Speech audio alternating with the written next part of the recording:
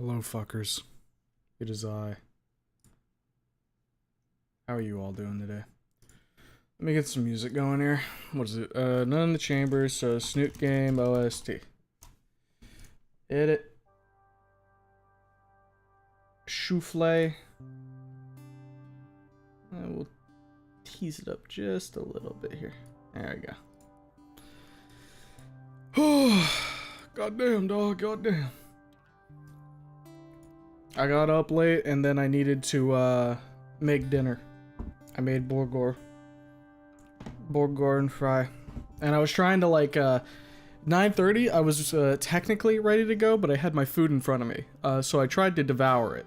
I have a little bit left here, so I'm gonna be finishing this real quick and yeah, you guys can listen to the pretty little music and look at all the goobers on the screen. Look at that. There's so many goobers. They're all over the place.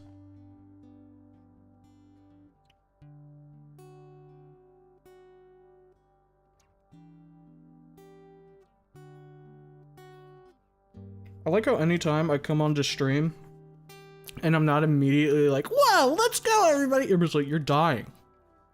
You're on the floor dead. You're a corpse already. Guys, sometimes I just come in a little lower energy.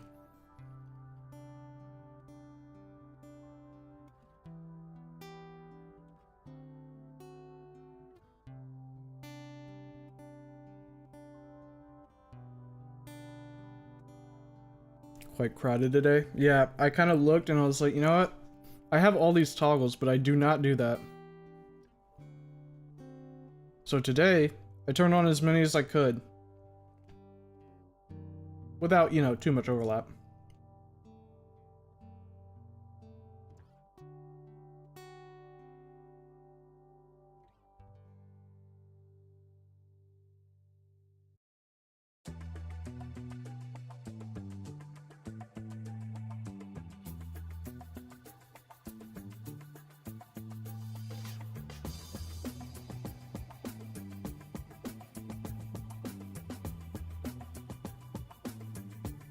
Sherman's being taken over by the Rock fellows. No, that's Jake.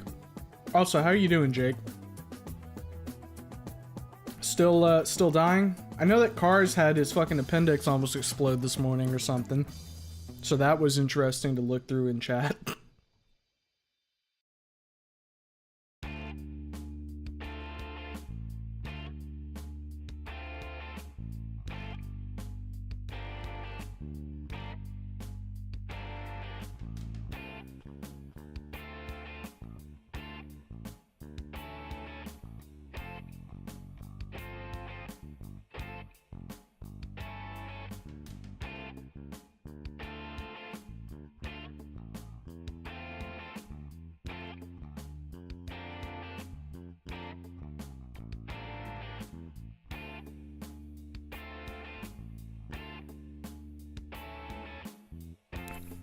Bro, I think his appendix is still exploding. Cars, if your fucking shit doesn't get better, go to the fucking hospital. There we go. I did my due diligence. Not immediately dying anymore, but there is a husk of rot surrounding me. Just shed it. Ooh. You know, I wonder if Ace is gonna pull a 3 days in a row drinking a C4 and withering.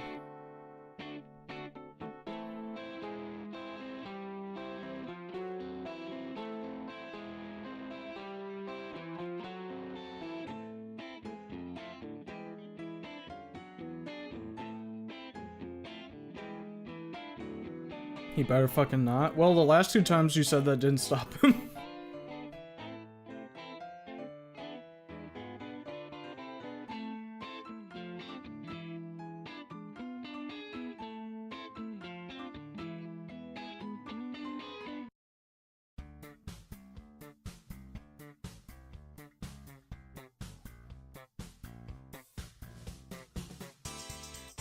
Hey, Flippo. Who better not? The past 2 nights in a row, Ace has decided to down a full-on, like, C4 energy drink. And has proceeded to be, like, incapacitated afterwards. Like, having to lay in bed and just shiver.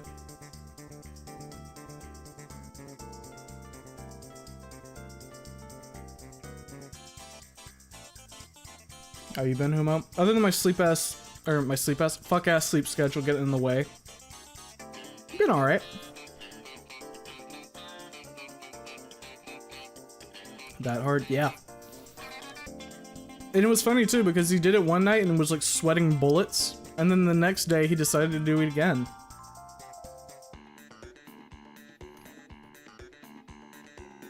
Whoopee! Hello, Mr. Streamer. Hey, Jeepers. Where's my big hand?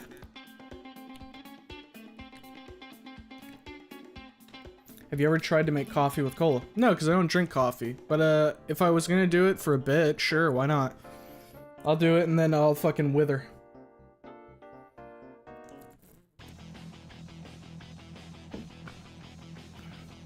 I'm dropping chapters in Infamous. Right on, brother, right on.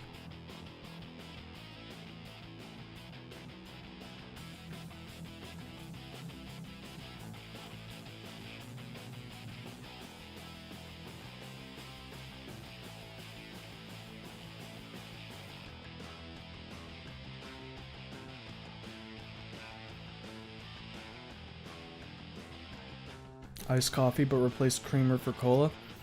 I'll raise you one. I'm just gonna drink a bang.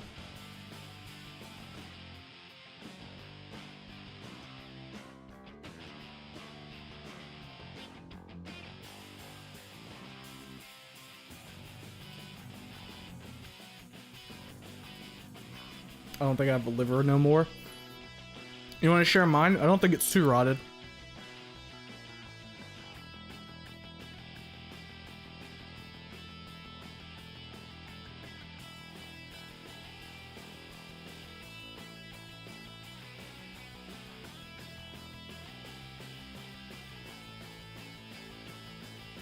Huma, why are people in your server getting sick? I might have dropped the biohazard syringe and it broke.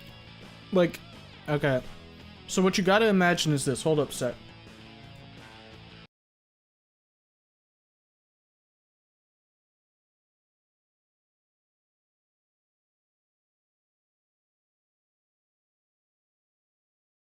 Hold up, I'm looking something up real quick.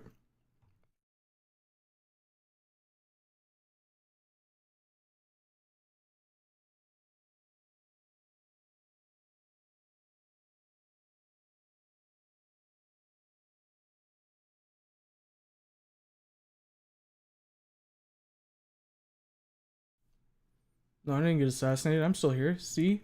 Hi. Liver's regenerated unless you cirrhosis. Cirrhosis? I hardly know her. Shut up. If I don't get to make bad jokes, neither do you.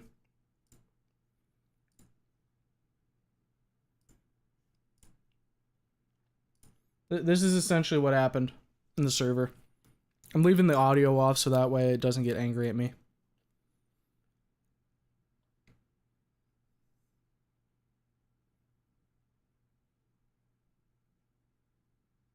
The funny fumes have infected everybody, you see.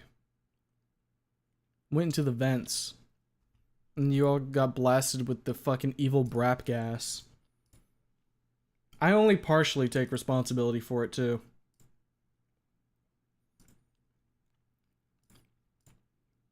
Wait, where's the toggle that I need?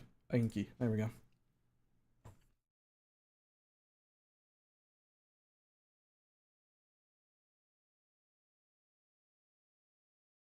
Alright, I finished my food. I'm good now. That's weird. I had a sinus infection like 2 days ago, but never connected to the Discord. Coincidence? Look. Times be a changing. It's about that time.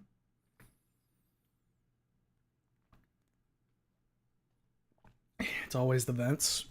Yeah, if fucking Among Us has taught me anything, it's that people lie, eat hot chip, and jump in vent. Not necessarily in that order, but you get what I mean. I can hear the Umbrella Corps theme in the background. Man, I know that Reed has like plans for the entire month of October for like the movies, which actually I do need to mention that. In the mod chats, we've been talking about like how we want to set up schedules and everything, so that way people can figure out what's going on in advance. Probably after stream today, I'll be making a new text channel in the Discord so that people can keep track of both community events and streams for the week. So I think going forward, when it comes to streams, I'll probably try and have an idea like Monday night, I'll put together like a tentative schedule for the week, right? So you'll have like some idea of what we're going to do throughout the week. There will probably be placeholder stuff because, you know, I don't always know what I'm going to do until the day of. But at the very least, it might give you a better idea of when certain things are going to happen so that there's not confusion over like what night is community night, what night is the creator spotlight, so on and so forth. So that'll be opening up. They've also been passing around a like calendar where people can schedule their community related events because, you know, I think tomorrow Iggy's having like some anime that he's doing, and then like I said, Reed usually does on the weekends, like Saturdays I believe it is, like some kind of movies, and I think Kev has been wanting to do like some Friday magma drawing sessions. So, you know, that'll be a way for everybody on the community management team to figure out how to properly schedule things, and for everybody in the community to become a little more aware of what's coming down the pipeline. Because I know it can get confusing when, like, the day of, I'm like, oh, hey, this is happening. And everyone's like, huh? What? Plus, it'll hopefully kick my ass to actually, like, I don't know, plan out my week a little bit instead of just flying by the seat of my pants. So, my body will adapt. Sure it will, bud. Sure it will. Had fun playing Fistful of Frags with you, Dutch. Yeah, of course, Arthur. So, it kind of sucks because I do kind of wish I had streamed that. But at the same time, it was fun just, like, fucking around and playing Fistful. We'll definitely be playing it again at some point. I had a good time. Totally not because I was first place in every match. Smile. Can't wait to see what we'll have for Spooky Month.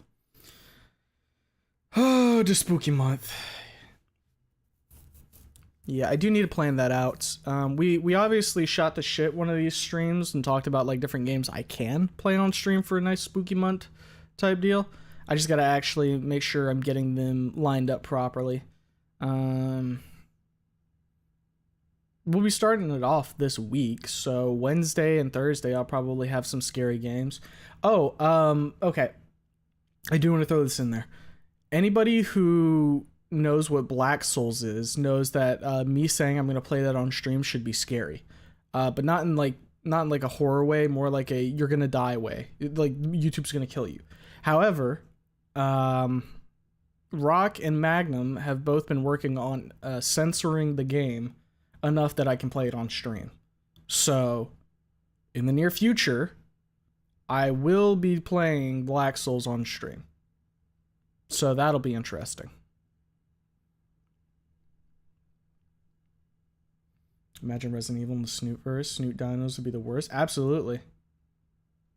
Cause fuck, they got claws and shit. They got actual like fangs and shit.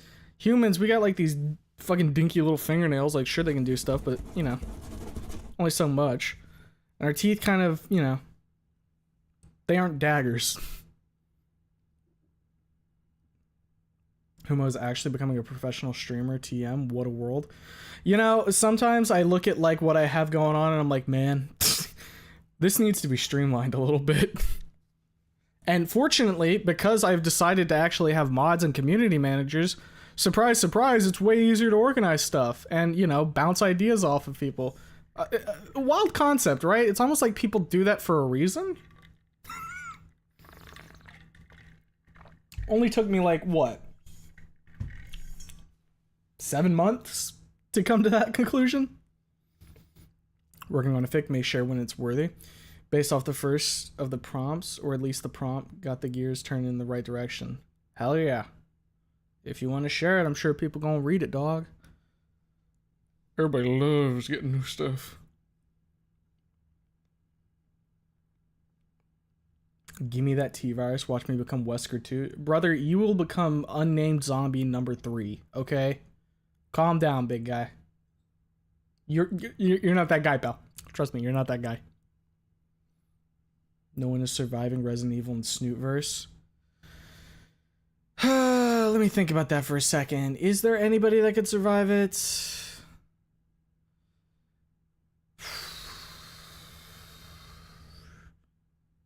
Yeah, nobody's surviving it unless they're given plot armor, right? Because all it takes is one bite when it comes to like the T-Virus. Now, if you're talking like the Plaga, you probably have a better chance because that's not like an insta infection type deal. That's just, oh, I need to not die. But, you know. The garden has fallen and Snoot up. What happened? I haven't been reading the chat today because I've been EP maxing. What happened? Pop me the G-Virus and put in the awkward storyline that genetically similar humans are seen as breeding stock for the G-Virus. Resident Evil's wild, isn't it? TTT Gmod horror maps for the community. I think for the month of October we're not doing TTT. I think that's going to be the way we recharge interest in playing TTT. I think 1 month where we don't do it in its entirety, you know? I know we haven't done it in the past few weeks, but you know what? Let's put the community nights for October in some different games, I think. Holy shit, I just realized tomorrow is October. Time flies, doesn't it? October, aka Don Quixote month. Yeah, Don's whole fucking chapter is coming out for Limbaus, isn't it?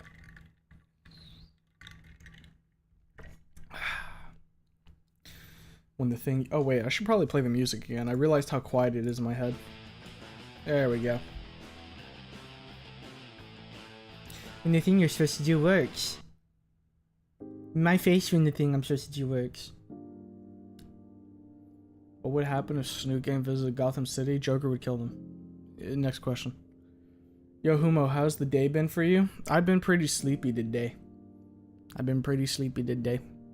But like I said before, it's because of my fuck-ass sleep schedule. I'd be up during the night and sleeping during the day, so... You know. I made burgers and fries. And that was pretty good. Ate that right before stream. Actually was eating it during stream. And now we're here. Going to read some Night in the Chamber. As is my weekly obligation.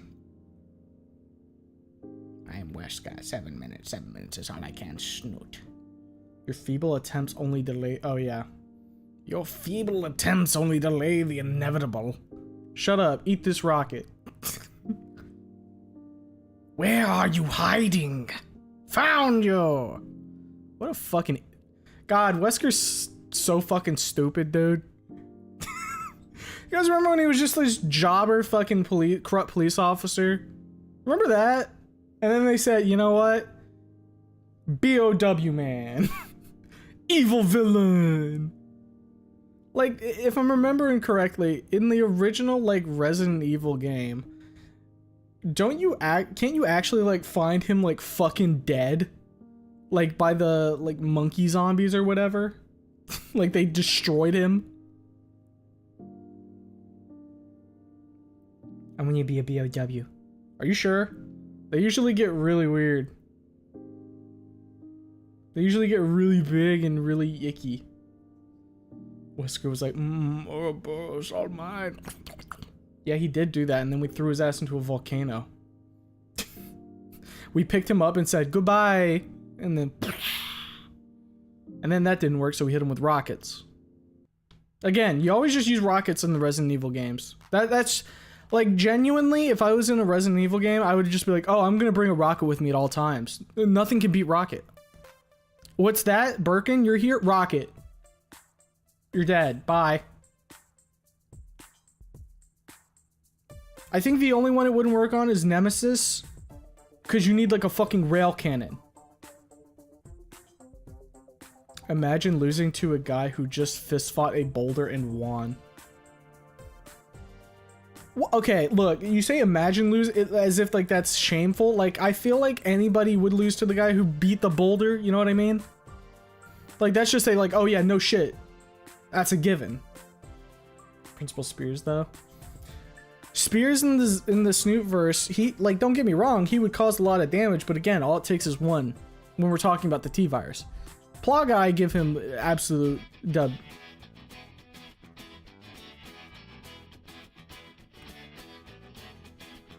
Maybe Resident Police Officer Ripley A. Kennedy would work. You will give me an egg. Throws rotten egg at you. Sorry. Wesker was their STARS captain. I know he was killed at the end by the tyrant. Yeah, like that's... I want to say it was like in like some speed trial mode or something. If you go to like a certain area, you just find him fucking jobbered.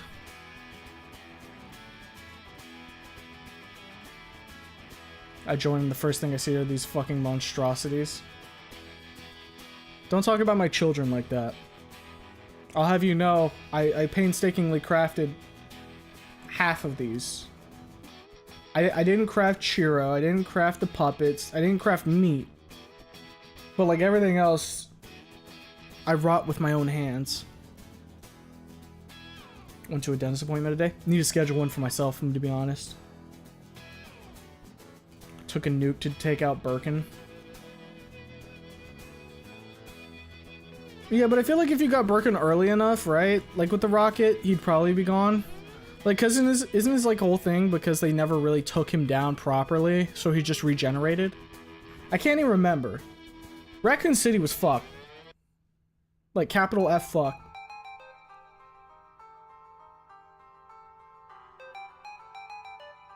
Maybe a pumpkin carving stream. Technically could. Though I don't really do pumpkin carving, so that shit'll look fucking heinous. Wesker is the most mustache twirling villain to ever not have a mustache. You're so right, though, is the thing. You're so fucking right. Complete global saturation. You're fucking insane, Wesker. What the hell?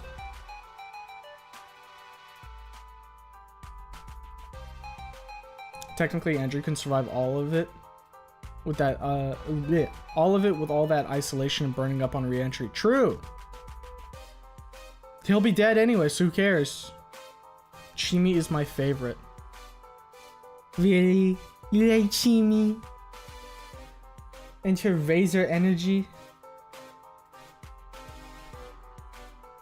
So the Nemesis was constantly degrading after every defeat as his limiters were malfunctioning. William Birkin was meant to be taken alive. Yeah, I know Birkin was meant to be taken alive. You see that every single time they fucking waste Birkin with those MP5s. We're supposed to take him in alive! I liked how in the remake, like in the other ones, in the other shows, not shows, the other cutscenes that you see from other games, where like Birkin is like gunned down, it's usually like him being like, and then like bumbling just a little bit, and like he drops like a pencil or something, and they're like, kill him! But in the fucking RE2 remake, he just whips that shit out ready to fucking pop off. Like in all the other ones, it's like, oh wow, you guys fucked up. And that one, it's like, dude had a gun. What did you want me to do? It's just gonna shoot me. I'm gonna shoot him first. Horror mod with Ripley as the MC would be amazing.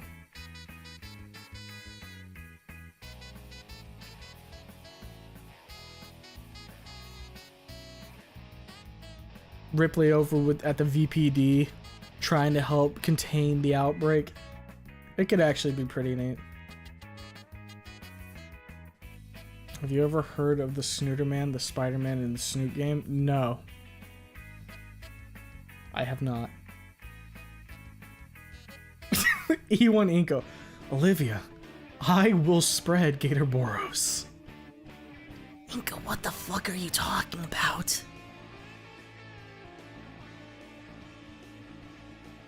He was voiced by the OG Frank Westview in the remake. I did not know that. Well, now I do, but previously that was unbeknownst to me. Pumpkin murder stream. You know, if I was doing like a murder stream for pumpkins, like who should I dress up as? What would be a good one to destroy pumpkins? I dress up like Spears and just ape out. Spreading Gator Boros sounds foul. Yeah, you think? Jill? I'm gonna dress up like Jill in Smash Pumpkins? Okay, wait, which Jill would I dress up as? The one from RE1 or the one from RE3? Dress as Coach Solly? That could work. Dude, if I dress up as Solly, I'm gonna thunder cunt one straight into a wall and watch it explode. RE5 Jill with like the fucking, oh boy. Me when I saw Facebook Birkin, that must be the fella you masturbate all day. Got the big arm. Full caveman and destroyed the pumpkin.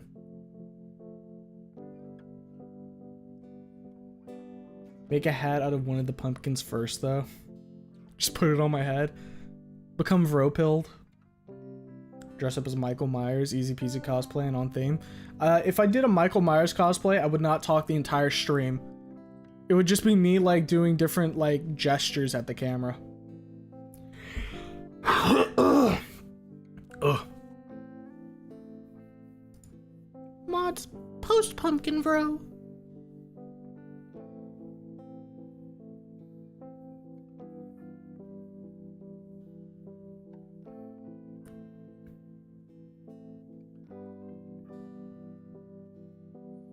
I just decided to navigate over to the Discord real quick, and I see Car saying, "Yeah, I'm going to the hospital tomorrow.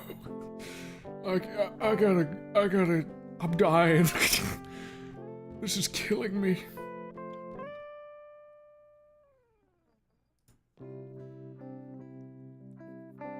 Dress as Yadikin and chop a pumpkin up with an axe.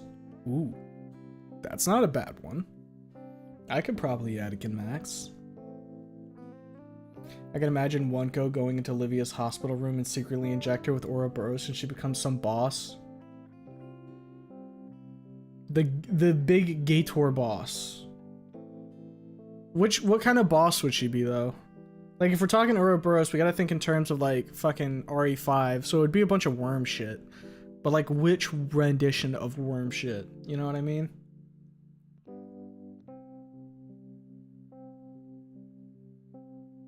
I feel like it would be some kind of like variant of like what was the guy's name? The one who's like, "You two's making me look bad." You know, that fucking freak. Except instead of like a big fucking flesh monster, it'd be like Gigantogator. Great feather, thank you for 5,000 biddies. That there is $50. That will be going to whatever fucking cosplay I do, I guess, for the pumpkin stream, as we are so lovingly putting it now. Great from left field, love that guy.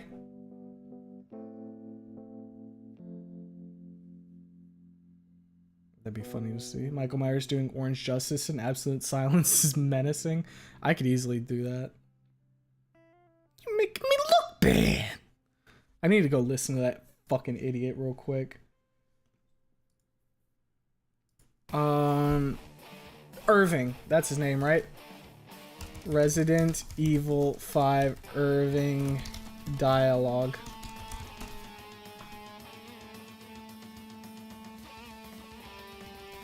Silent Snoot game.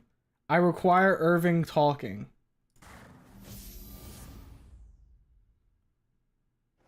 I don't care about anything else. Show me the boat scene. Here we go. Here. Won't you two just die already? You're making me look bad. It's so stupid, man. You're making me look bad.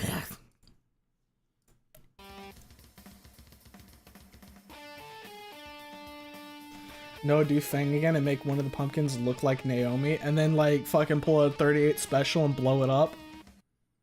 Streamer gesticulates at camera for 2 hours. I could absolutely do that is the thing. I'm so tired and I need to eat.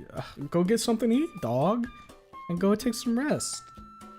Irving is the best part of 5. Irving's up there. He's pretty memorable.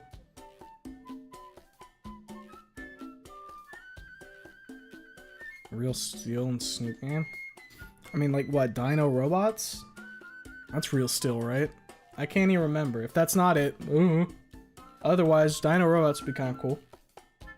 Hot take, RE1 Jill's outfit is way better than the RE3 outfit.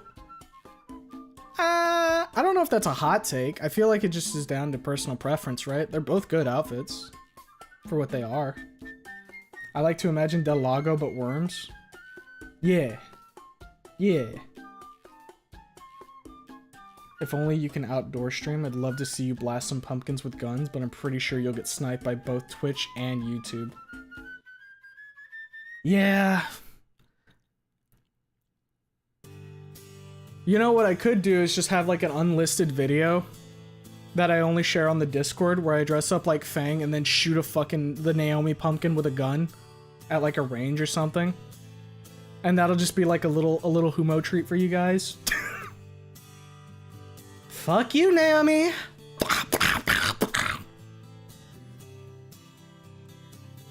Oh boy. Burger is attacking me in my gut. I will be back in a moment.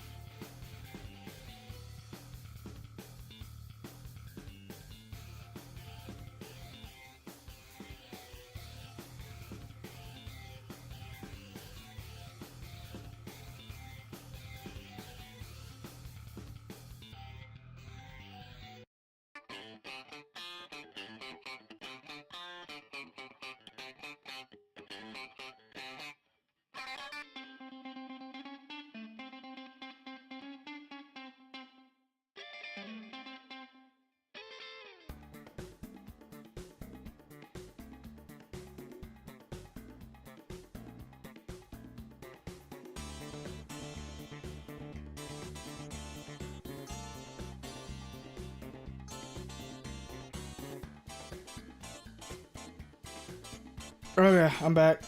Tummy troubles always be bitching it. Let's see. Where was I? E1 Fang moment, the Demolition Ranch special. QTE, truly a QTE. Naomi Pumpkin. None in the chamber court scene, but with YouTube representatives instead. What would be my Fang moment? Where I just start fucking tweaking. It was me. I did it like this. Dress up as Jake and go to his house and just be him for the rest of the day and vice versa. You want me and Jake to character swap for a day? Planning on cosplaying as Postal Dude. Very nice, Flippo. I bleach my hair that dyed orange. The next would be the leather coat. I'm hesitant to dye my hair, like bleach it and everything. Just because I don't know if I really want to like fucking lock in like that, you know what I mean?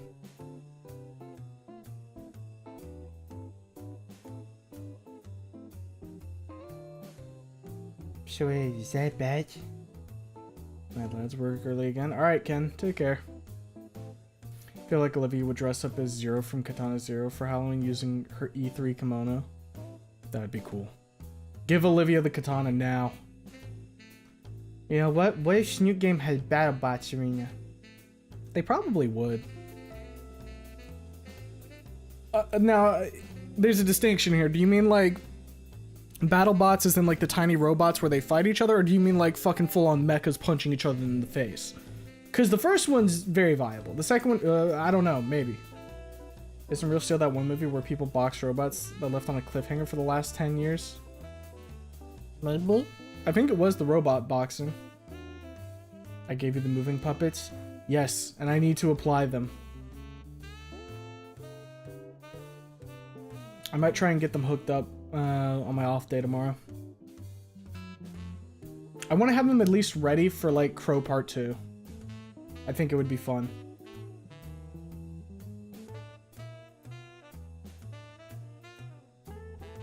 Nico's parent would dress up as Timmy Turner's parents. They always leave him. At least they don't leave him with Vicky. First like Snoot first would be crazy. I think Kadu would shoot me if we swapped for a day just out of nowhere. Yeah, if he didn't know, he would probably call 911. If he knew, he would probably just be like, whatever, and then just go to his room. And you wouldn't see him for the rest of the day. Except maybe at like dinner.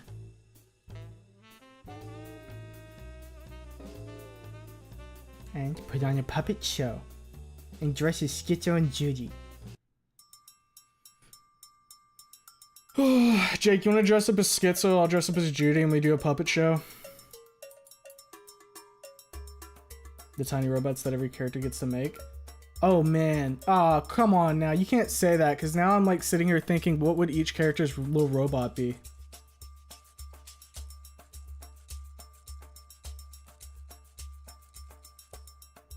Real Steel was with Hugh Jackman. It was a sci-fi boxing movie. Or a boxing sci-fi movie. I don't know if it matters the order there. Vicky was only 16, still not a responsible sitter if she wasn't evil. True. It was just a double whammy there. That would be evil, but alright. 6'1", big ass schizo, giga skits. Would I have to learn moon runes? Because that would be difficult. I can only imagine what Vicky would do to Inko if he ever goes on the bullying is wrong rant. Throw him into a trash can. Like instantly. Start a Patreon so we can see the funny vids we can't show the on the tube/Twitch. The first step to the OnlyFans. Well, first things first, I'd need to start posting videos. Outtake channel would be funny though. Rainbow wins. Truly. No, Rainbow would have his own mini bot that he made. It would be hilarious.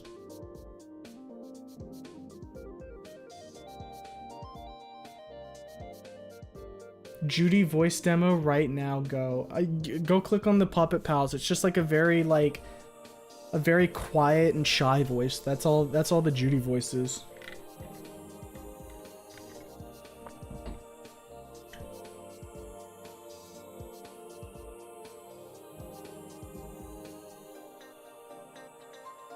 I would basically be invoking like a Fluttershy-esque voice. I know some of you know what that means, so. Oh my. What are you, fucking Mediton Iron? What is that?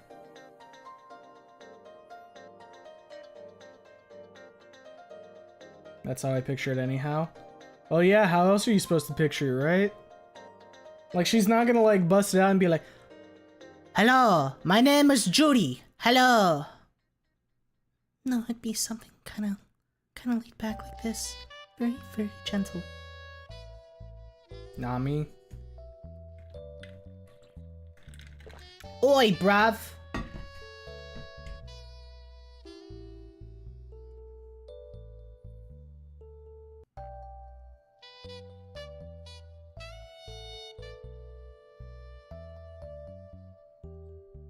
Wait, do either of you have a pet? And if yes, dress them like Rainbow.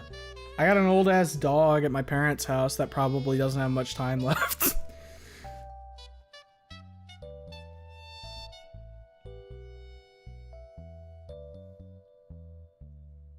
If you know, you know, that's all I'm saying. I like this little back and forth between you and Flippo because I'm a knower. That works. What if I just gave my dog a gun? And just said, here, go do a crime.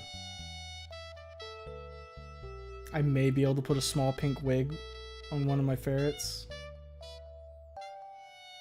Put a little clown nose on him and make it a red wig, and it'd be really funny. Play like some circus music.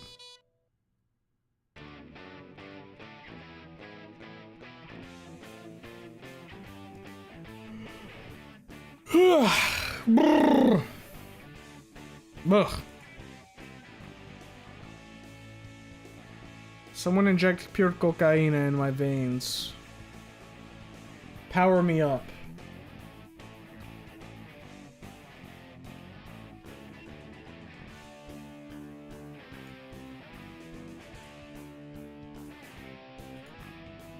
Now, if my cats would let me get anywhere close to them with a rainbow costume, I would walk away with flayed arms.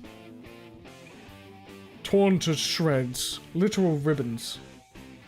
Ironically, I mean the one is deaf. Little ferret guy can't hear. I'm neither a shower or a grower, but I sure am a knower.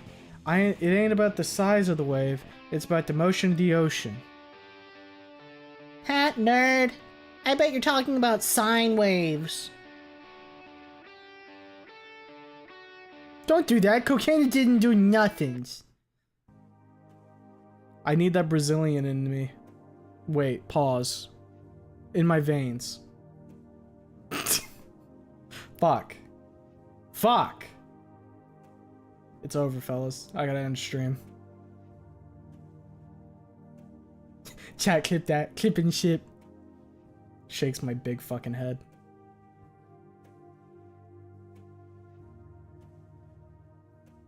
Speaking of ferrets, has anyone heard of the Eternal Ferret and know of the Shadow Reader? Known as the Shadow Reader? Mm-mm.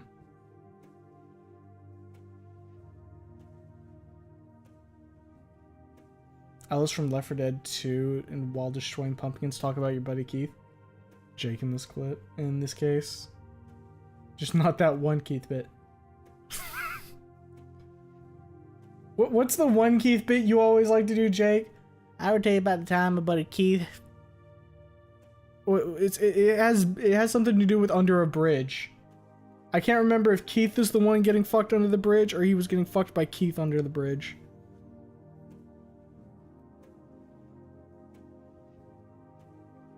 You're trying to trick me. What do you mean? Unless you genuinely don't remember. I don't remember. All I remember is that it has something to do with bridges, and like you fucking every time you would do like a my buddy Keith bit, you talk about it.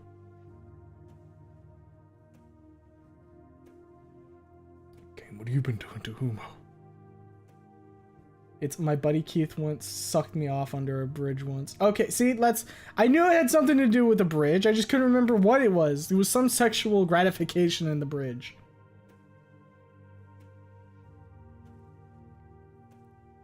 I ever tell you about the time my buddy Keith decided to marry a fictional dino woman?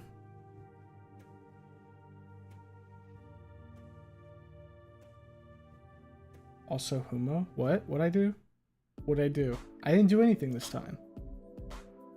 Ellis is still my favorite. I'm a Coach main. I'm a one-man cheeseburger apocalypse. Did you happen to see that one meme of you? I've seen like most of the memes of me in the Luca zone. Named after a brain disease. Wait, which one is named after a fucking brain disease? The vid with Lanny. There's a lot. Is it the one with the toes? Because if it's the one with the toes, yeah, I know about that one. Unless you're talking about another one.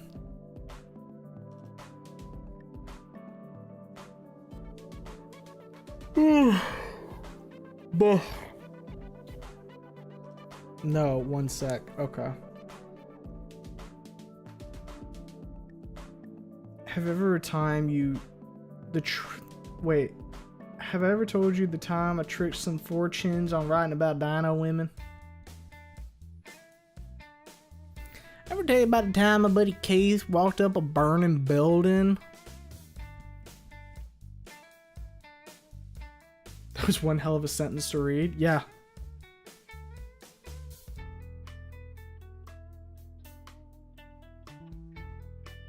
More than a second. Oh, you're just counting time now, huh, Dragon?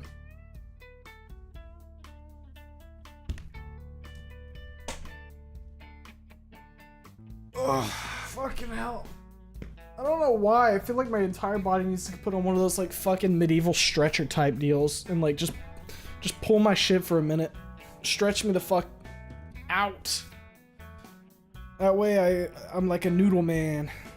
Got the you can make me like the big inflatable wacky arm tube man. I'll be flailing and shit. I didn't tell you about the time I hugged a gator. He was awesome.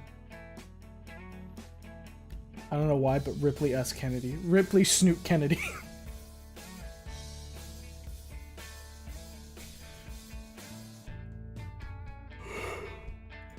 Man, I feel like I might need to go get like some fucking whatchamacalls it.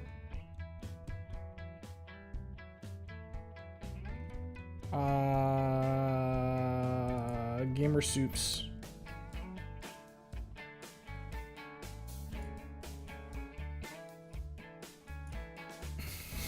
I'll have to watch that later, Flippo. Pull my shit for a minute. Instead of Forever Winter, Forever Snoot. I have banked more time in Forever Winter than I really like to admit, I think. I've got 21 hours in it.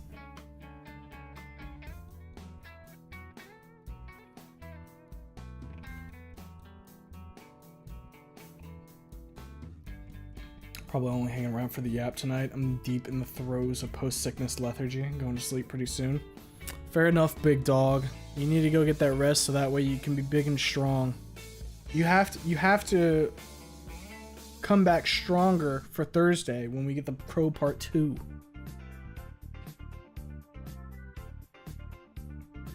I'll check it after stream, Flippo. Partly because it has Lanny face in it. And I don't necessarily want to be showing Lanny face on stream. Morning, yappers. Hey, bicycle! Also got shit to do, so yeah. Well, fair enough, dog. Alright, we've been fucking yapping for 50 minutes now. I think it's time. I'm gonna, like, actually go get some sups real quick. Whatchamacallit it? I'm getting all yawny, so I kind of need, like, a little bit of, like, a boost to the heart real quick. Enjoy the chamber chat. Enjoy your rest, Jake. But yeah, I'll be back in just a minute. I'm gonna go get that sipped up, and then we'll get the fucking we'll get the reading going. Don't stammer too much, otherwise your tongue will get stuck. I don't know what you're talking about, dude. I don't stammer. Okay, leave me alone.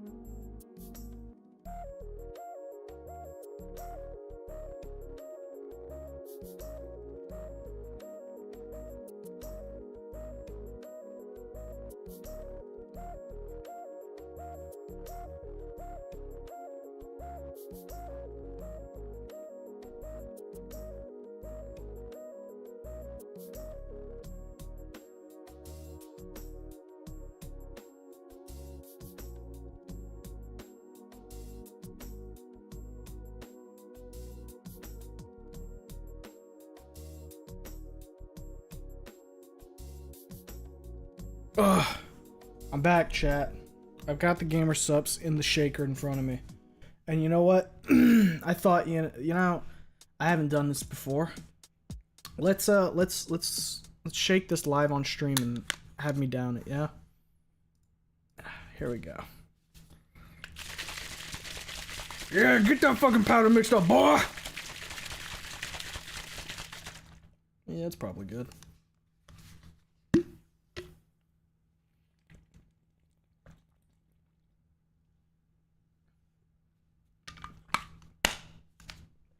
Oh. Alright. Have you done your daily Dino Wife Gotcha? No, I didn't log on today. So I didn't get my free roll. I missed the weekly bonus, you know what I mean? I had 6 days in a row, but the 7th you're supposed to get like I think it was 3 free spins, but I missed it. So now I'd have to pay, and I need to wait for my paycheck. Shake them subs, give them a good old thuggin'. It's a shaker. One day, guys, one day we'll get the fucking fossil fuel flavor for gamer subs. It'll be awesome.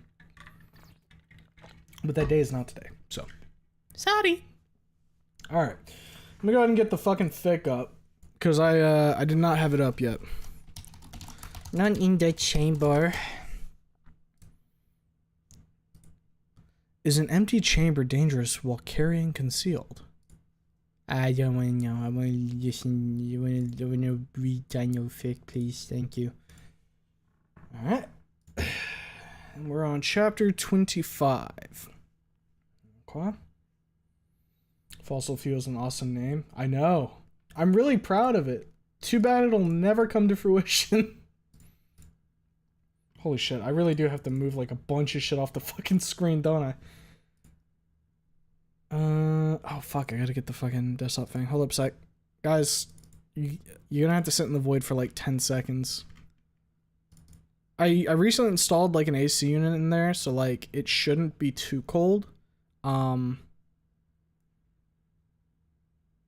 It's probably just a little uncomfortable though, so you'll be fine though.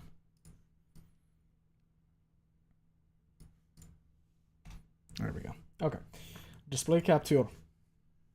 Look, guys. We're back. Yippee. Black chair, I imagine. I didn't really pin down a flavor just yet. I was thinking some kind of like lemonade type flavor, but you know. No, the voices. It's okay. You'll be okay. There are cockroaches scuttling across the floor here, Humo. Well, yeah, you guys gotta eat, right? You need your protein. Look, if Voices of the Void has taught me anything, it's that cockroaches are a viable source of nutrition. Okay? GamerSup sends you 3 to choose from. Do they now?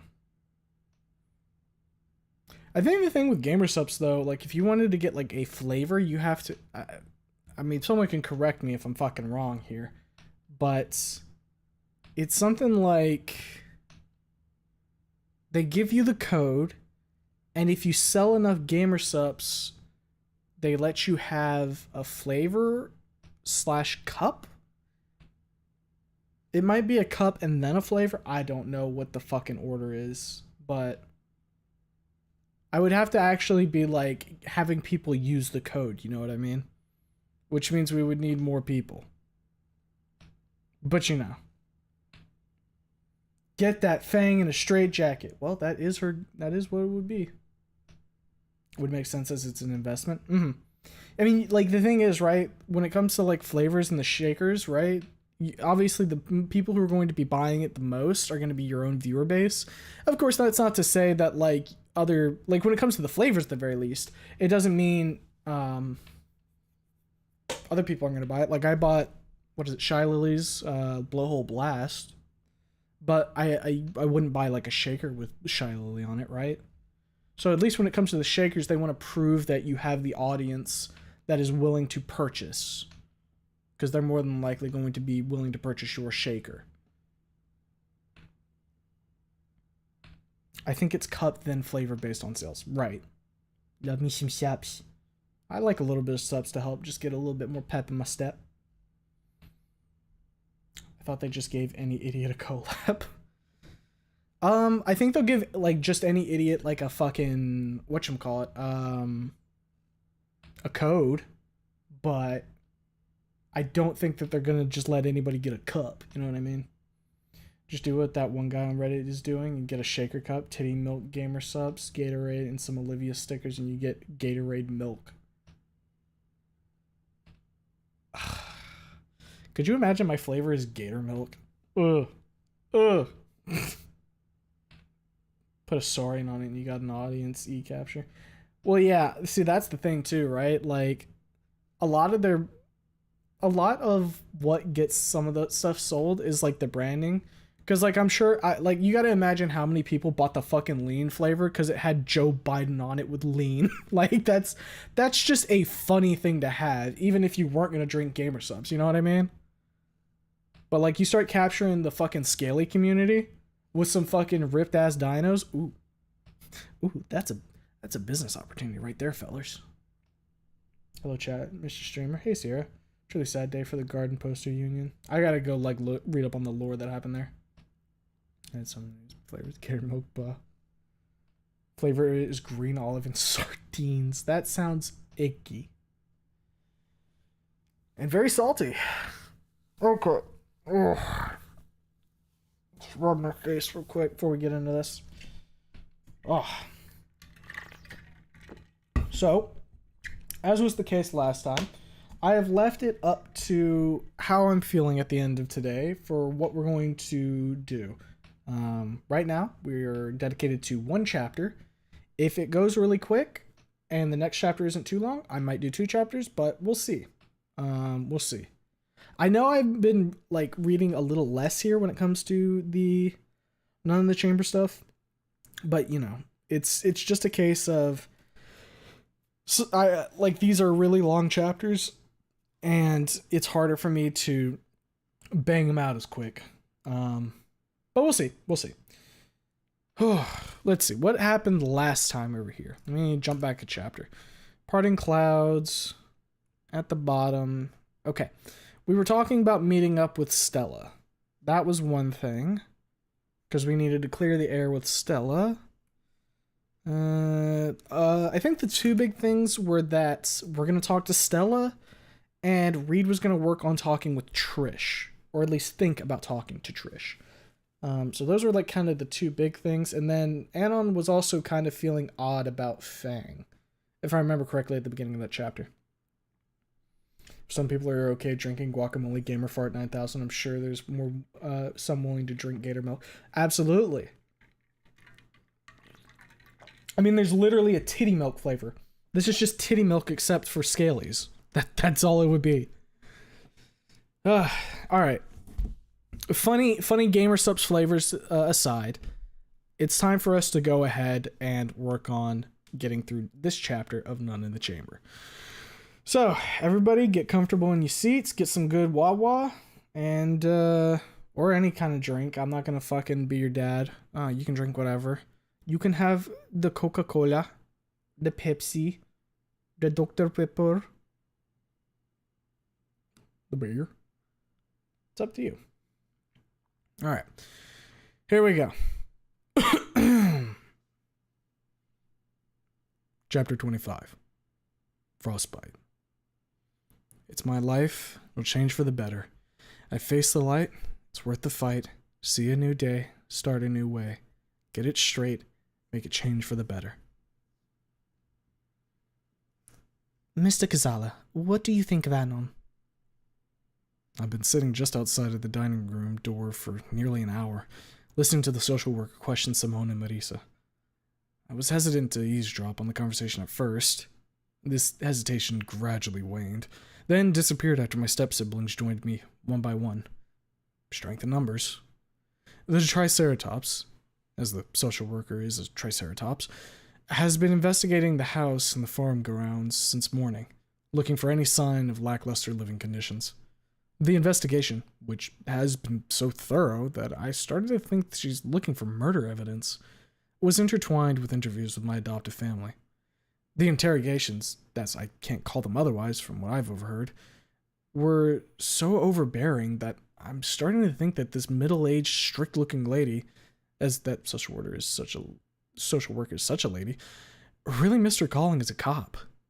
She questioned my step-siblings, one after the other, asking them all sorts of questions, all related to me. Everyone from Anna through Matthias to Philippe were questioned. From what snippets I managed to overhear, they all spoke of me very favorably. Rosa spoke up for me with great vehemence, no surprises there. Moises spoke almost as good about me as she did, which, given how rocky our relations used to be, came to me as a bit of a surprise. The inspection lasted about 4 hours.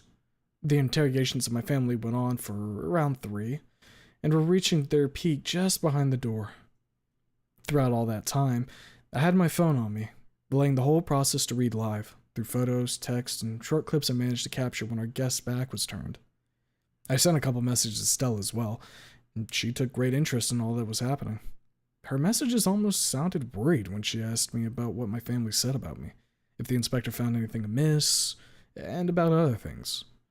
Reed asked the same questions, and more. The tone of his messages was much more friendly, less reserved, and overall more pleasant than Stella's. I have to say, after the cold shoulder Stella's been giving me when we weren't brought together by Rosa's presence, her talkativeness was a welcome change.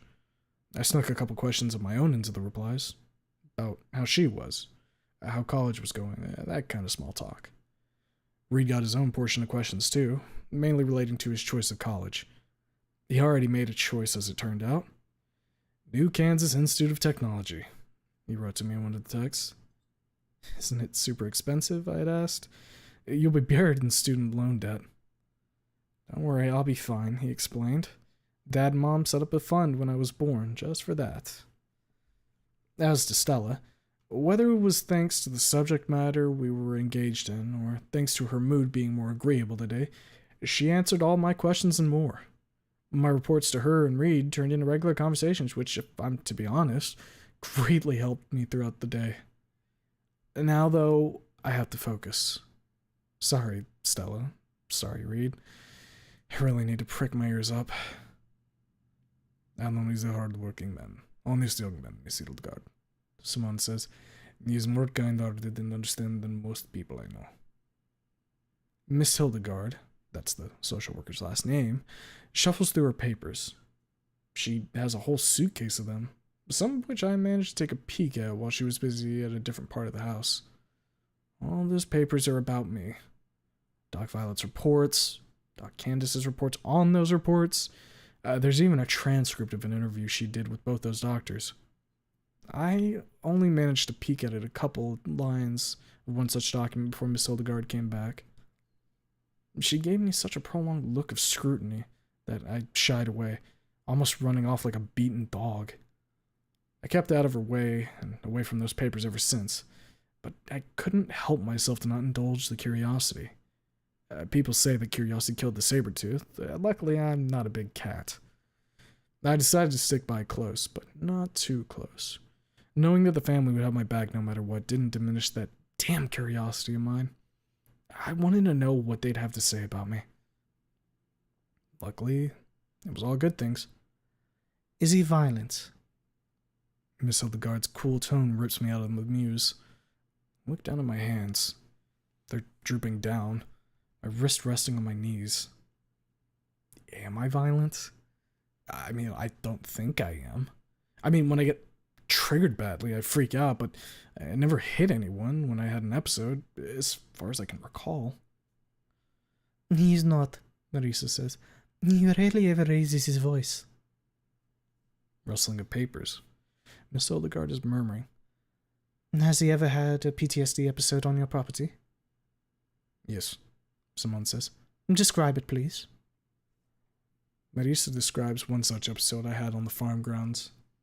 It was ages ago, after I met Mo for the first time since the shooting.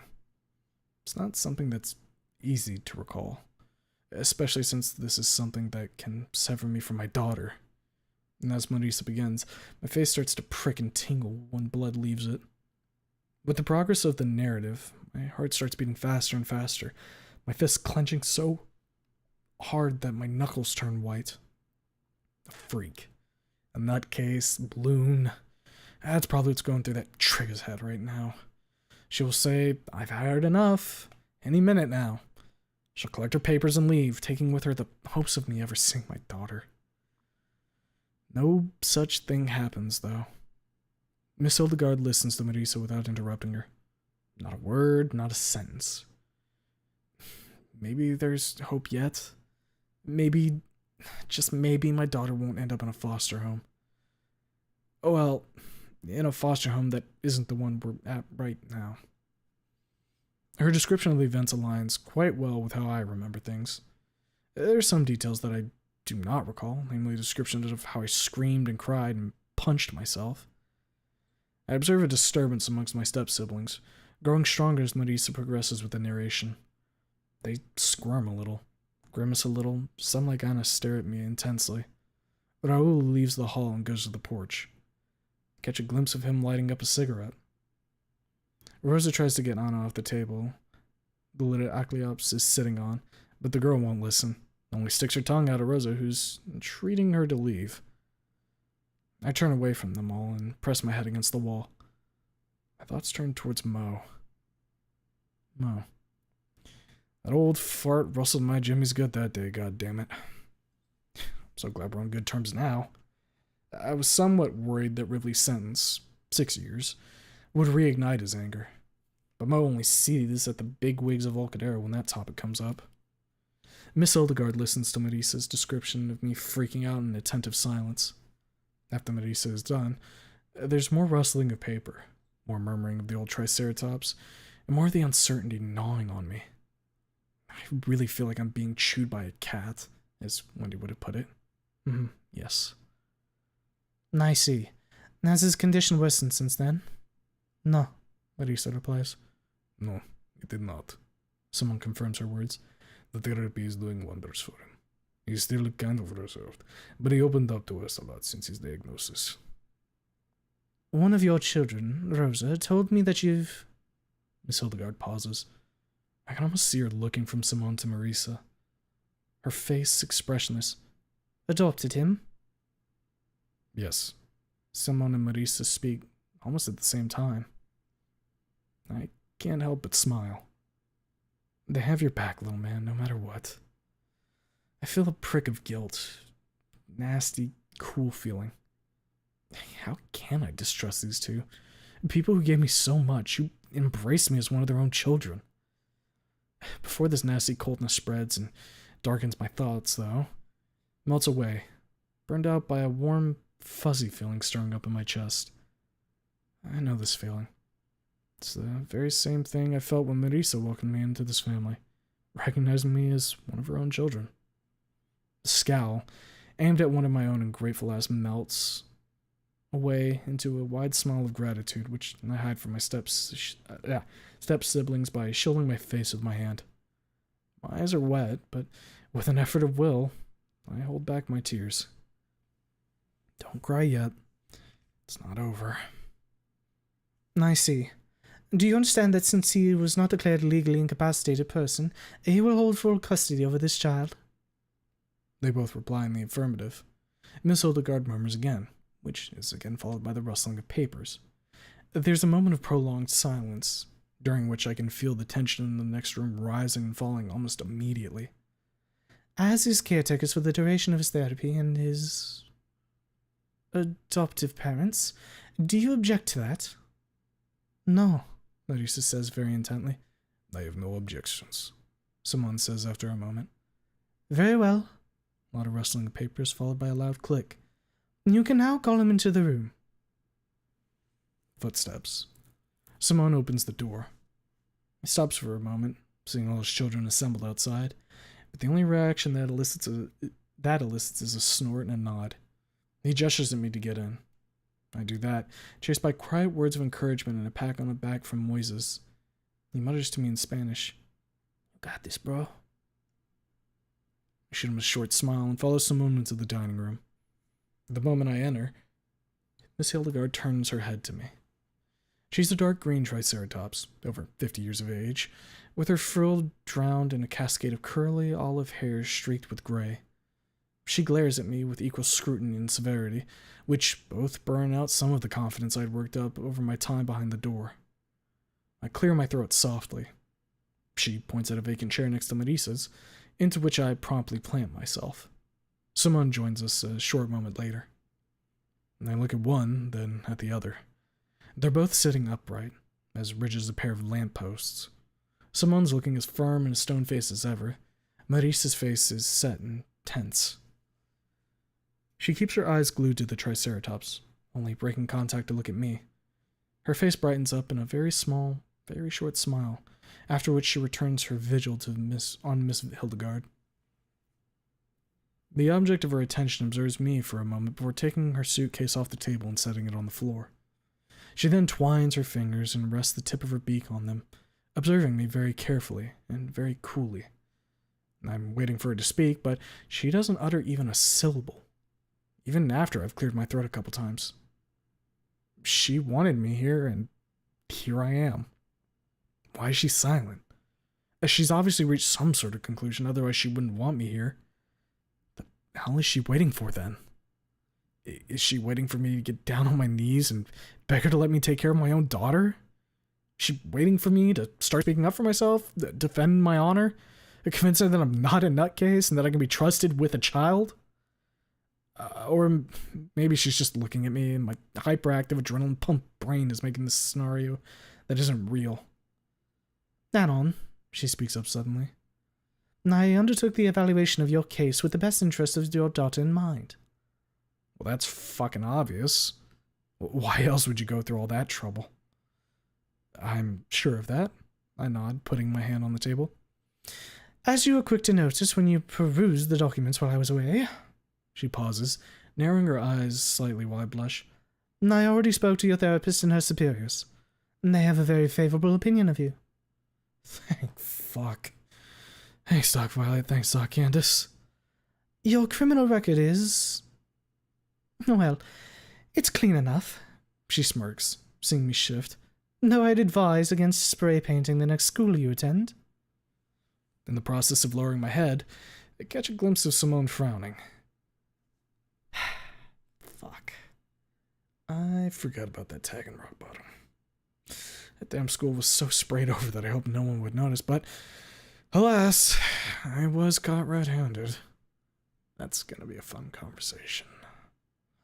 Your family speaks of you in superlatives, and so do your friends, Miss Hildegard continues. I also spoke to your former principal, Mr. Spearston. So that's his real last name. Huh. I hold back a chuckle, but I can't wipe the smirk off my face. Good thing my neck is bowed. I lift my head as soon as I get my face to cooperate and stay neutral. He's got a good opinion of you. A damn good opinion. The old Triceratops smirks at me. In conclusion, Anon, she puts her clasped hands on the table and leans slightly forward. I find you a suitable candidate for taking over custody of Amber. I try to keep my face straight, but I can't contain the wide smile spreading across it, threatening to split it in half. As Simone pats my back and Marissa puts her arm around me in a hug, I feel my heart pounding against my chest. I feel a warm tingle stirring inside my chest and spread out all over me in waves. Thank you. I rub my eyes. Thank you, Miss Hildegard. She nods. Remember, I'll be watching over you and your daughter until your therapy is complete. I nod rapidly. Of course, of course. Is there anything else I should know? No. She shakes her head. And do you have any questions? No? Mr. Ghazala? Miss Ghazala? Are there any documents we'll have to sign? Miss Hildegard considers for a moment, then looks at me. Not unless Anon wants to give custody over his child to you, no. I shake my head. No, I do not. She nods. A very small, almost imperceptible smile starts to linger on her snout. It's gone after a very short moment. Very well. She picks up her suitcase and gets up. I'll be going now. Mrs. Ghazala, if you have any questions, you've got my number. She nods at us. Good day. Simone and I lead her back to the door. I open it and step aside, letting her pass while I stay behind. She pauses. I peek out from behind her back. Moises is occupying a single chair with Matthias. Sophia sits on a chair next to theirs, her hands folded on her skirts. Philippe is leaning against the wall, one of his feet resting against it. Anna is sitting on the small table by the door, with Rosa watching over her. I catch a glimpse of Raoul on the porch, smoking a cigarette. He pauses and looks in our direction. Miss Hildegard and the kids consider each other for a moment. Suddenly, Moises springs up from the chair in such quickness that it sends Matthias to the floor. Rosa quickly moves to help Matthias to his feet, berating her other brother. So, how did it go? Moises says, ignoring Rosa as he glares at her Triceratops with an almost accusatory look. Good. Miss Hildegard looks straight at him, which makes him cower away a little. Now please, let me pass. The little crowd parts, allowing her to pass. As me and Simone escort her back to the car, I notice another tiny smile, lingering on her old snout like a ray of sunshine. As we go back to the house, the kids are piling up onto the porch. I'm showered in questions, congratulations, handshakes, and pats on the back. Rosa's quick to wrap me into an embrace. Behind her, Philippe's looking at me with a warm smile. Marisa stands on the sidelines, wiping her eyes with her sleeve, and Sophia holds a solemn gaze. Less than half an hour later, we're gathered in the living room to sing along to some banda song ringing pleasantly from the stereo. There are drinks, food, conversation, and merriment. We share our mutual appreciation and silently thank each other through the lens of our mutual company. I can't thank them enough for their support, for their help, for their love. I'm happy. I'm so fucking happy.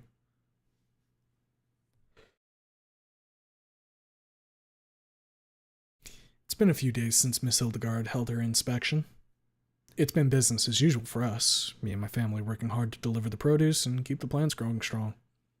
One day, it was Monday I think, I was sitting on the porch with Rosa, Mom, and Grandma, drinking tea and talking. We were discussing things related to my daughter, such as where her crib shall sit. I put my cup down. Maybe the crib could sit in your bedroom? I look at Marisa, sitting in a wicker chair on my right. Rosa pauses with her cup raised. She lowers it, all the while giving me a long, curious look. I frown, starting to wonder what's the big idea, when suddenly her expression changes from solemn contemplation to cheerful amusement. Nanon, it's your child, she laughs, putting her hand on mine. You'll have to take care of it, she adds in Spanish, turning serious. I reply in the same tongue. I know that, but Mom is more experienced. Nanon, you won't gain parental experience if you keep your daughter out, Marisa says, leaning slightly forward, her eyes locked with mine. The crib will sit in your room. Sophia, who's been silently lapping up tea to this point, pauses and sets the cup on the porch table. She folds her hands on her skirts and gives me a prolonged hard look. It's only proper that the father should be the one to take care of her, she berates me, narrowing her eyes. Vergüenza, non vergüenza, she adds, slowly shaking her head. I lower my head, flushed from shame. Marisa murmurs something to Sophia, to which the old matriarch responds with a quiet snort and a look of indifference. I lift my head and look around. It's not that I don't want to take care of my own child, I explain myself. I just have no idea how. Non, Mama will show you all you need to know. Rosa laughs again and pats me on the back. I look at Marisa, who gives me a very solemn nod. I wonder how my old mother would react to news of me becoming a father. She would probably shrug and ask Dad for his opinion on it, and he'd go on a long rant about responsibility or something similar. Hey, hombre. Moises, lifting a crate of peppers to my face, stops my musings in its tracks. I blink, shake off the muse of days past, and grab the crate. Moises snorts behind my back, then throws another box to Matthias, and follows us out of the storeroom. He and Matthias finished school early today. One of their teachers didn't show up, and they were free to go. For the past couple of hours, me, Moises, and Matthias were helping Simone around the farm. I learned quite a bit about my stepbrothers. Simone is kind enough to share small anecdotes about parenthood with me. Since they were let out of school early today, they have to suffer through those anecdotes, which they found rather embarrassing. The reason is simple. Those anecdotes often involve them. And guess what? Simone lets out a rumbling chuckle. Moises got his head stuck. And to this day, I have no idea how he did that. He looks over at the older of the two, who turns his head away flushed. I grin, waddling over to the truck. Did you have to cut the gate open? Of course. Simon laughs again. Otherwise, he'd be stuck there to this day. Papa, por favor. Moises grumbles, redder than a pepper. I put the crate into the bed of the truck. It's almost filled. A supply run today. Gonna go see Mo again. He knew that a social worker would be coming, but he hadn't heard the news yet. I'm sure he'll be thrilled. Matthias, aguas! Matthias trips and falls with a yelp. I turn on my heel just in time to be struck in the chest with a crate of peppers. I grab it reflexively and step back with a grunt. Ugh. You okay, bro? I ask him. He gets up with Moises' help and dusts himself off. Yeah, you friends. Monday? I turn from him to hide my grin. Laughing at other people's misfortune is not nice, but him tripping like that was a bit funny. Stop messing around, someone calls out from behind me. The truck should have been ready half an hour ago. I look over my shoulder. He's carrying 3 crates of his own. I could barely lift one when I started here. Now, I can carry 2 no problem. Me and my brothers exchange looks. We pick up the pace, and within 5 minutes, all the produce is backed up, the bed's gate secured. I hop into the truck, with Simon taking a seat behind the wheel. He leans out of the car window, head turning to the young Akliop spare. Clean up the storeroom before I get back. When Philippe comes home, you two will help him with the horses. Moises groans. Matthias raises a hand with a thumbs up promptly displayed. Orale, papa! Simon nods and starts the engine. I keep looking at the two. Moises waits until Dad isn't looking and punches Matthias in the shoulder. The two start bickering almost immediately after. I smirk and shake my head, turning in my seat to face the road. Dad, can we make a longer stop at Mo's today? I want to tell him how the inspection went. He nods, murmuring and drumming on the wheel to the endless stream of his favorite 2000s rock music. The supply run goes without any hiccups. One after another, someone checks the locations off his list until in the late afternoon, we arrive at Dino Mo's. As usual, Mo's helper is smoking a cigarette. He welcomes us with a raise of his hand. The big boss himself goes out to greet us as soon as we arrive and hurries his helper to assist us with the crates. Everything goes smoothly, and soon we're done. Mo invites me and Simone into his office for a chat. How would things, Simone? Mo asks, planting his ass into the office chair, almost too small for him. No troubles, I hope. We're doing well enough, Simone says. We had a visit from social services recently. He gives me an intent look. Mo looks at me in turn. His expression changes, from inquisitive curiosity and certainty to joy before I even open my mouth. The big, dumb smile on my face must have something to do with it. They're giving me custody over Amber, Mo. He pauses. Amber? He would rub his jaw, but his arms are too tiny, so he settles for flicking his wrist a couple times instead. You know, grandmother's name was... The door opens suddenly, cutting the old T-Rex off. All 3 of us turn to it. I freeze, completely struck and dumb by the figure I see in the doorway. It's Stella in a waitress outfit.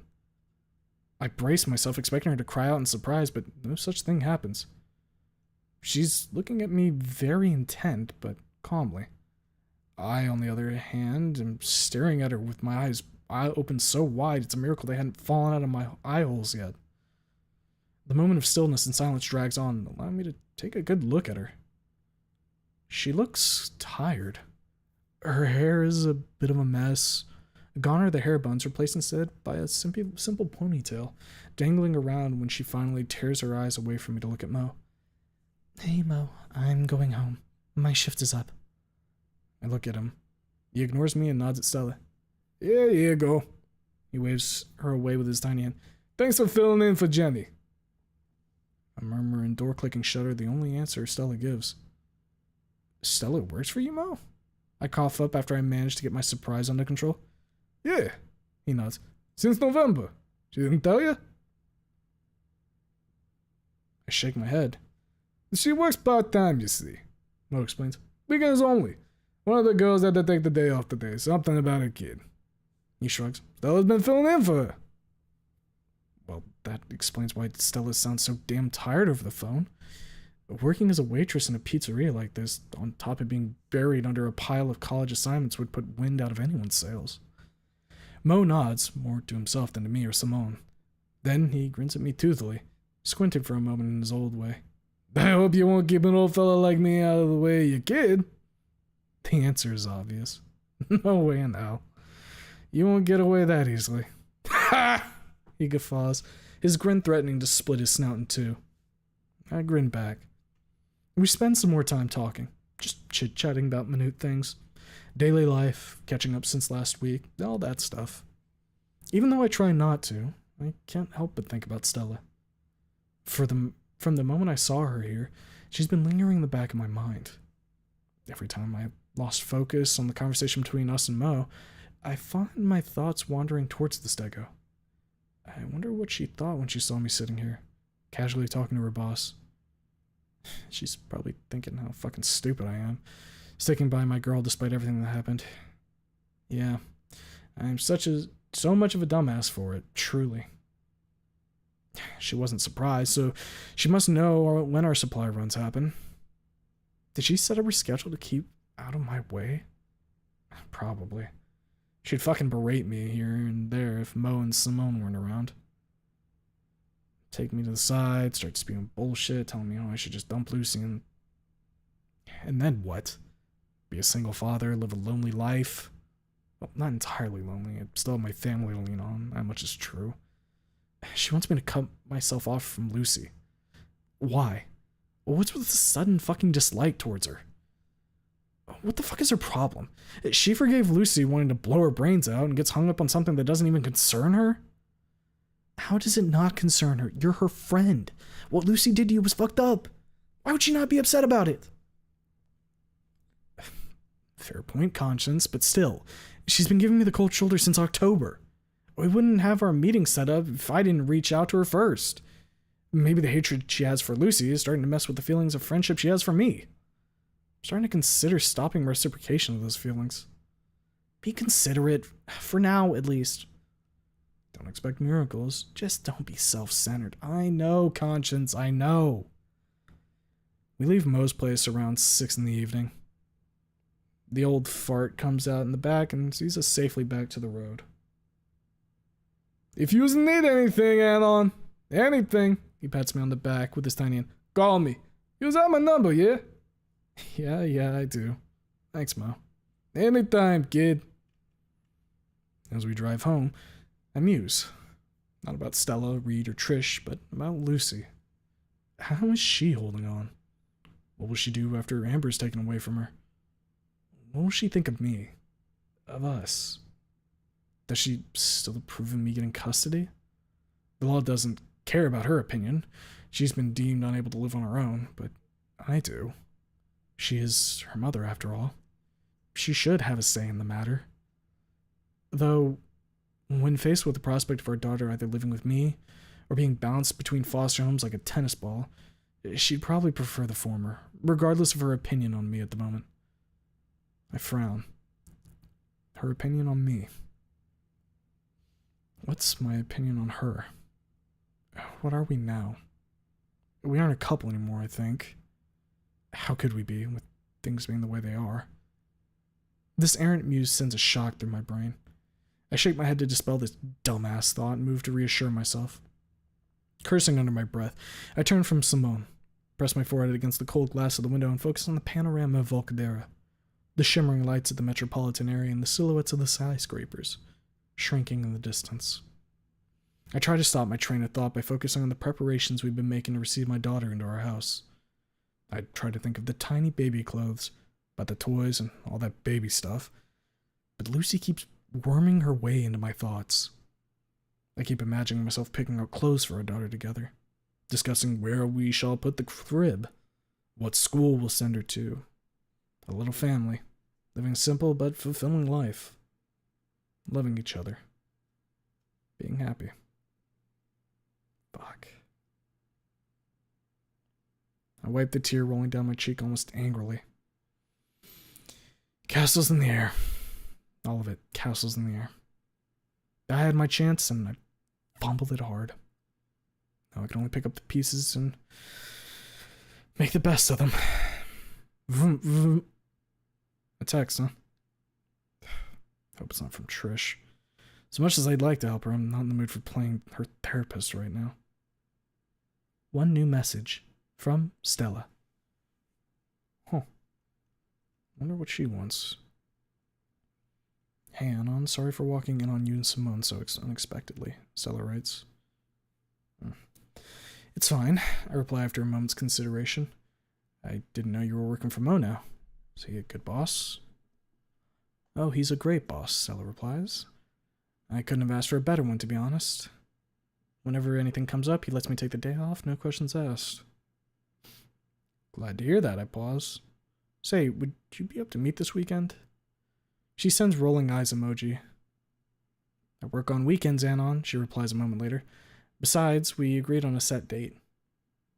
I want to ask her if she's scared about meeting me, but I find myself unable to type it out. I just sit, staring at the screen with my finger pressed against the screen. No, don't be ridiculous. She's not afraid or scared or anything like that. She's just reluctant. Yeah, that's what it is. Alright. Sorry for being pushy. It's alright, she replies. I just need to focus on my exams right now. And she has college to worry about. You're not the center of her world, little man, like Lucy. Lucy. The center of my world. For a while, she was. Is she that center now?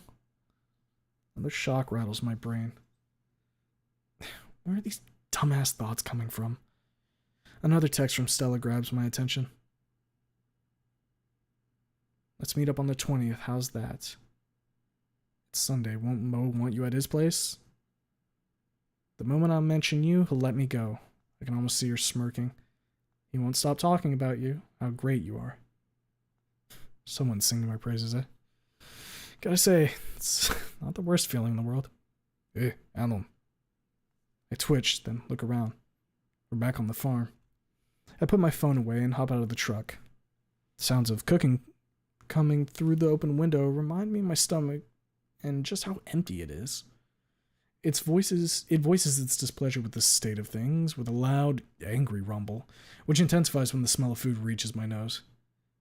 Man, I could almost float in the air following that smell like a Looney Tunes character. Beans, onions, tomatoes, herbs. No meat, though, which tells me that Reed isn't visiting today. Shame. I enter the house with Simone. We take our jackets off just in time for Marisa to walk in on us. Finally! She exclaims with a smirk, putting her hands on her hips. I was wondering if you two got lost. Simone explains what happened at Moe's, which pleases her greatly. Her smirk swells into a wide grin. She nods and beckons at us. Go and wash yourselves. Dinner's almost ready. Only when I'm going to the bathroom with Simone to wash our hands and faces do I realize that we held this whole conversation entirely in Spanish. Hours of Duolingo and language courses on Usnoot are starting to pay off. A few more months and I'll forget how to speak English. A thought springs up in my head. A promise I made myself last month and still hadn't fulfilled. Simone, I have a favor to ask. I turn to Dad as he washes his snout. He looks at me, wiping his hands into a towel. I want to visit a friend at the hospital. I tell him. Tomorrow. I add. He murmurs to himself, hangs the towel, considers for a moment, then slowly nods. All right. He scratches his forehead with his thumb claw. Be back before lunch. There's work to do in the afternoon. He grimaces. Wholesalers. I nod and mimic his grimace. The worst part of the week? Why? Loading up pallets with crates upon crates of produce, that's why. After dinner, I sit with Dad in the living room, watching the news. The city is still reeling somewhat after that storm in November. Many ships have been damaged, some even ran aground. The local population of saber-toothed miniatures and house cats must be very displeased with the disruption in the tuna delivery chain. It's a shame no one bothered to ask about their opinion.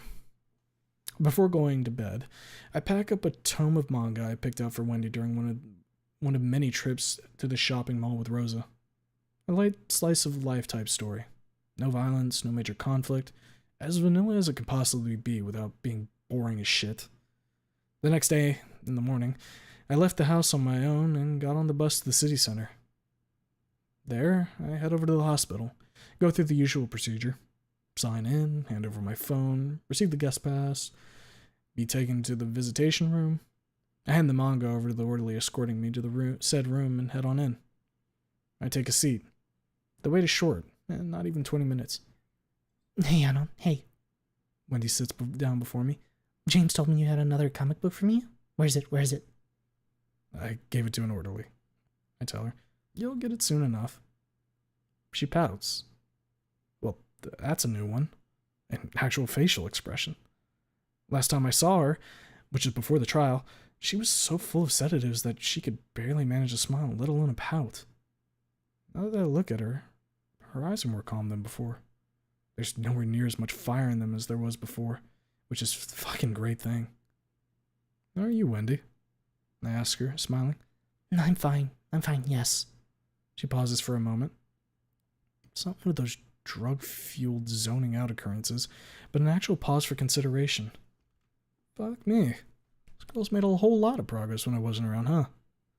How about you, Anon? Are you good? She blinks a few times. Her lips curl up. Doing better? Better than before? Yes, I'm a lot better. I smile at her. You're doing better yourself. She nods a couple times, her snout scrunching up as she takes a moment to consider. Oh, yes, I'm doing better, yes. Dr. Lewis said that I may be out of here soon, yes, very soon. She wiggles in her seat. Huh. Actual bodily movement. Animation. They must have really cut down on her dosage of sedatives. That's good. Really fucking good. That's great. I pat her hand. Anything interesting happen here while I was gone? I smirk. She pauses for a moment. Her snout scrunches up again as she starts musing deeply, thinking really hard about the answer. Oh, She exclaims suddenly. we had a lady here for a month. She was really nice, but really sad too. She saddens. Yes, she was really, really sad. I asked, but she didn't tell me why. No, she did not. She rubs her eyes. She started crying. I squeeze her hand softly. She looks down at my hand and puts her own on it. She then looks at me and smiles. Her snout scrunches up as she again gives herself up to reverie. Her name's Samantha. My good mood is gone in an instant. My face tingles as blood leaves it for a moment. With a great effort of will, I somehow force the color back onto it. Holding back a grimace takes another bout of titanic effort.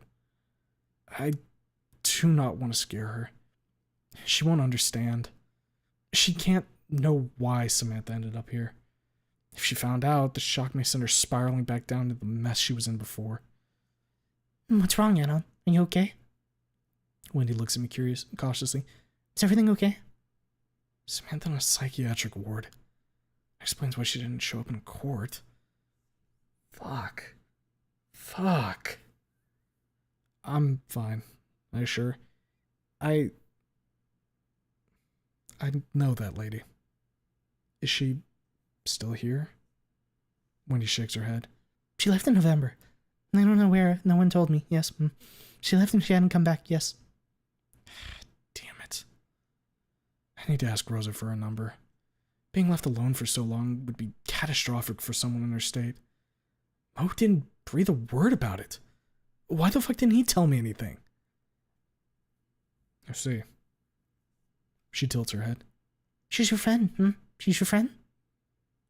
Kind of. I smirk. We know each other well. Wendy nods slowly. I see. You should check on her. Yes, yes, you should. She nods again, slowly and solemnly, as if she's sharing a piece of great wisdom with me. She was sad, very sad. I don't know why they let her leave. She sighs. Check on her, okay? She squeezes my hand hard.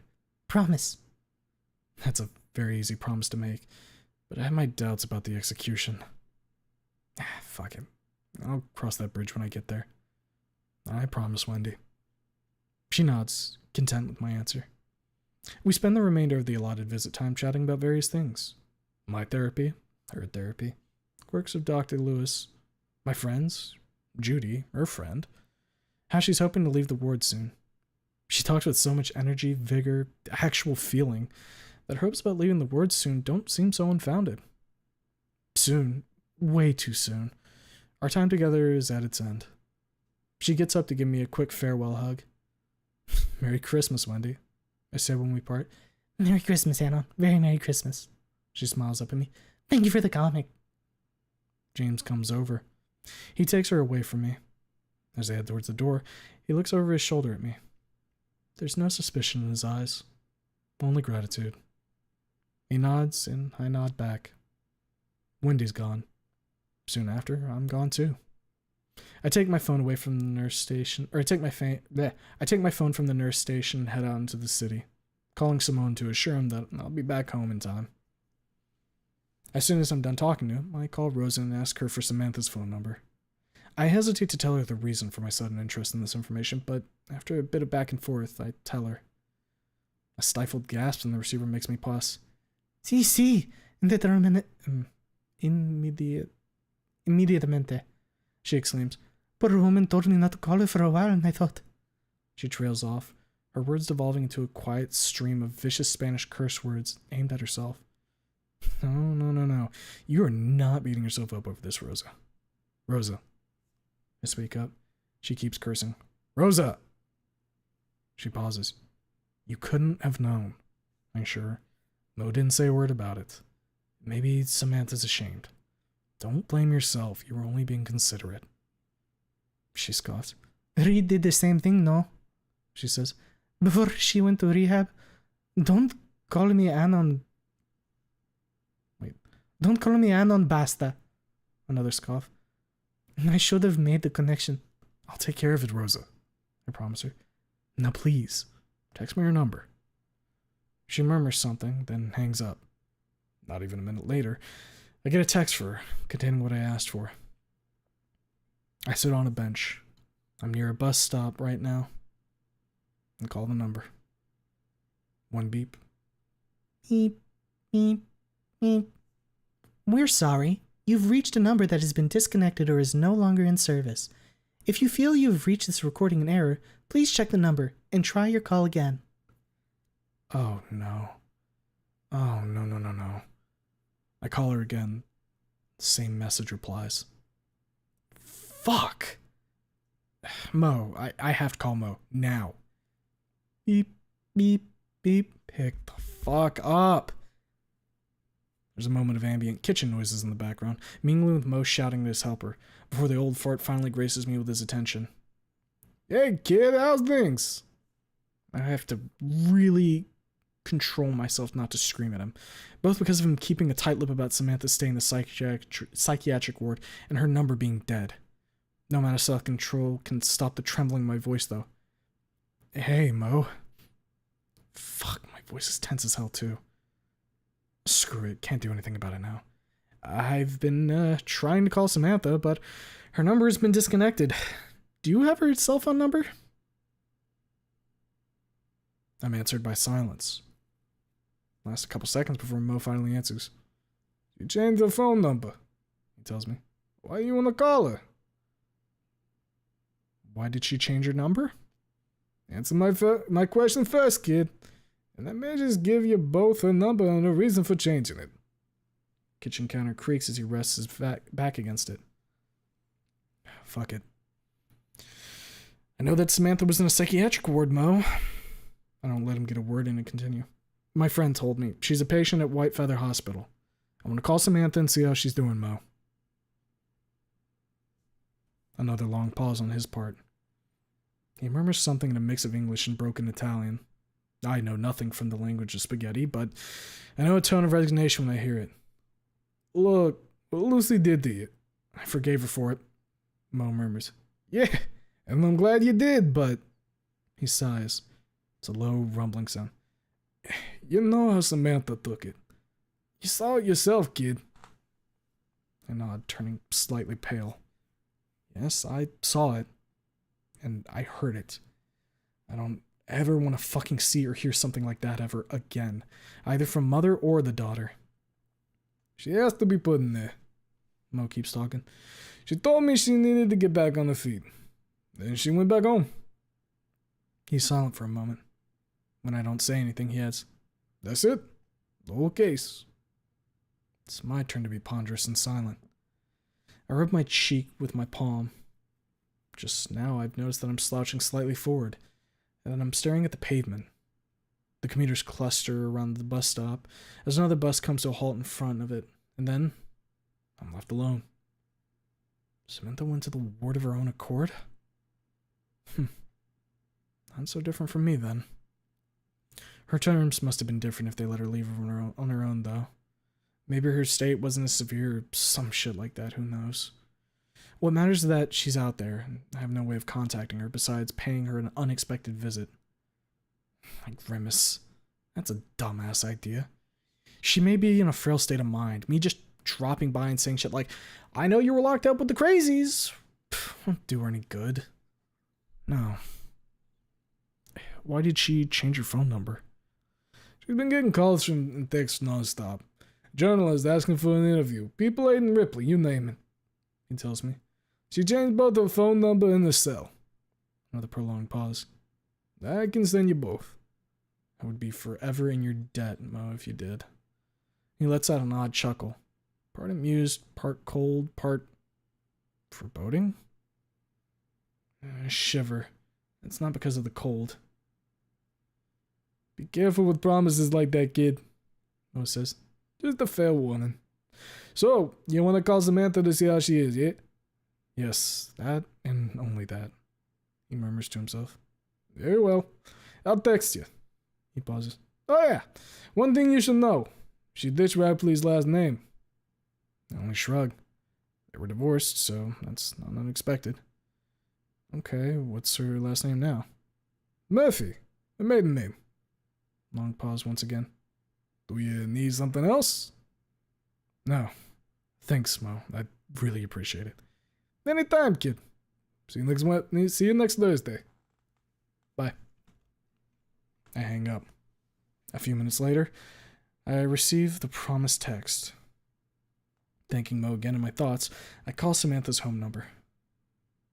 1 beep. 2. 3. Hello? Hey, Miss Murphy. It's me, Anon. She doesn't say anything for a long moment. A chair creaks softly. She sat down. Ambient TV noises cut off. Mo gave you my number? It's more of a statement than a question. Well, what can I do for you? She asked with a soft, weary sigh. I can't find the right words for a moment. I want to ask her why she didn't tell either Rosa or me that she entered the psychiatric ward. I look up at the bus schedule. Huh. This one goes straight to the bus stop near the farm. What are the odds?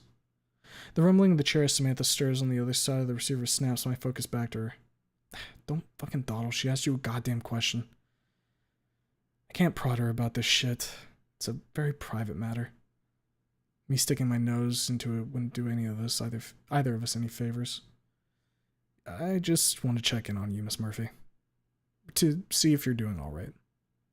She laughs softly, but it sounds forced. I'm doing good. The news. She trails off for a second. When she speaks again, her voice is more firm, with a great degree of forced lightheartedness. Well, I'm doing well now. I'm looking for a job at the moment. A job? I scratch my head. Right. She was a housewife. Though she had a husband who brought food to the table back then. Not so much now. Yes. Footsteps, sounds of water running. A job. Mo's been helping me greatly, but I can't mooch off him, you know? Sounds of drinking. I get up when my bus arrives and get in. As I search my pocket for change, I ask Samantha if she had any luck in finding work. Not really. She puts the glass down. But, you know, I can't give up. I'm all alone now, but not broken. Samantha Murphy will show the whole world who's boss yet. Another laugh. Fucking hate how forced that laugh sounds. She's spiraling down, slowly but surely. A couple more weeks and she'll end up like Trish. I can't fucking allow it. You're not alone, Miss Murphy. I tell her, finally fishing out enough dimes to pay for my ticket. I go to take a seat. There's Rosa, me, Reed. I said so many awful things about you. She protests, her facade of good mood crumbling. Her voice starts to tremble. I don't think I... Nonsense, Miss Murphy. I interrupt her gently. You were disturbed like hell. Come and visit us on the farm. It'll do you good. Footsteps. Water running. Sounds of drinking. Silence. I wait patiently. Do you think Mr. and Miss Cazala wouldn't mind? I shake my head. Not at all, Miss Murphy. I assure her. You're welcome on our farm any time. Silence. Our farm? She's surprised. It's a bit of a long story. I answer. Oh, look. Miss Murphy, come over in the afternoon, at around 5. I'll tell the Cazalas that you're coming over, alright? Silence. Water running. Sounds of drinking. Another pause. Glass being set down. Okay. She sounds a bit more lively than before. All right. I'll come and visit. She laughs softly, and this time it sounds genuine. Thank you, Hannah. Don't mention it, Miss Murphy. See you later. Bye. She hangs up. I pocket my phone, turn my face to the window, and start musing over how to make Samantha's visit as pleasant as possible. She needs a reprieve from the drudgery her life spiraled into. Well, the first thing I should do would be calling Rosa and telling her how things went. I do that. She tells me I did good and promises to tell the news to Mom and Dad. She does it while still on the phone with me. The news prompts a surprised reaction from both of them. Neither is opposed to the idea, though. Good. After a short conference with Rosa, I task her with disseminating the news between our siblings. She promises to do that and takes up the task almost immediately. I hear her starting to talk to Philippe before she hangs up. I spend the rest of the ride thinking about Samantha. She's depressed. Is she as depressed as Trish? No. Worse. Much worse. She sounded tired over the phone. When she mentioned her own outburst, I can almost hear her tearing up. Mo keeps her spirits up to a degree, but he's got a business to run and simply can't spend nearly enough time with her. We've got to help her. Me, my family, my friends. I can't let her spiral down like Trish. My mind is so occupied by the tiny tarot matriarch that I don't even notice when the bus finally reaches its stop. As I walk towards the farm, a truck passes me by. It slows down near the farm gate and turns down to the farm grounds. Impeccable timing. I'll have myself occupied enough to not have time to brood over Samantha's state. Look who finally decided to show up, Philippe calls out as soon as I enter the farm proper. Change yourself and come help us, Simone orders. I go and do as I'm told. The next 2 hours are nothing but hard, tendon-pulling, back-breaking labor, including but not limited to lifting crates, loading up pallets, and wrapping said pallets up in foil. Simone employs a small tractor and a trailer to make our jobs easier, but we still need to load and unload said trailer. Finally, though, we're done. I watch the truck leave the grounds, with Moises and Philippe sitting under the tree next to me. Philippe is smoking a cig, which he shares with Moises. I give Philippe a look. He takes out a pack and offers one to me. I don't even get to light it up before Simone rounds up on us. What are you sitting around for? We still need to clean up the storeroom. He nods towards it. You three get in there and clean it up before I come back. We get up. And put out that cigarette. Simone narrows his eyes at Philippe. Philippe crushes the cig in his hand and stuffs the butt into his pocket. He nods at me and Moises. Come on. We're done fairly quickly. Way before someone comes over to check in on the progress. He then sends Philippe away to the range to bring horses back into the stable. And he hurries me and Moises off to wash ourselves before Samantha's arrival. I barely have time to wash my face and change before the familiar rumble of the NASCAR's engine reaches my ears. Rosa peeks into my room. She measures me up from head to foot, then nods at her head at the corridor, speaking in Spanish. Come on, mi Samantha is here. I follow her downstairs. Samantha is taking off her coat when she notices me going down. Her eyes widen slightly. Her beak opens, then closes. She freezes with it halfway to the coat peg and doesn't move until I reach the bottom of the stairs. She turns to me, coat still in hand.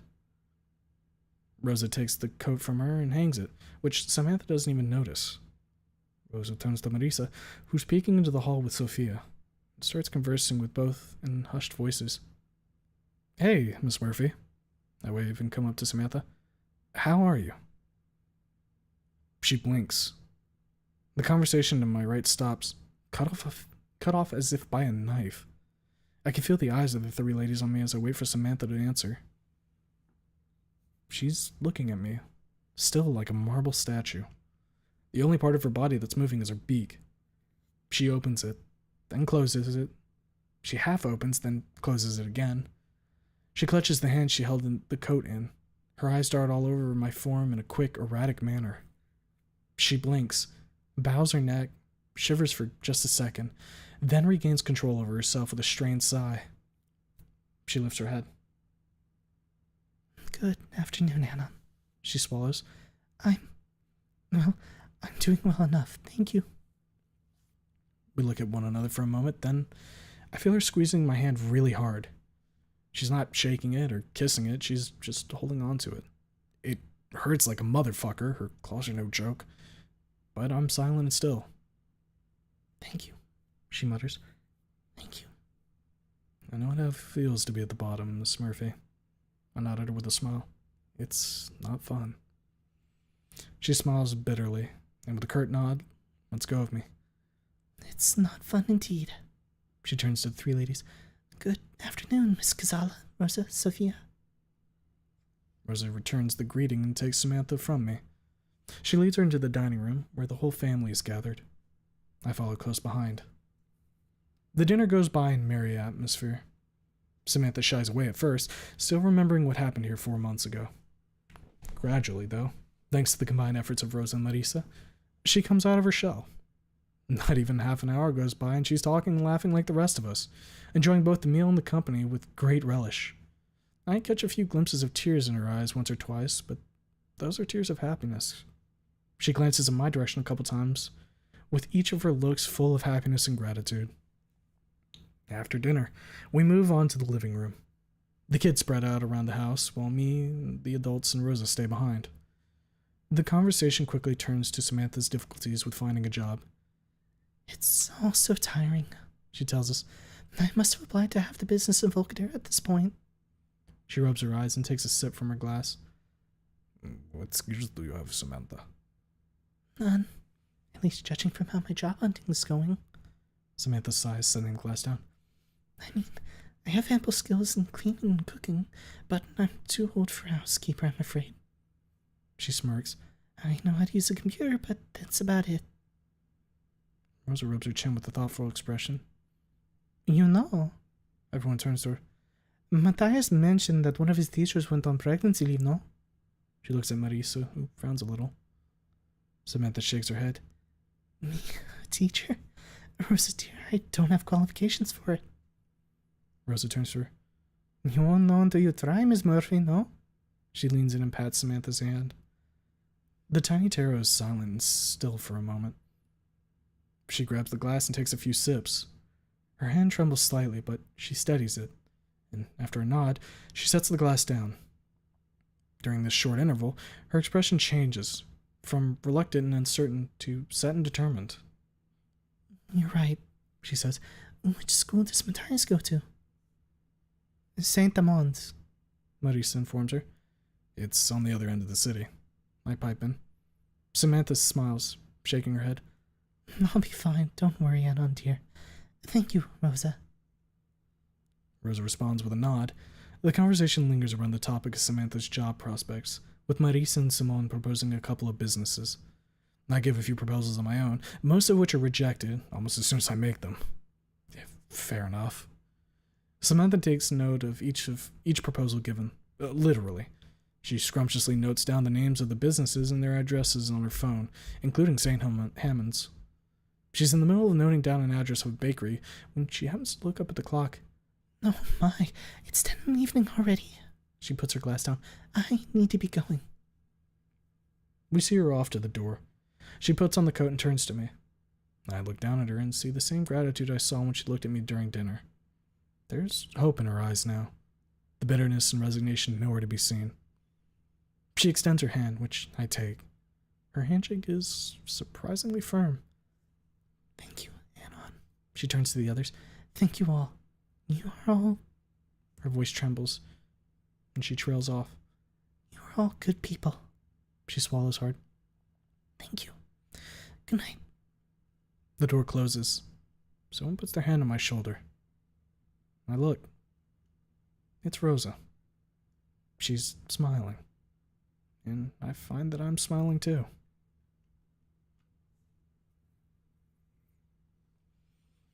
It's been a week since Samantha visited us. I called her regularly over that time to both check in on her and cheer her up. She's much more hopeful than before her visit, more energetic. That evening at Cazales was when she needed to get back on track. She calls me on Thursday afternoon while we're driving to the next venue on our supply route. Good afternoon, Anna. Hey, Miss Murphy. How are you? How's the job hunt going? She laughs. It's a real laugh this time. Not the forced, hollow variety I heard before. I smirk when I hear it. It may be coming to an end at last, she says. You see, I went to that school Rosa mentioned, and it turns out that the teacher she talked about is a cooking teacher. I raise an eyebrow. Well, that's convenient. Life is pretty swell sometimes. How did your interview go? Oh, it went wonderfully. Miss Geller is a very considerate woman. Footsteps, creaking of hinges, sounds of wind and leaves rustling. She went out into the backyard. I think I'll get this job. My smirk swells into a smile. That's great. Creaking of wickerwork. She sat down in the lawn chair. I wouldn't have gotten this opportunity if not for you, Anon, she says after a long pause. Thank you. Thank you so much. I look out the window. Miss Murphy, you should get back inside. Weather ain't good. Even though the sun is shining, the weather is cold as hell. Heavy wind blows from the sea, rolling thick gray clouds across the sky. I glance at the waves crashing violently against the shore with splashes of white foam. I need a breath of fresh air, she says. I can't see cooped up inside all day. She sighs softly. You know, I met the most charming man while at that school. Oh? She giggles like a schoolgirl. Oh, yes, he's quite handsome, too. She bursts out giggling again, then suddenly checks herself, as if remembering something. My chest tightens. I know what she remembered. Nazar. Is she feeling guilty that she already eyeing another man? So soon after divorcing Ripley? Maybe she's wondering what Nazar would say to that. Was he alive? Would he hate her for it? He'd hate Rip for what he did to me, that's certain. Would he hate the idea of his mom getting with another guy so quickly? Wish I had a Ouija board. So, does this charming man have a name? The chair creaks when she shifts in her spot. Oh, yes, she says. Yadigan. Her voice takes on a slightly dreamy tone. I see. I scratch my nose. Hey, Miss Murphy, I need to get going. We're close to our next stop. Call me if you need anything. All right. Have a good day, Anon. Bye. I toss my phone into my pocket and hop out of the truck. Samantha and Stella creep into my thoughts, but I push both of them out and focus on the job. Won't do me any good to worry or get angry about these two. As I haul crates into the cold room, I find myself thinking about Reed. He's been reserved recently, though nowhere near as much as Stella. There's a tinge of sourness in that reserve, which makes it hard to bear sometimes. As soon as I arrive at this thought, Trish supplants Reed as the subject of my reverie. She's been doing better since November. She really took my words to heart, and that's great to see. I get a text from her every now and then, outside our usual chit-chats over the phone. Speaking of my phone, the damn thing starts buzzing and ringing as soon as I plant my ass in the cab of the truck. Simone glances over at me, shrugs, tells me to buckle up, and starts backing out of Dynamo's backyard. I fasten my seatbelt and start finagling with my pocket, fishing for the phone in a ball of random crap that accumulated inside over the course of the day. Bits of cardboard and foil put up one hell of a fight against my hand, determined to keep me away from reaching my third most prized possession. But the nimbleness of my fingers of a spear chucker prevail in the end. I pull the phone out in a fountain of trash. Simone frowns, glares at me, and grumbles in his mother tongue. You'll clean this up when we get home. He nods at the assortment of garbage strewn all over the seat and the cab's floor. I nod. He focuses on the road while I focus on my phone. In the moment between me nodding at Simone and me lowering my eyes to look at the caller ID, I wonder who's calling me. Maybe Rosa? Maybe Reed? It sure as hell ain't Stella. Incoming call. Trish. A prick of anxiety makes me pause. Something tells me that this isn't one of her usual phone calls.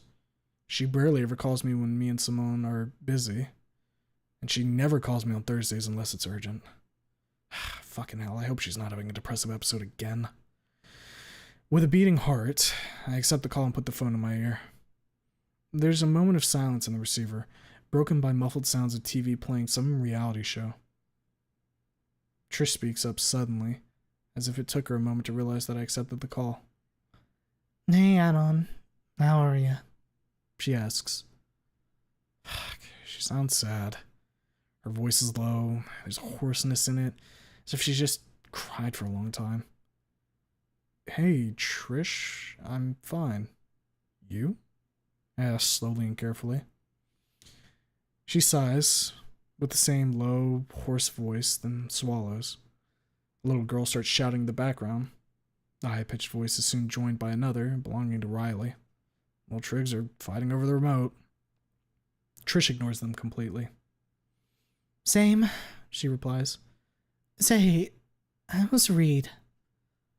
She's been asking about him non-stop. It's tiring, but I kind of understand where she's coming from. Last month, Rosa told her about him leaving for college next year. That was a wake-up call for the little Trigger. He's doing fine, I tell her, avoiding Simone's eyes. Why?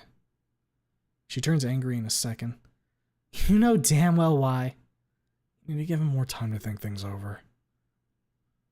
There's a couple of springs creaking from the receiver, followed by the squeaking of shoes on the floor. The sounds of TV become muffled, quickly getting more quiet. Door slams shut. Someone's shouting from behind the door. I think it's one of her siblings. We don't have time. You know he's leaving for college soon. Her voice is trembling. She's on the verge of tears. I don't want to lose him, Anon. Smack! She just punched a wall. I wonder if she left a dent. She's breathing rather quickly now, her voice wet, tone heated. I fucked up. Hard. Really hard. But I've changed. You know I've changed. For better in some aspects, for much worse in others. She reminds me of Samantha when I called her earlier this month. She could use similar treatment. Need to calm her down first, though. I apply the whole of my meager wits to that purpose, and after some time, I succeed. The trembling of her voice gradually wanes.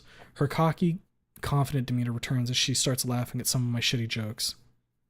Perfect. Now strike. Want to hang out on Saturday? She cuts herself off. Sure. Where? You know any good spots? I shrug. I don't know shit about this city. She groans, a sign of severe seething. You've been living here for almost a year. Not exactly an outgoing sort of guy. Another groan. Yeah, you're a loser skinny guy. Don't be so affectionate. I'll cry. I accentuate my words with an overly dramatic sniffle. Saturday then, yeah? For a moment, there's no answer. When she does speak up, there's no sign of annoyance that marred her tone just a moment ago. Sure. You know where Blackchapel Plaza is? And that's why you should never, ever trust a baryonyx. I tilt my head. She's leaning towards me over a large bowl of the fanciest salad I've ever seen in my life. What is in it? Hell, enumerating what greens are not in it is much quicker. No zucchini and squash. And 0 salad dressing, that's it. Huh. I try to smirk. That's Interesting. She scoffs, sits up straight, and digs in her meal with an appetite ravenous enough to rival some of the carnivores in meat eating contests I've seen on YouSnoot. I observe her committing genocide on the salad bowl while I myself cut my steak with a contrarian carefulness. How can you eat this without any dressing? I glance at the salad. She shrugs and, after chewing for a long moment, graces me with a response. You've been living with Herbies for so long, only now you notice that we don't like salad dressing? I shrug. Gazolas do use salad dressing, you know. I glance at her. You're a scientific curiosity. She narrows her eyes, shrugs, and concludes the destruction of her platter of greens. She downs it with a glass of cabbage juice and pushes her bowl away, then puts her hands together on the table, watching me as I consume my steak. So, have you heard the news about Fang? Call her Lucy, please. I frown, pushing with my fork halfway to my mouth. She repeats the question, using the name I requested. I put the chunk of meat in my mouth and chew it thoroughly, focusing on cutting the next piece. She drums on the table with her fingers, fidgeting a bit in her seat. I swallow. I've been to that hospital again on Tuesday. I skewer another piece of cow on my fork. It's complicated. I put it in my mouth. How the hell is it complicated? Trish rolls her eyes, the drumming picking up the pace. She's either doing better or she isn't. I shake my head. Damn, the steak is pretty good. Juicy and seasoned to perfection. I wonder what marinade they use for it here. It has a strong herbal taste, but I can't put my finger on any of the ingredients besides thyme. It costs quite a premium. Good thing we're splitting the bill. She's doing better. Trish's face lights up in a heartbeat. She opens her mouth to give vent to her joy when I cut her off. Not by much. I take a sip of my water. She's been there for a month and a half, Trish. I look at her. Healing takes time. Very little time has passed. She turns her head away and rubs her shoulder, murmuring angrily at herself. I know, she sighs. I know. She's quiet for a moment. Then she looks at me. Thanks for hanging out with me. I really fucking appreciate it, Anon. Anything for a buddy. I raise my glass and take a long sip. She smirks. Her eyes twinkle. I'm your buddy now, huh? Don't be so damn affectionate. I set the glass down and wipe my mouth with a napkin, then give her my best shit-eating grin. Yes, you are slowly working your way back into my good graces. I lift my fork with a piece of steak on it to my eyes. I applaud your perseverance. Bravo. She snorts and opens her mouth to tell me off when her phone suddenly starts buzzing. She pulls it out and frowns deeply, seeing who's calling. Fuck. It's Mom again. Goddamn trigger bitch. She turns away from me and accepts the call. Hello? Yes, I'm not at home. I told you where I'm gonna be today. Big fucking deal. I watch her bicker with her mother over the phone as I eat. It's somewhat entertaining, but at the same time, harrowing. She has to put up with this shit like this all the time since the trial, judging from what she told me. Yeah, whatever. When I feel like it, bye. She ends the call and nearly throws the phone on the table. Stupid bitch. She crosses her arms. Fuck. I wish Dad would take me away from that home, but who would take care of those little shits? She rubs her eyes with her palms. I tilt my head. What do you mean? She spreads her fingers just enough to peep at me from behind her hands. I mean, the Riley would lose his own ass if it wasn't attached to him. Mom's put me in charge of the house when I'm not there. Mom's put him in charge of the house when I'm not there. Can you imagine? And how exactly is that a bad thing? He can't take care of it? She scoffs, closing her fingers. He's a little gremlin who would rather hang out with his hood rat friends all day instead of doing anything useful. She grumbles, her voice slightly muffled. Getting him to do anything around the house is impossible. I shrug, then move out. She puts her hands down and stares at me as if I just said something extremely retarded. Just leave the house. Who would take care of it? I put my fork down and look her straight in the eyes. How old is your brother? Riley? She shrugs when I reply in the affirmative. 15. I sip my water considering what to say next. Ripe age to start learning some fucking responsibility. I tell her. Your mom can't just dump all the responsibility onto you. You're not in the right state of mind for it. She scoffs and scowls, crossing her arms under her bosom and turning her head to the side. Easy for you to say. I clench my fist, choking back a curse. Easy for me to say. You Trish, I had to learn to live by myself at that age, I tell her. My parents barely acknowledged my fucking presence. She keeps her head turned to the side, but she's looking at me. Tell your mom that... Yeah. Tell your mom that you're moving out. You're like, what, 17? She turns her head to me, her arms still crossed, the old R of constipation and annoyance on full display. 18, she grumbles. I'll be 19 in February. Then why didn't you move out yet? I press her. She pauses. There's a glint of shame and self-reproach in her eyes. I have nowhere to go. Nowhere to go? Bullshit. What about your dad's house? She shakes her head. No. After Mom's cheated on him, I cut her off. It wasn't your fault. She sighs and shakes her head again, more agitated this time. Her hands fall to the table. She leans over it, resting her forehead in one hand. Her neck bows down slightly. You don't get it. I can't just ask him to take me in. Why? He keeps asking about you whenever I meet him at the hospital. He pays for your therapy. I look her in the eyes. He cares about you, Trish. She sighs, drums on the table for a second, sighs again and lifts up her eyes to look at me. You say that Riley is irresponsible. Let him learn responsibility on his own accord. From what you've told me, he's quite independent. She nods. A lot, but Mom says... I cut her off again, more firmly this time. Your mom cannot keep your prisoner at her house. Another sigh. She's listening, though. Ask your dad if he'd take you in. She shivers. There's a glimmer of tears in her eyes.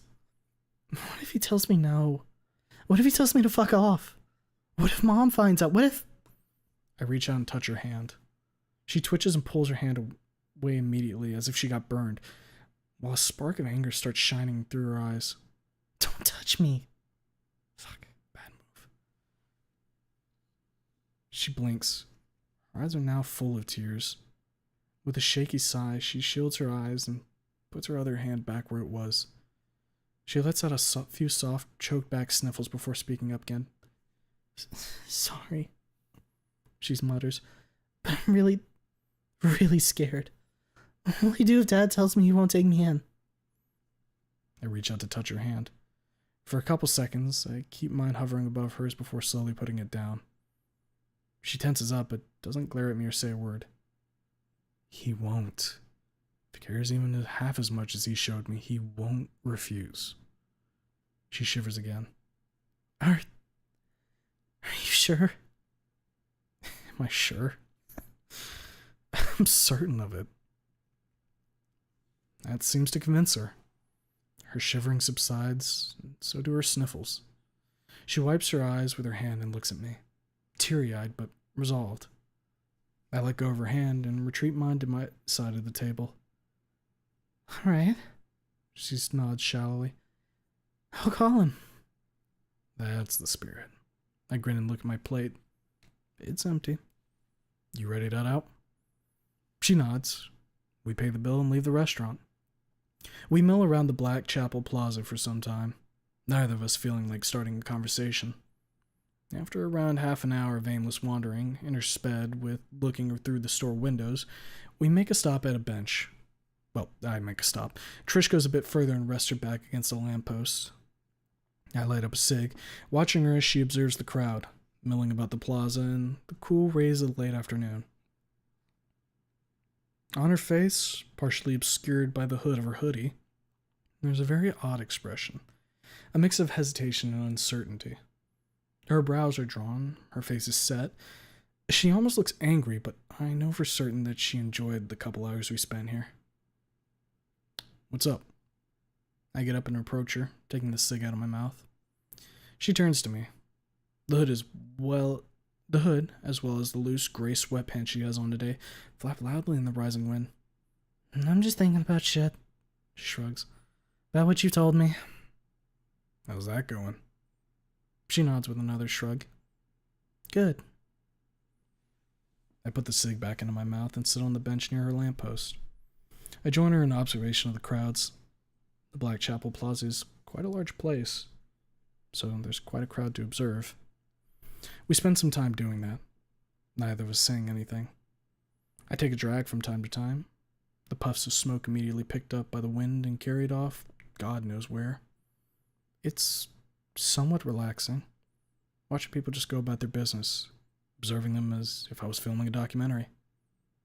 Look at them. Trish speaks up. Do you think they have as much worries and cares as us? She nods at a young Trudon couple. Mother is pushing a baby carrier. The mother is resting her head on a shoulder. These two have problems like ours. They sure don't show it. I mutter. She grumbles. I meant in general, dumbass. I don't answer. Instead, I turn my eyes back to the crowd and observe them for a good while, not focusing on anyone in particular. There's a middle-aged, old-looking human man reading a magazine on a bench at the other side of the plaza. Young Triceratops, swerving between the people on a skateboard, accompanied by a friend on a BMX bike. A pair of colored stegosaurus and headphones, lost in thought not far away from us. The cig falls from my mouth as I gape at her. I don't notice it. Trish does and asks what's up. That's Stella. I point at the stego. She looks at her with a disinterested air. Yeah, and? I should go talk to her. I make a move to rise.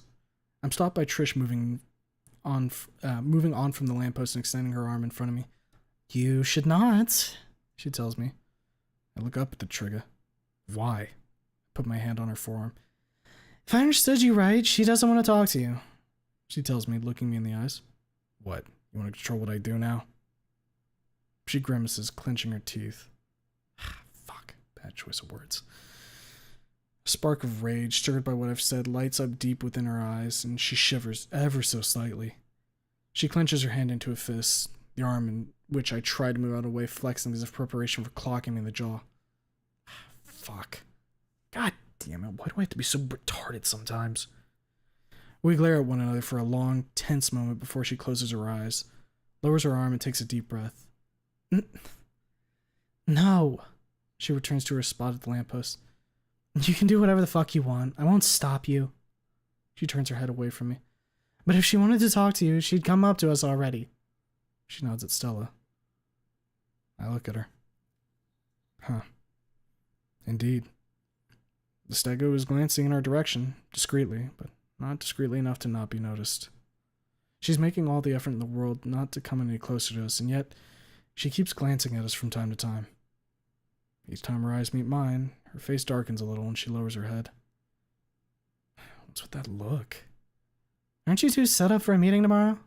Trish tightens the straps of her hoodie. Maybe she can't wait. Who the fuck knows? I look up. Let's go. Weather's getting worse. We leave the plaza and get to a bus stop. The sky is starting to darken. I zip up my jacket. Trish glances at me from head to foot. Maybe you should call your old man and ask him to pick you up. I grin. Which one? She grins back. The one who's not an asshole. I chuckle. I think I'll go with you first, I jokingly say. She blinks, clearly surprised by this turn of events. Why? She asks curiously. The last time you stayed out alone in bad weather, it didn't end well. I grin. She narrows her arms. A moment later, I'm rubbing my arm after she punched me. How such a small form can contain so much anger and strength will always be a mystery to me. Aren't you a fucking comedian? She grumbles, stuffing her hands into the pocket of her hoodie. I'll manage, thank you very much. I wonder for a moment just how often she punched Reed. And if she did it often, how much it hurt him. No need to be an ass about it. I flick her horn with my fingers. She flinches and blinks. Now we're even. Fuck you, Skinny. I grin just as my bus arrives at the stop. Trish nods at it with a crooked, cocky smile. Your ride's here. She watches me get on. Thanks for the meetup, Anon. She waves. The bus starts driving away. She puts her hands to her mouth. And be careful with Stella tomorrow. I'll be careful with her, Trish. As careful as if she were a bottle of nitroglycerin. Bing, bing, bong, bong, bing. We done with the chapter. Your chapter done. We put the chapter in the microwave and it's done now. Oh, man. A little bit of a stretchy. Pop my knuckies as well. Yeah, I guess, a little bit of water. You know, sometimes in the middle of the chapter, I think, man, I should probably take a sip. And then I just don't do it. But, yeah, I guess Samantha's going to try and hook up with the Yadikin. Isn't that crazy?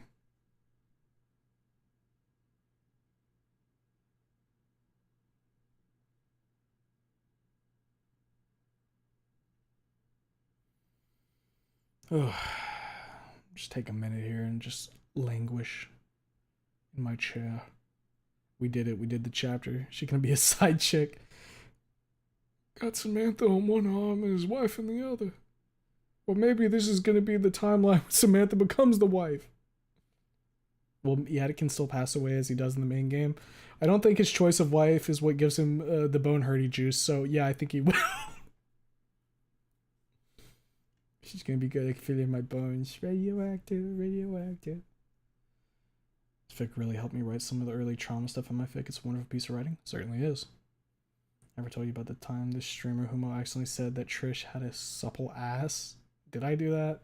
You'd probably pull up a timestamp. I wouldn't doubt that I said that at some point. For whatever reason. For a sibling relationship in a sweet way. Or is sweet in a way. No, Trish, I will always trust the baryonyx. Yeah, because she's been going to the therapy group still, and we know that Olivia was there. Nitro Stego. Damn double heartbreak for Sam incoming. Yeah, it's gonna be rough for her. God, that would suck so bad for Sam. Yadikin's passing is just a hard canon event, one you cannot prevent. Check graveyard. Okay. I'm gonna cut the screen for just a second. Oh boy, there's the Brazilian thing. Yep, that one's not a good one. So this is how I get my U.S. citizenship. Damn, Cocaine, that's a good one.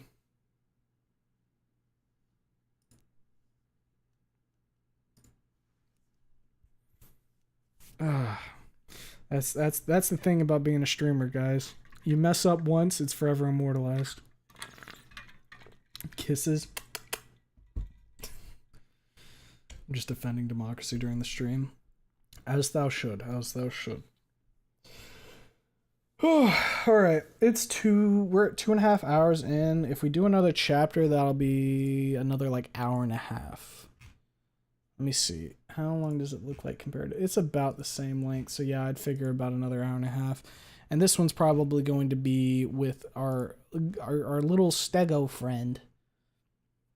Let's see, how many more chapters do we have? 1, 2, 3, 4, 5, 6, 7, 8. We have 8 chapters total that we need to do. Oh, Make him so happy. long chapters. It certainly is long chapters. So here's the question. I'll pose it to you guys this time. Do you guys think we should do chapter 26 now or leave it as is? Because I know I started an hour late and we had an hour yet. So we're getting a little later into the night for some fellers.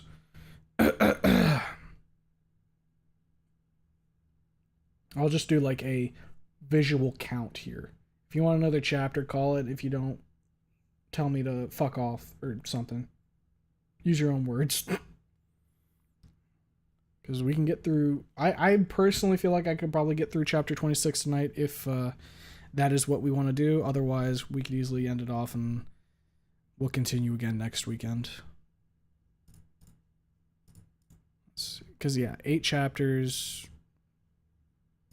Could probably finish it up sometime soon. Let's do it. Up to you. I'm just curious how many people would need to drop off in the middle of this. Because if it's enough people, then obviously I can just prolong to later. I'd like another chapter, though you sounded a little eepy. No, I'm good. I am perfectly fine right now.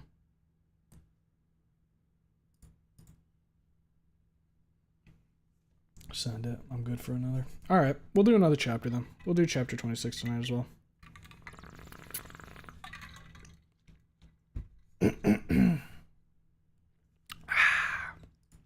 Alright. Probably be passing out soon, but I can always catch the VOD. Fair enough. Someone remind me to update the title at the end of the stream today, so that way I can include chapter 26 being in this. I mean, on the YouTube side, I can, or not the YouTube, the Twitch side, I can literally do that right now by just doing -26. Hit done, and now the stream title's updated. Okay. Ooh. One more big stretchy before I do this shit. Just bumped my fucking power brick for my monitor. Actually, real quick, let me... Because I just realized I have a fuck ton of, like, pings that I didn't address before stream. I kind of want to fix that. Just so that way I don't see 9+ red number.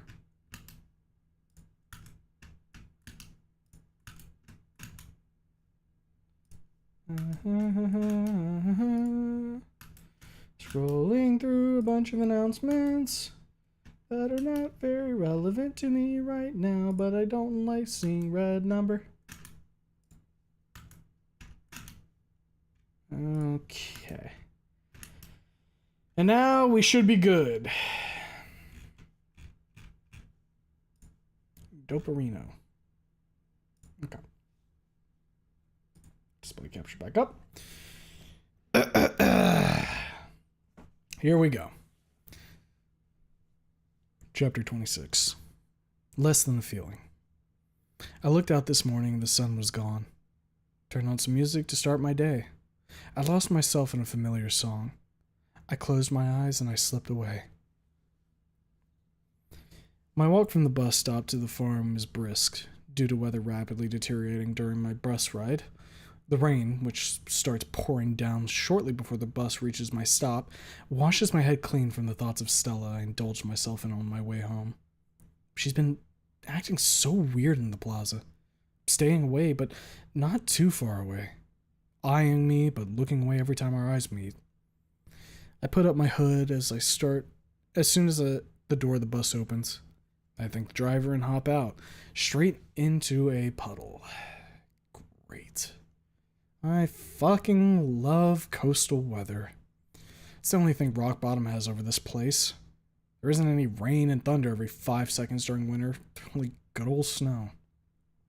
As soon as I get home and take my jacket off, I text Trish to see if she got home safely. She did, thank fucking God. I sit my ass on the living room couch and take out my phone. So, you have adopted him? I look up. The voice came from the kitchen. I could see Mom, washing the vegetables in the sink, talking to someone obscured by the wall. It's the words of that someone which grabbed my attention. Yes, Marisa looks back at me. he's very dear to us. You should give him a chance, Alicia. Alicia, one of Marisa's sisters. Mom has 4 sisters. Almost every one of them is very nice ladies. Almost all of them younger than Marisa. Alicia is older and meaner than the rest, approaching Julio in terms of age, and angry Sophia in terms of character. Bah! Alicia snorts, the noise accompanied by clanking of cutlery being put into the dishwasher. I'm not biased against that boy, Marisa, but you know that I cannot tolerate idleness. Marisa laughs softly. Yes, you laugh, but Wait. Yes, you laugh, but every time I lay my eyes on that boy... Alicia's voice moves as she approaches the doorway. He's either lounging around or playing on the guitar of his. She stands in the doorway and points at me, brandishing a rag that she's been using to wipe the dishes. Like he's doing now? She nods at me with her eyes narrowed. I return the look. She's one of 4 sisters of Marissa's, the oldest one. Her scales are dark, really dark, bordering on deep brown. Her hair is long and straight, streaming down her shoulders in a cascade of dark hazelnut dusted with gray. She's tall and slender, like everyone in Mom's family. Her eyes are a bright copper color. They glimmer whenever she lays them on me, which happened a few times since she and the other 3 came here last week to help with Christmas preparations. I vaguely remember seeing her on Rosa's birthday, but there were so many people on the farm that day that she got lost in the crowd for me. Look how he stares, she scoffs. ¿Qué tal si nos ayudas, jovencito? I put the phone down on the couch. It takes me a moment to decipher what she asked of me. My Spanish is still a bit rusty, even though I've applied all of my meager wits to learning it. She's asking if I could help instead of sitting on my ass, I think. She probably thinks I don't understand a word of what she says. Time to astonish this old fossil. I reply to her question in the same language, which is, of course, Spanish. I'll gladly help. Just tell me what to do, Aunt. She blinks, opening her eyes a bit wider.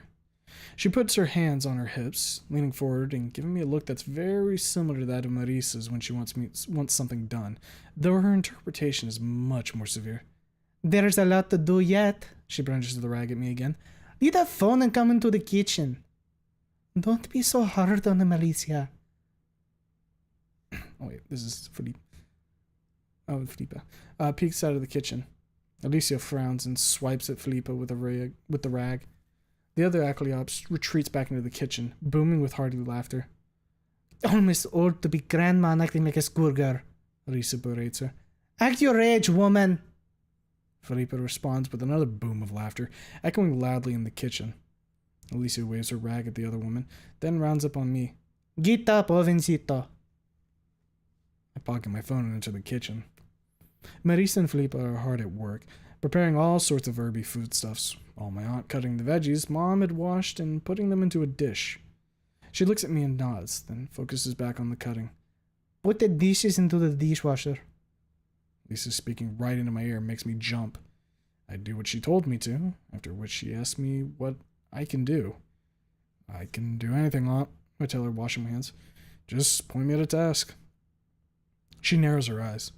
Behind me, I hear Mom at the kitchen table, sighing, and catch a glimpse at Felipe at the fridge, giving me a curious look. Oh, really? Alicia's voice snaps my focus back to her. She's narrowing her eyes and giving me a very intent look. Ah, shit.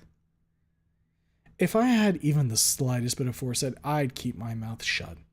Instead, I spoke up, and not even a minute later, I was buried under an avalanche of errands, menial tasks, and busy work. I was at it until late night hours, during which hours I only had Alicia for company, since she was staying up late to prepare the house for the party. Sweeping the floors, cleaning up the yard, washing dishes, cooking, you name it. I gained more housekeeping experience in one evening than I would otherwise in 3 months. That was yesterday. Today, it's a cold, overcast day. The porch is empty. The Gonzales and others have gone to church and left me in charge of the house for 2 hours. Sophia tried to force me to go to church with them the first 2 weeks of me living with them. She told me that it'll do me good and that it's important to be one of the faithful. Rosa and Marisa shut down her attempts at converting me to Catholicism. I still get a pretty rosary from the old Acleops, with beads made out of aquamarine crystal. I'm sitting by the porch table, smoking a cig and watching a video on Usnoot, covering Fang's trial. It's one of the few I watched today, and this one goes balls deep on the subject. The decision of the Court of Appeals to reject the second appeal filed by Thomas Chun was met with an extremely violent reaction. I press the guitar string down with my fingers and lean in towards the phone. The shot of Naomi's dad is replaced with a clip of him angrily declaring to the surrounding journalists that he will not let this injustice stand, no matter how much time and money he'll have to spend to set things straight. Poor guy. He should be with his wife, mourning his child. Instead, he's throwing himself against the system, which does not give 2 shits about either him or his daughter. what he thinks of me in context of what happened in my part in all of it. Probably despises me just as much as he does Lucy. I shake my head. Don't think about the past. Focus on what's here and now. And on what's coming today. Me and Stella, cooped up in a remote corner of a densely forested city park, talking about our feelings. Why the hell did she choose such a secluded spot as beyond me? Not that bad when someone talks badly about Lucy. Does she think that I'll freak the fuck out and start shrieking like a lunatic? Bunch of nonsense. The wind rises up. I turn to look at the deserted yard, thinking how sad and taxing it would be to live here by my lonesome.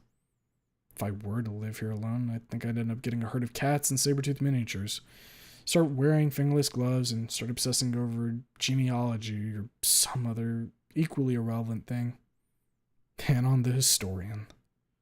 Ugh, shiver at that mental image. I'd rather end up homeless in Skin Row than spend my life like this. The U-Snoot video comes to an end. I absentmindedly tap a random one from the recommended list and continue to play, not looking at anything in particular. My fingers dance around the neck of the guitar. I got it fixed by a friend of Simone's some time ago, practicing that one song Simone plays sometimes. Abrilo de sus ojos, the light of her eyes. He told me that I'm getting better at it, and that I should play it for them on Christmas. Speaking of Christmas, there have been a few of Rose's family members staying over to help with preparations for the party.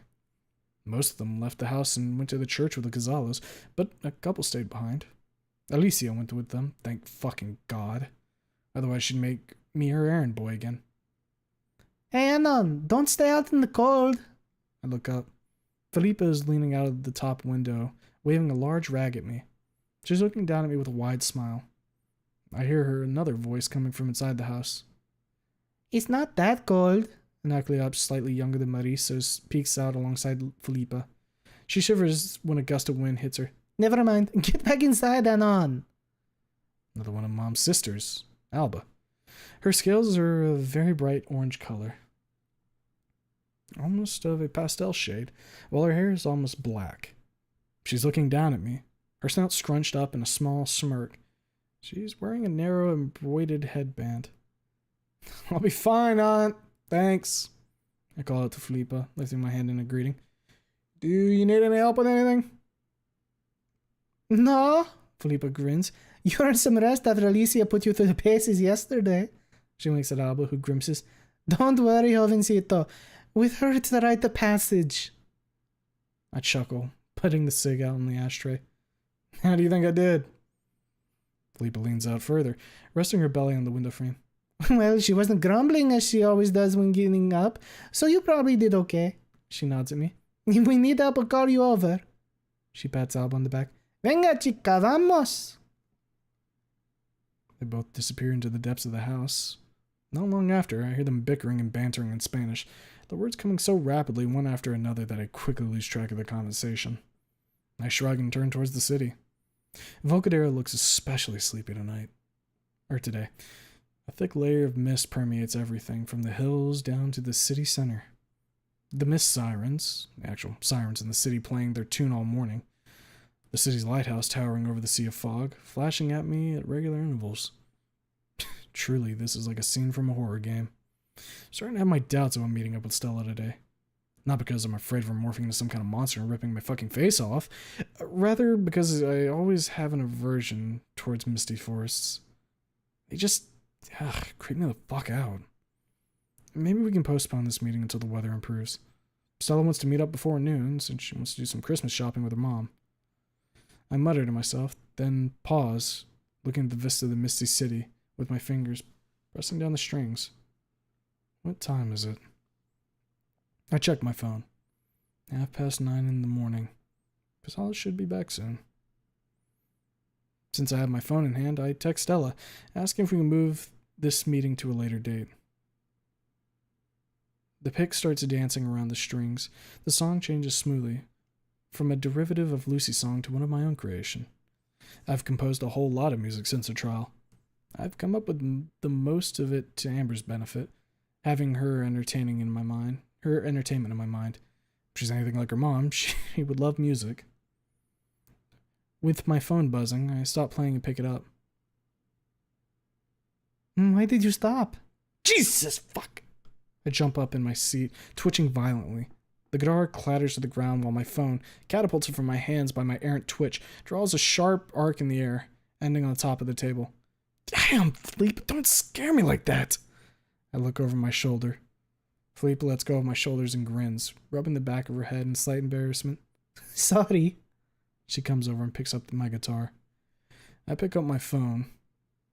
Thank fuck the glass isn't cracked. Philippa sets the guitar on the table while I check Stella's text. She's insisting on meeting early, in about an hour. The weather's bad, I write to her. What, are you afraid of a bit of mist? Is she mocking me? I'm not afraid of mist, I just don't want to break a leg. Stella takes a moment to reply. During that interval, I put down my phone and rest my back against the chair. Felipe is standing alongside me, gazing at the misty vista of the city. You know, Anon, I have a daughter, she begins. I appreciate your concern, Aunt, really. I look up at her, but I'm not in the right mood for dating anyone right now. She looks down at me. There's no trace of her usual boisterousness, only concern and a little bit of compassion. It lasts only a moment. She grabs my shoulder and squeezes it, her calm, solemn expression melting away into a wide, humorous grin. Muy bien, niño. She pinches my cheek. I hiss and wince. When does she arrive? She asks, meaning my daughter. I rub the sore spot on my cheek. It's already burning. I God she didn't use her claws. Late February, early March. She puts her hand on my shoulder and keeps it there for a moment, standing behind me with her back to the house. She pats me, sighing softly. What about that girl? She asks. Lucy. No news yet. The doctor said, vroom. I pause. Stella finally responded. Sorry, I need to take this. I get up and walk away from her. There's no need for me to tell her what I'm planning for today. The message is surprisingly short, given the amount of time it took Stella to write it. I'm going shopping with my mom in the afternoon. It's the only day of the week we're both home, so I really want to spend some time with her. Alright, I was just wondering is all. I type out. So, in an hour at St. Julius Park. Yeah, Stella writes. Don't worry, I'll protect you from the creatures of the mist. She puts a tongue out emoji at the end of her text. Alright, I reply. I put the phone away and look up. Felipa has gone back into the house. Through the open windows, I hear her bickering with Alba. Something about cleaning up the upper floor. I listen to them arguing for a moment, then walk over to the table, grab my guitar, and with their voices for background noise, I start playing Monochromatic Brilliance. The opening notes of the song ring out loud and clear in the crisp morning air, echoing amongst the hills, carried away by a gust of wind frolicking among them. I sigh and close my eyes, the familiar, overwhelming, sorrowful feeling rising up in my chest. It grips me like an iron fist wrapped in the softest silks, making me both stiffen up and shiver at the same time. I close my eyes. I see her, playing this very same song, sitting on the floor of her room with a soft, relaxed smile. The feeling intensifies. My chest tightens. A broken, shaky sigh escapes my lips.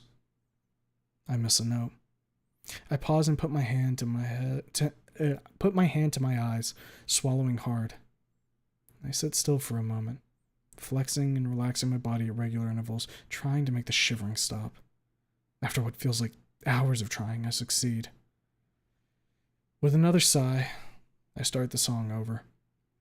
My fingers and Lucy's pendant move around the strings of the guitar with firmness and purpose. The vision of happy times long past stands before my closed eyes as the song progresses, but I somehow manage not to break down in tears or miss a single note. The vision of Lucy, troubled but not cast down, ruined by what was to come, gives the song a cozy, comforting air, which moves me to such a degree that by the end of the song, my eyes are slightly wet. The tears feel hot on my cold face. So hot, in fact, that they almost burn. I put the guitar down and wipe my eyes with my hand and fingers. Castles in the air, I mutter. Only now I notice the silence that had fallen on the house. There are no voices or sounds of activity coming from inside. Instead, there's a silent, almost tense atmosphere of expectancy, which makes me look up to see if everything's all right with the two ladies. I find them looking down at me from the upper floor window, both completely enthralled by the performance. We look at one another for a long moment, during which neither of us moves or says a word. There's such a look of wonder in Alba's face, and solemnity in Felipa's, that I can't help but smile at them both. Alba pauses to wipe her eyes. What a beautiful song. She looks at Felipa. He played it on Rose's birthday, no? Felipa nods without looking at her. I look at her and salute jokingly, then pick up the guitar and go inside the house, feeling her eyes on me all the while. As I move to hang my jacket, I hear her going down the stairs, arriving at the bottom just as I turn. I stand face to face with her, looking in her eyes for a moment. There's this solemnity in her face again. It's something that I don't see often from her, but I find it very fitting. You should play some songs for us on Christmas, you know. She nods at the guitar in my hand. Simon probably already told you that. No, he wants me to play Sophia's favorite song. I smirk, lifting the guitar off the floor. El brillo de sus ojos. She nods and pats me on the shoulder. You should. You and my brother make quite a duo. Her solemnity is gone in a moment, replaced by the familiar boisterousness. Don't steal all his thunder. She pats my shoulder and pushes me toward the stairs. You said you're going to town today? I nod, allowing myself to be pushed. Yeah, I want to meet up with a friend before Christmas. I lie, putting my foot on the bottom step. I hope Alicia won't object. I grin at her over my shoulder. Felipa grins back, turning to face me fully. Alicia is not the mistress of the house, though she acts like one sometimes. She shrugs. She's not so bad. Felipa turns serious, pauses, opens her snout to say something, checks herself and shakes her head. I raise an eyebrow, surprised by the sudden change of mood. She nods upwards. Go. Me and Alba need to clean up the hall before her mama comes back. I walk up 2 steps before stopping and looking back at her. She's about to leave the hall. Are you sure you don't need any help? She pauses in the doorway and leans back, holding on to it. I told you about helping us already. She rolls her shoulders. You worked hard enough last night. Go and get ready for your city trip. She points at me with her snout. I nod, thank her, and go to my room. As I'm putting the guitar down, I hear cars approaching. I come up to the window and stand by it for a while, watching the gate. I observe a small convoy enter the farm grounds, each car packed full of Acleops and Ankylosaur folk. Among them, I spy with my little eye the familiar minivan. It's leading the charge. I leave my room and go downstairs just in time to witness a flood of Acleops and Ankylosaur kids pouring in through the front door in a cavalcade of chaos. Some of them shout greetings, most don't notice me. They spread out around the house, leaving behind them a pile of jackets dangling from the coat hangers like ripe avocados. Very soon, their parents follow. Women, mostly, with a few men amongst the crowd. I shake hands with the men, exchange hugs and kisses with the women, and finally, after much heartfelt greetings, I leave the house. Rose is on the porch, talking to one of her cousins. Hearing me approach, she looks in my direction. Esme, wait for me in the house, dear. She pats the young Acleops on the head. The girl runs off, passing by me and slamming the door shut. Rosa beckons at me to sit down and joins me right away. She takes my hand in hers. Stella called me. Okay. I shrug. She sighs. Stupid boy. He'll do something rash, I'm sure, she mutters, then lifts her head back to look at me. Don't be harsh with her, Nino. She pats my cheek. I jump, hissing. She touches the spot Felipa pinched. Rosa blinks, lets go of my hand, and takes my face in her hands. Ignoring me struggling to get away, she turns my head and examines my cheek closely. Cielos, ¿quién ha hecho esto? I blink. Huh? Who did this? Felipa. Rosa tilts her head and lets go of mine and laughs softly with her hand at her mouth. No. Well, Aunt can be a bit handsy sometimes. You get used to it. I rub my cheek, grimacing. Hope so. Any advice for dealing with Stella? Rosa stops laughing and looks at me, all grave and serious. Be considerate, Nino. She pats my other cheek. Listen to what she has to say first, and don't be too quick to judge her. Was I ever judgmental? Alright. I get up. See you in the afternoon, sis. She watches me leave. Come back before dinner. She shouts after me. I turn and walk backwards for a moment. She's leaning over the banister. I'll try. I shout back, grinning. I then turn back to the gate and leave the farm. I hasten to the bus stop, arriving there just as the bus for Volcadera stops there to take a few passengers, including yours truly. I pay off the driver and plant my ass on one of the front seats. I try to think about what I'm going to say to Stella, but I can't get my head to cooperate. No amount of cursing, clenching my fists, or punching my knees produces any effect. Instead of Stella, it decides to shift to focus on Reed and on that Christmas party next Friday. It's fucking infuriating. I've been thinking about her all the time lately, and now, when I'm on my way to actually talk with her face to face, my brain tells me to fuck off with that shit. After a couple of quiet attempts to try to get my train of thought back on track, I give up and surrender to the whims of my mind. Can't do shit about it right now, so I may as well let my thoughts wander. Reed. There's been little improvement in his mood over the course of December. He's not as moody and brooding as he was last month, but that's not much of an improvement. He keeps reading those old texts from Trish, which makes him sulky. Rosa hates when he's like that. She berates and admonishes him like a child each time she catches him in low spirits, but no amount of warm worry and hot reproach changes his mood. I wonder how long it will take for him to make up his mind. I hope he'll make a decision before leaving for college. Maybe the Christmas party at the Gonzales will improve his mood. He needs one last hoorah before leaving us. Man, this year went by quickly. Feels as if only yesterday I arrived at Volcano High and got side-eyed from Lucy. It's almost January. My first anniversary of living in this godforsaken city is close at hand. And so is my birthday. Fuck, I almost forgot about that. On the 4th of January, this little man will turn 19 years old. A 19-year-old with an amount of experience more fit for someone 4 times older than him. Where's my damn cane and oxygen mask? Vroom, vroom. I whip out my phone. One new text message from Stella. Where are you? I've been waiting for almost half an hour? I look around. From what I remember of Snoogle Maps search I did yesterday, St. Julius Park should be on my next stop. I send that info to Stella with an assurance that I'll be there in 15. She replies with a thumbs up emoji. The bus comes to a stop at a dark, thickly forested area. I thank the driver, hop out, and take a look around. The surroundings are dark and gloomy. There's almost no trace of civilization save for the road, swerving between clumps of trees like an asphalt snake, bins on the roadside and a map of the park promptly displayed next to the bus stop. I text Stella, telling her that I'm at St. Julius bus stop. She replies with another thumbs up emoji and tells me to wait for her there.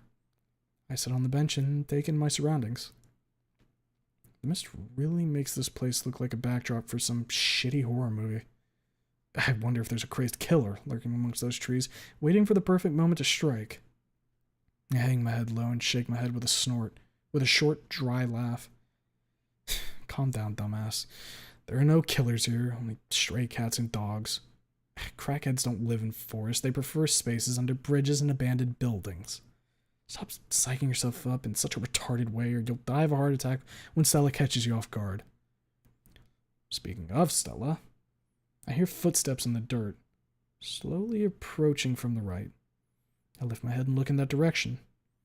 She's wearing a thick maroon jacket with an ink hoodie underneath.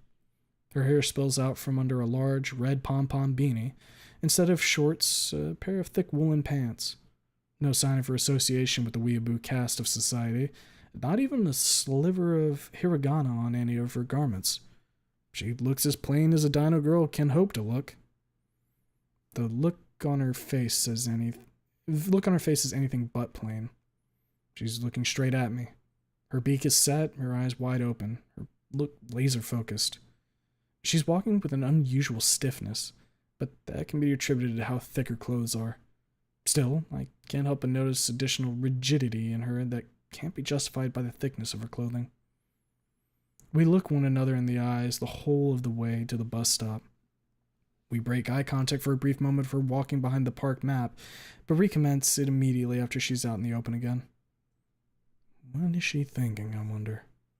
What thoughts lie behind those big, calm blue eyes? She probably wonders the same. What is this guy thinking? What excuses will he come to justify himself sticking to a crazy bitch? How hard will it be to convince him that I'm right?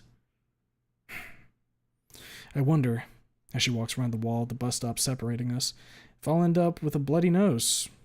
She doesn't have to worry about any violence from me. I would never hit anyone. Oh, excluding myself. Hey, Anon. She lifts her hand in greeting. Hey, Stella. I return the gesture. After a moment of awkward silence, she beckons me to follow her. I get up from the bench and go after the stego. We leave the roadside and go along a wide dirt path, curving sharply away from the road. The air vibrates with the rustling of leaves, mixed with chirping of birds and rustling of dirt under our feet. I take my cigs out and put one in my mouth. Stella notices and gives me a prolonged look over her shoulder. Smoking is bad for you, you know. I shrug. It's an awful vice, I mutter, quoting a certain doctor. But I have to indulge from time to time. I put the pack away and light up the cigarette. She watches for me for a moment, turning her head away just as I'm about to make the biggest smoke circle in history. How did you even get cigarettes? I look older than I am, I chuckle. But we didn't come here to discuss bad habits, did we? She murmurs to herself, then slows down and matches her pace with mine. We walk in silence for some time, coming by an occasional passerby maybe once or twice. I have ample time to finish my cig and take a good look at my companion. She's very tense. Her whole body is weirdly rigid, even more so than before. She's moving stiffly, almost mechanically, like a malfunctioning machine. She keeps her head down and her eyes on her feet, as if she needs to keep constant vigil on her extremities so they don't betray her and send her toppling over.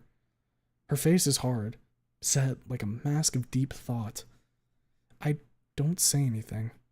With my hands stuffed into my pockets, I fall into a slow, comfortable stride.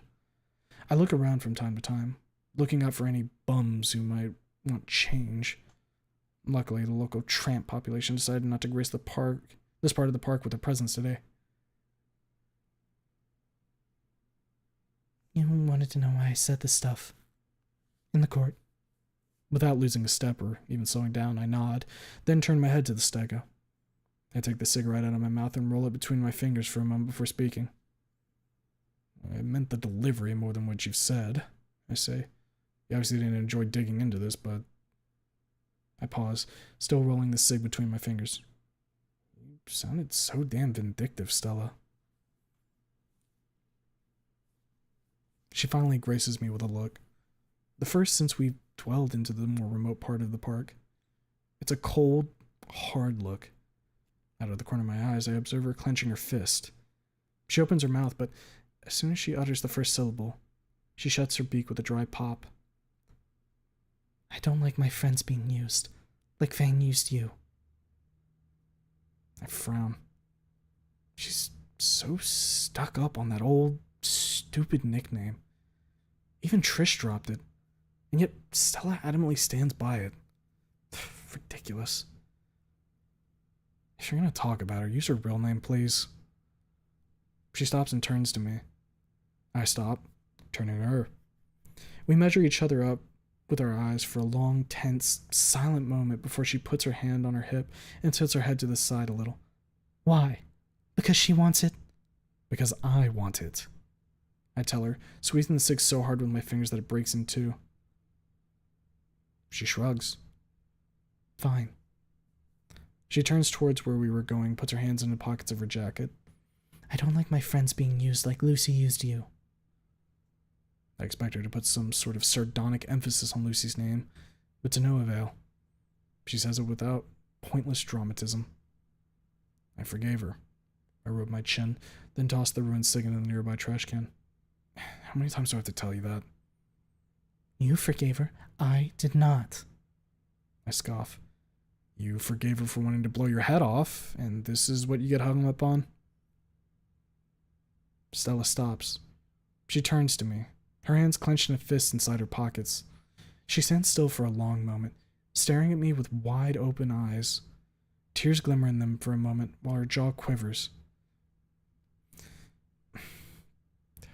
Fuck. God damn it, don't be such a fucking dickhead. Have you considered how she took what happened? She was at an actual risk of death when she and Lucy met. Show some compassion, you cretin. Sorry. I rubbed the bridge of my nose with my fingers. I didn't mean to put it so bluntly. She interrupts me. I nod. She wipes her eyes and, still shivering a little, turns from me and starts walking again. I follow very close behind her. Yeah, you have a problem with that sometimes, she says after a moment. Me forgiving Lucy for that was different. I saw what state she was in. No, she wasn't herself. When I spoke to her, she became herself again. She pauses, swallows, and continues in a more firm voice. She was unaware of what she was doing. I knew that she didn't want to hurt me. I held back another scoff. Remember what Rosa told you?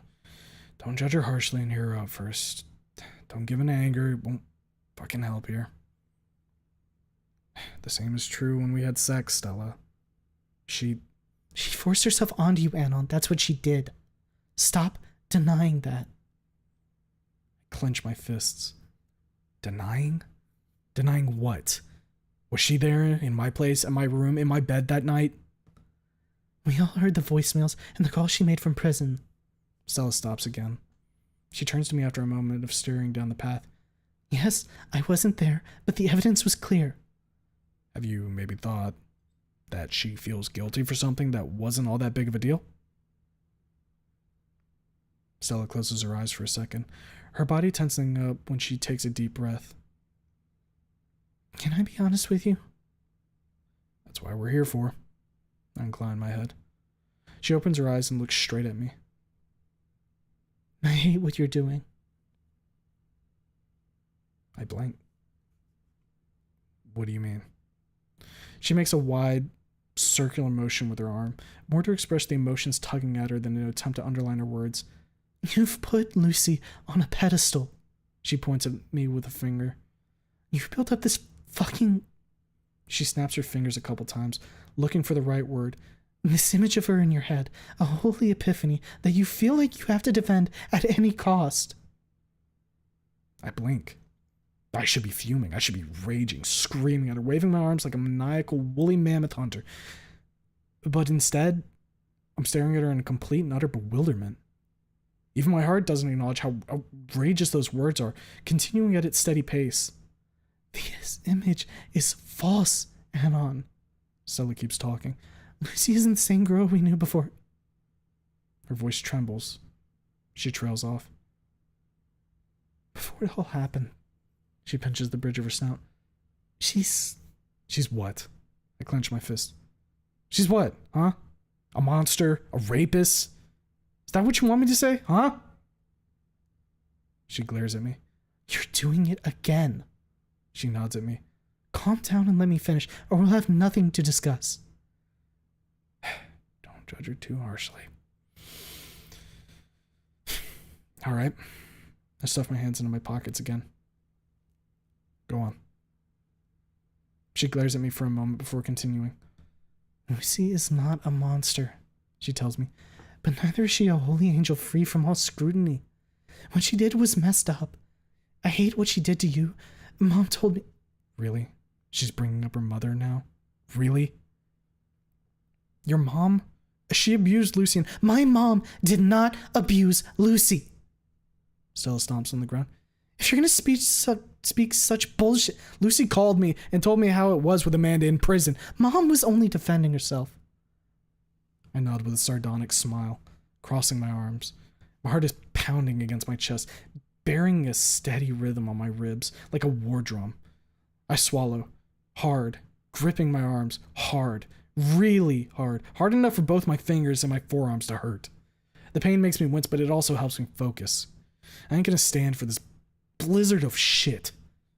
Ah, yes. Let's just believe your mom, a person who personally told me that if she could, she would crack Lucy's skull open. Your mom's word is not worth jack shit. She takes a deep breath, closes her eyes, relaxes, and unfurls her fist before speaking again. Her eyes open. Let's leave my mom for now and focus on you, she says. Yeah, because I'm right. I sneer. She ignores me. Lucy is not a monster, but she did something horrible to you.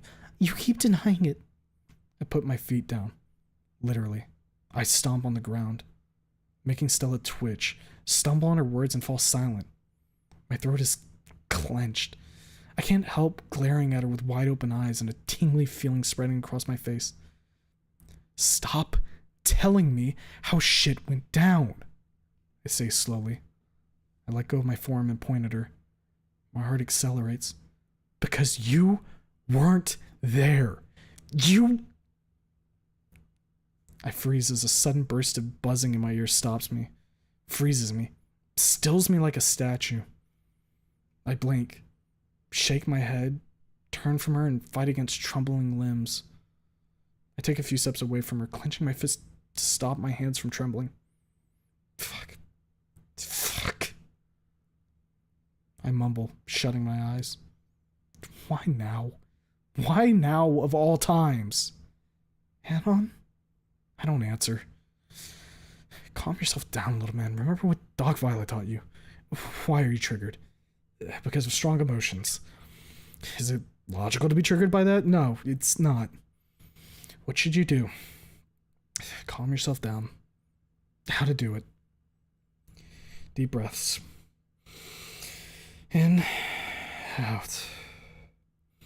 In, out.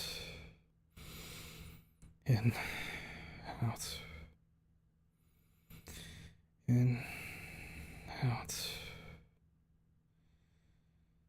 And we're calm now. I turn back to Stella, who's staring at me, wide-eyed and pale. I'm fine, I tell her. Where were we? Yes. You weren't there, Stella. I say, more calm than before. Only me and Lucy know what happened. And what happened wasn't as bad as you think it was. That's a thin-veiled lie, and you know it, she says slowly after a long moment. Should have spoken up about it in court if you think so, then. Why did you defend her in such a way? What a retarded fucking question. Why is she so persistent? I gave her my part of the story, and yet she dug herself in a trench and won't move an inch. Why? Does she think I'm stubborn? I'm not. What the hell is her problem? I take a slow breath to settle my voice down. Look her straight in the eyes and tell her. I was telling the truth. Does she love you? My face turns pale, tingly and rigid in a second. I clench my fist, my knuckles popping, my nails digging into the palms of my hands. It hurts, since I hadn't cut my nails in a few days, but I don't give a shit. I stare at that stupid stego bitch with such a look on my face that she takes a step back. What the fuck did you just say?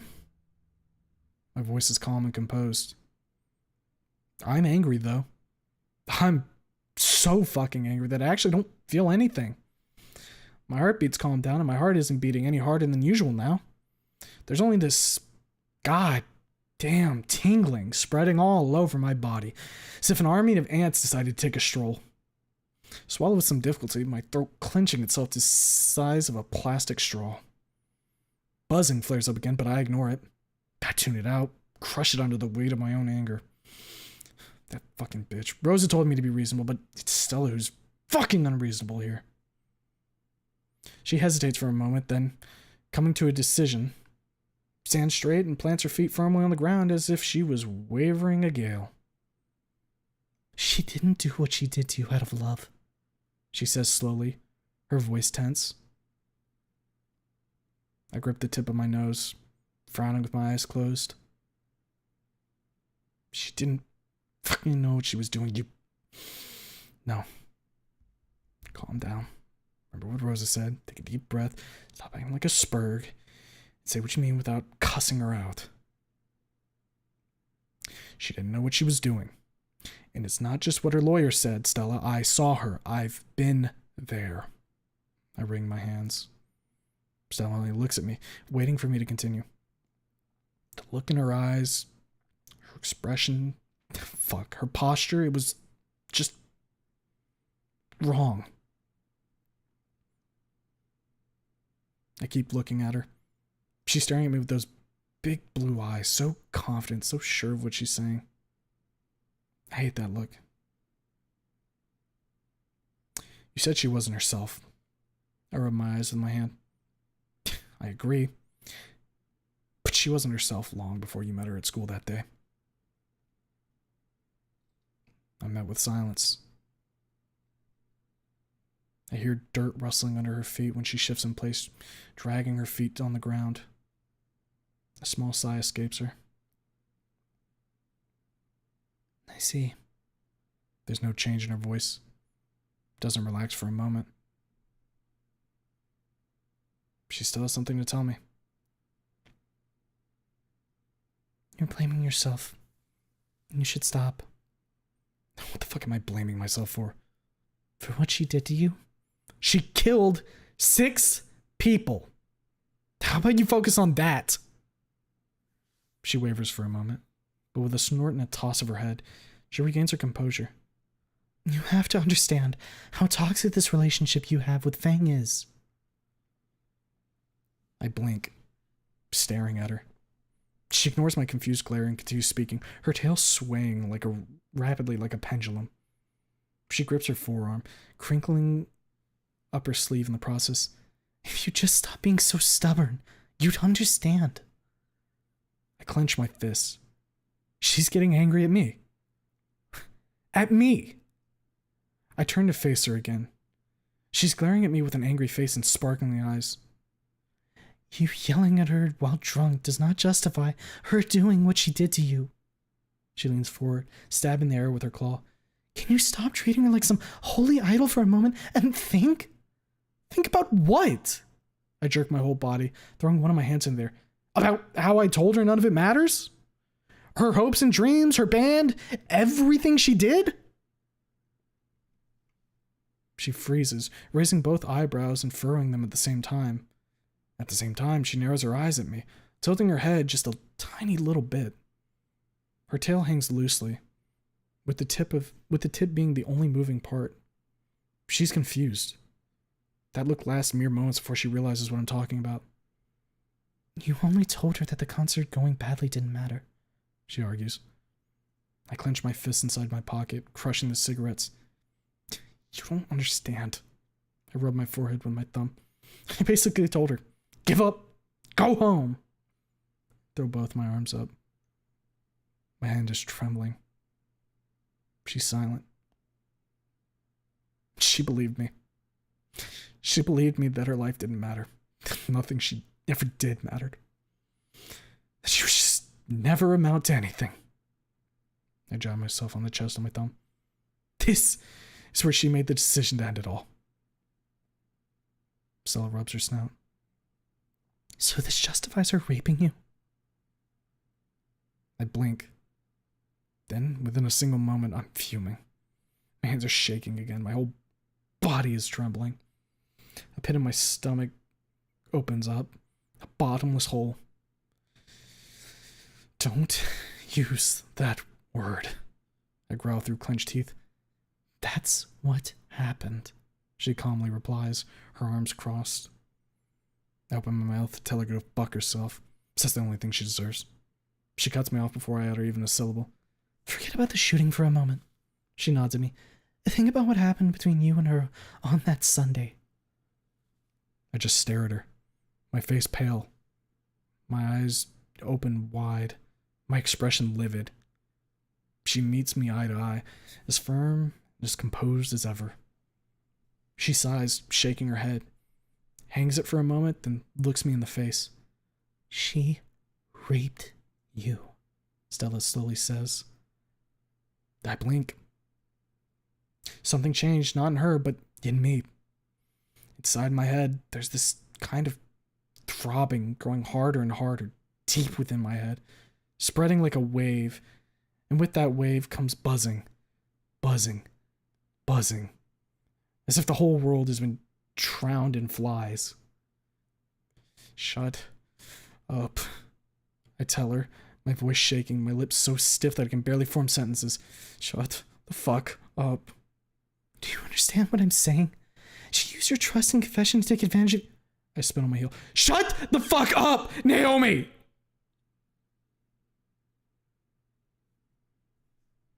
Her eyes shoot wide open. I stare at her for a brief moment, then, with tears in my eyes, I stumble backwards. My head is throbbing. I can hear nothing but the buzzing. Buzzing, buzzing, buzzing. I fall. I land on a bench. Stella steps towards me, then stops and looks to the side. I don't move my head. I can't move my head. I can't move my hands. I can't do anything. If I move even a muscle, I'll lose my mind and end up back in the ward. I need to stay calm. Rosa runs into my field of vision. She starts screaming at Stella, shaking her arms in a whirlwind of fury, her face purple from anger. The Stegosaurus takes a step back, her eyes open even wider than the moment before. She trembles. Barely noticeable at first, but it quickly spreads all over her. Tears glimmer in her eyes. Reed grabs Rose and pulls her away from Stella, who starts to inch her way away from the fuming Acleops. I hear nothing. I feel nothing. I think nothing. I look down at my hands. I've clenched them so hard. They hurt. They're trembling. I'm trembling. The world is trembling. Everything's shaking as if I was at the epicenter of an earthquake. When I lift my head again, I see Rosa kneeling right before me, with Reed standing behind her. She's gently rubbing my hand, her eyes wet with tears. She's muttering something to me, probably some words of encouragement. Too bad I can't hear anything. Slowly, gradually, I regain my hearing. Rosa's sniffling and mumbling an endless litany of Spanish broken up by an occasional English word is the first thing I hear. Where's Stella? The calmness of my voice surprises them both. It surprises me much more, but I don't show it, I think, since the aftershock of the episode makes my face quite stiff still. She's gone, she slowly says. Maldita Zora es estúpida para llevarte a tal estado. La matere se le vivo a ver. Her voice falls as she chokes back a sniffle. Sorry. She looks up at me. Can you stand up? I think I can. With Reed's help, I get myself back up on my feet. I look around. No sign of Stella. How did you find out where we were meeting up? Trish told Rosa, Reed says, cutting off my stepsister. Rosa told me to tag along. She was afraid the meeting would go badly. Rosa clenches her fist and turns, shaking it at where Stella apparently went. And I was right. En que estaba pensado esa chica idiota? She shakes her head and sighs. Let's go. She pats me on the back with a weak smile. Where? On the ride. She takes my hand. You can't show yourself at home in such a sorry state. I guess she's right. As I go along with Rosa and Reed, my thoughts wander towards Stella. Unlike Rosa, I can't hate her. I can't fucking find it in me. But she hates Lucy. She's wrong. Why can't she see how wrong she is? Lucy was confused. She was in an erratic state. I get where Stella's coming from, but she was really fucking misguided in her efforts. Her guide was probably her mother. Let these two stew in each other's stench for all I care. Screw them both. I feel for the cigs in my pocket. God damn it. I crushed the whole pack. Fuck. No smokes at a time like this. Amazing. Fucking wonderful. With an angry leer spread on my face and my hands stuffed so deep in my pockets that I tear the lining up a little, I follow Reed and Rosa. For a moment, I brood about the prospect of going to a store and buying more cigs. No, I just want to go home. Having Alicia, that fossil yelling at me, will be a nice change of pace. Having anything to fill the silence, no matter how unpleasant, will be a welcome change indeed. I glance at my companions. Reed is hunched over, his eyes glued to the ground, his hands stuffed into his pockets. Rosa, on the other hand, is wiping her eyes with a small handkerchief, crushing it in her fist between each such operation. There's a stream of English mixed with Spanish pouring out of her in an endless torrent. This went horribly. Absolute catastrophe. The mist is dispelling as we arrive at the parking lot, pulled apart by gusts of cold wind smelling of the sea. I stop and turn to look at the big blue. There are dark clouds on the horizon. The sea is white with splashes of foam kicked up by rolling waves. There's a flash, far, far off at the deep sea. Almost 10 seconds later, I hear the sound of very distant thunder. What is up with the weather lately? I shake my head at the sea and the gathering storm, then get into the car. We buckle up. Rosa starts the car, and soon after, we're zooming down a motorway. Rosa. I lean up from the back seat. Yes. She doesn't look at me. About Stella. Rosa pumps the brakes, making me grunt when the seatbelt clenches around my chest. Don't speak about her. She growls, gripping the steering wheel hard. Reed reaches out and caresses her cheek. She trembles, her voice going from angry to dejected within a moment. Calm down, Petal. He plants a kiss on her snout. It's all over. Calm down. She lets go of the steering wheel. Her hands fall by her sides, but she lifts them up to her face almost immediately and starts crying, her voice muffled by her palms. Reed leans in and wraps her arms around her. She pushes her face against his chest, sniffling and mumbling under her breath. He holds her, slowly rubbing her on the back. I sit still and quiet, looking out the window. Great. This was supposed to go differently. If only Stella wasn't so fucking pig-headed, we wouldn't be in this mess right now. Why did you call her that? I blink and turn my head. Rosa's looking at me, eyes puffed up and red from crying. Why did you call her Naomi? My fist clenches on its own the moment I think about that self-assured, smart-ass look on Stella's face. I turn my head back to the window to hide the full extent of my leer. She was acting like her. She was trying to force me to be someone I'm not. I close my eyes. Rosa says nothing for a long moment, then mumbles something to Reed and sits upright. She turns on the music player and turns up the volume. The car starts moving again. Nearly 4 hours pass before we return to the farm. During that time, Rosa and I get a couple calls from Mom. We told her that we went Christmas shopping. That forced us to go to the mall and buy some small gifts for the family. It's mid-afternoon when we finally return home. We had to drop Reed off at his house, and thanks to traffic jams, we spent an additional 2 hours in the city.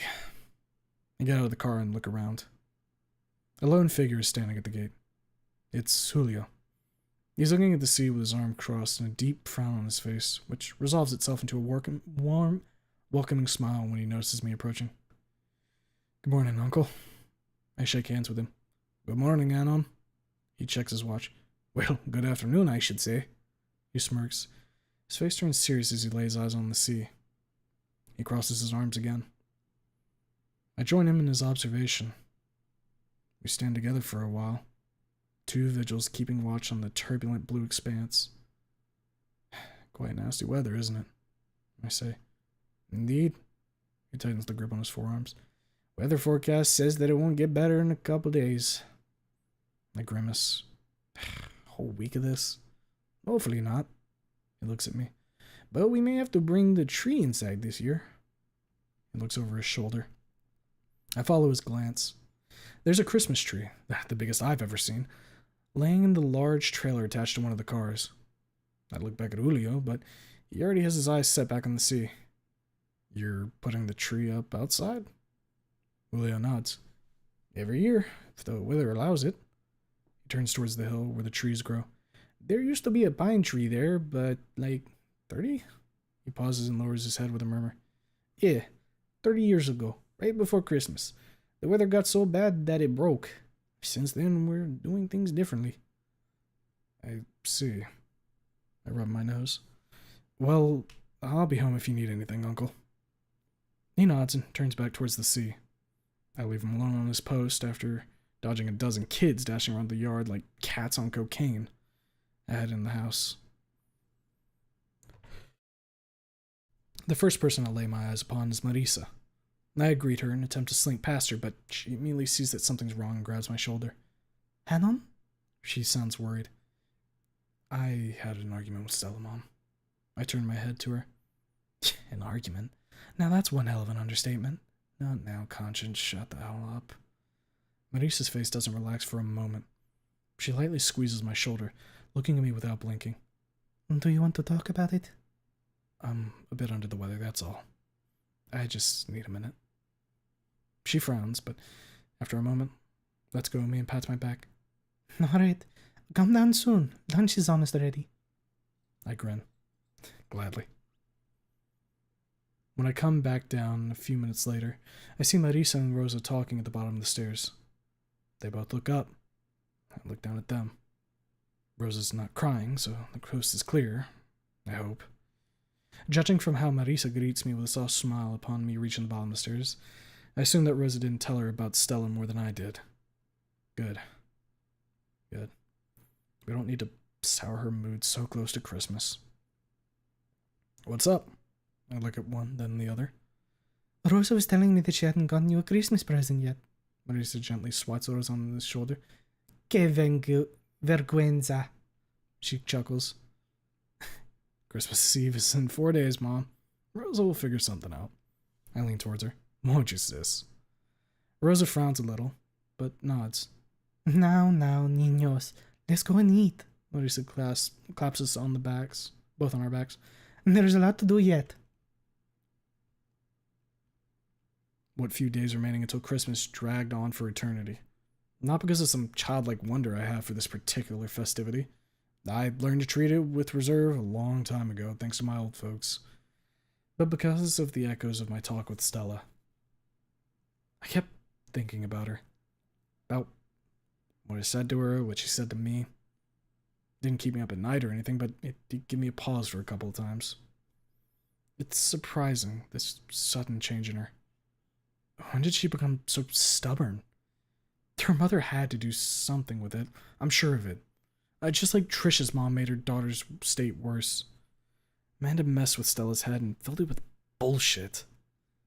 I hope that Amanda's influence over Stella can be lessened so we can talk everything over like adults. It's Wednesday, a day before Christmas Eve. The weather's been bad for the past couple of days, just as Julio predicted. It's been rainy and windy, with the threat of a thunderstorm looming constantly on the horizon. Dad and his brothers decided to bring the tree inside this year, which meant cutting it down so it could fit in the living room. I'm sitting on the couch with Sophia, watching Rosa, my step-siblings, and redecorate the tree, talking amongst themselves in a healthy mix of two languages. The younger cousins lounge around the living room, trying their best to get into everyone's way, while the older ones either help with the ornaments or occupy themselves with their phones. Rosa tried to entice me to get my lazy ass off the couch and help them, but I politely refused each time. She finally has enough. She grabs my hand and pulls me up from the couch. It's a family holiday, Anon. Come over here. She drags me over to the tree and puts a bright red bauble in my hand. I look at the bauble, then at the tree. And with a sigh, I hang the decoration and look at Rosa. She rolls her eyes and points at an old cardboard box standing right by the table labeled Adornos. I go over there and pull out a long pink and silver tinsel.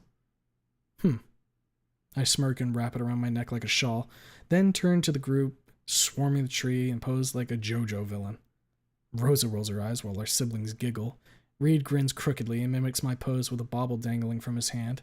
Matthias and Moises mimic him in turn, which makes me grin and chuckle. I pull the tinsel off and go up to the tree and hang it. Maybe Christmas isn't that bad after all. Just as I'm about to start digging inside the box of ornaments, my phone buzzes in my pocket. One new message. From Trish.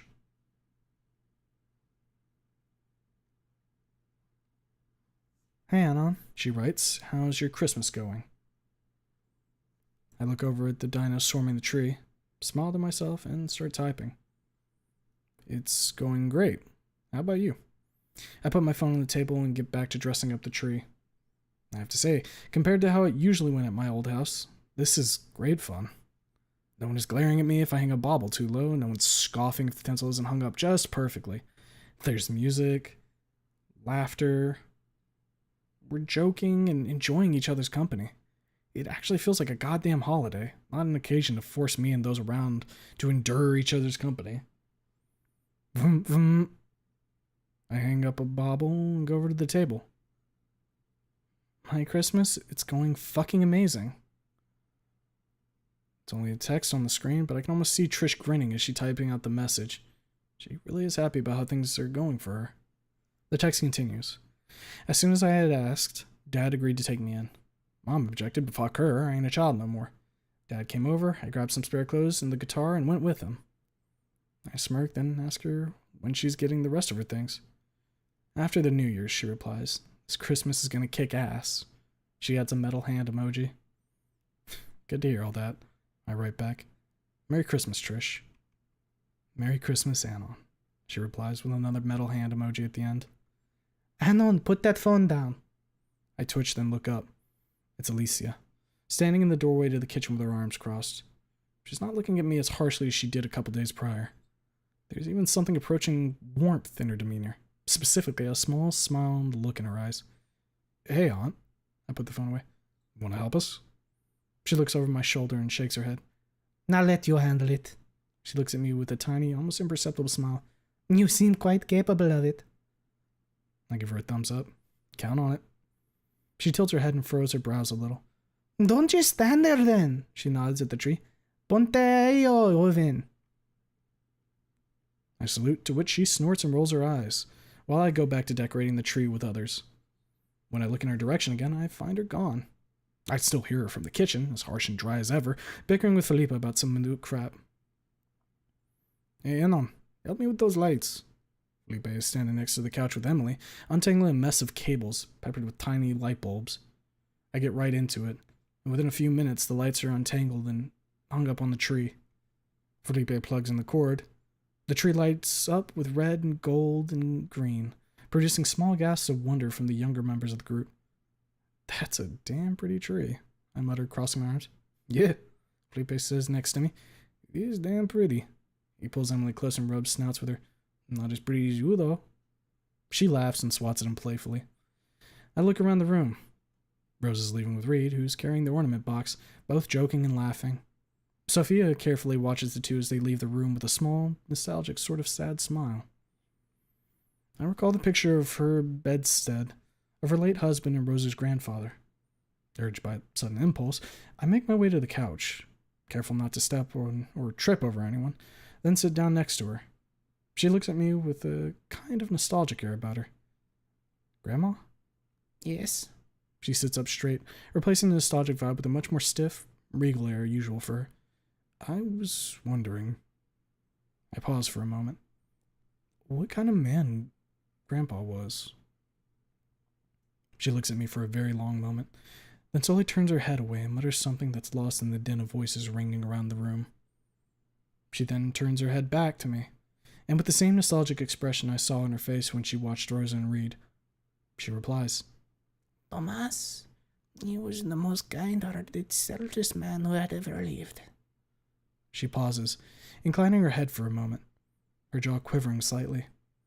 After a moment, she lifts her head and continues. After we had to fly from the old country, he worked day and night to provide for us. He never complained. He was never bitter or resentful towards others. It was a picture of kindness and generosity. She pauses to wipe her eyes. I look away for a moment. Well, I just struck a tender chord. I shouldn't have done that, I think. This house wasn't completed yet when the reader was born, you know. Sophia continues. This room in which we're sitting in now is the only one complete. Oh, it wasn't El Palacio de su padre, but we got by just as well. I look back at her. She's smiling. The remembrance of her husband softens her features, ridding them of her usual hardness and making them look much more like roses. Even their smiles are similar. So he was a good man. Era un hombre excelente, She says, rubbing her snout with her palm. He was a shining example for any man. Rosa and Reed come back into the room, laughing about something. Sophia's smile widens a bit when she lies her eyes upon them. He reminds me of him, very much so. She nods at Reed. He will make Rosa very happy. I look at them. Reed pulls Rosa close, and the two are just standing next to the tree, with Rosa before him and him with his head on her shoulder. They're whispering between themselves. They do look happy. I mutter. There's a pang of sadness somewhere deep within my chest. If only things were different. If only I was more considerate, this could have been me and Lucy. Being together. Being happy. If only... No. Enough. It's all in the past now. You can't change it. Realizing that obvious truth does not lessen the pain. I close my eyes and stifle a sigh, then get up. Where are you going? Sophia asks. To my room. I tell her. I need to grab something. I get away from her before she can stop me and go upstairs, then down the corridor into my room. I close the door behind me and press my back against and head against it, fighting against sadness rising in my chest. I clench my teeth, feeling wave after wave of gloom washing over me like the ocean lapping against a shore. I punch a wall. Fuck! Fuck! I clench my fist and bite my finger. Don't chew through it again. Thanks, conscience, I know. I let go of my finger and look around the room. There's a crib sitting in the corner, complete with a set of bed sheets and a mobile. In just 3 months, so the bed will gain an occupant. A little baby. My baby. My daughter. The longer I look at the crib, the longer I think about my daughter laying in it. The longer I think about this small, defenseless thing being completely reliant on me, the more my gloominess subsides. In its place, I find warmth, firmness, and a purpose. I push myself away from the door, and with a fresh resolve, wipe my eyes with my forearm and take a few short breaths, pumping my fists the while. I grab the guitar and head for the door. As I lay my hand on the doorknob, I look over my shoulder at the crib. Fuck this melancholy bullshit. I'm a father. Time to start acting like it. Christmas flew by like a pleasant dream. From the moment I woke up on Christmas Eve, woken up by Moises knocking on my door, telling me to get up from my bed, I felt like I was a little kid again. For the first time in I don't know how long, I felt the warmth and the childlike wonder for this holiday, which I was so long accustomed to treat with such a reserve and caution, that it was, for me, the most dreary 2 days of the year. It was all nothing like Christmas at my old house. We didn't eat breakfast, lunch, and dinner in silence, exchanging Christmas wishes as if we were strangers to each other. There was no moment of silence at the tables. I don't remember a moment of stillness or dreariness or cold, composed firmness I grew accustomed to at my old house. There were jokes, laughter, merriment, and simple happiness of being together, of being a family. Trish was right. This Christmas does kick fucking ass. There was also food, a lot of food, and it was absolutely fucking delicious, as always. There were games and stories of past Christmas, the latter of which I listened to with great interest, myself having none to tell.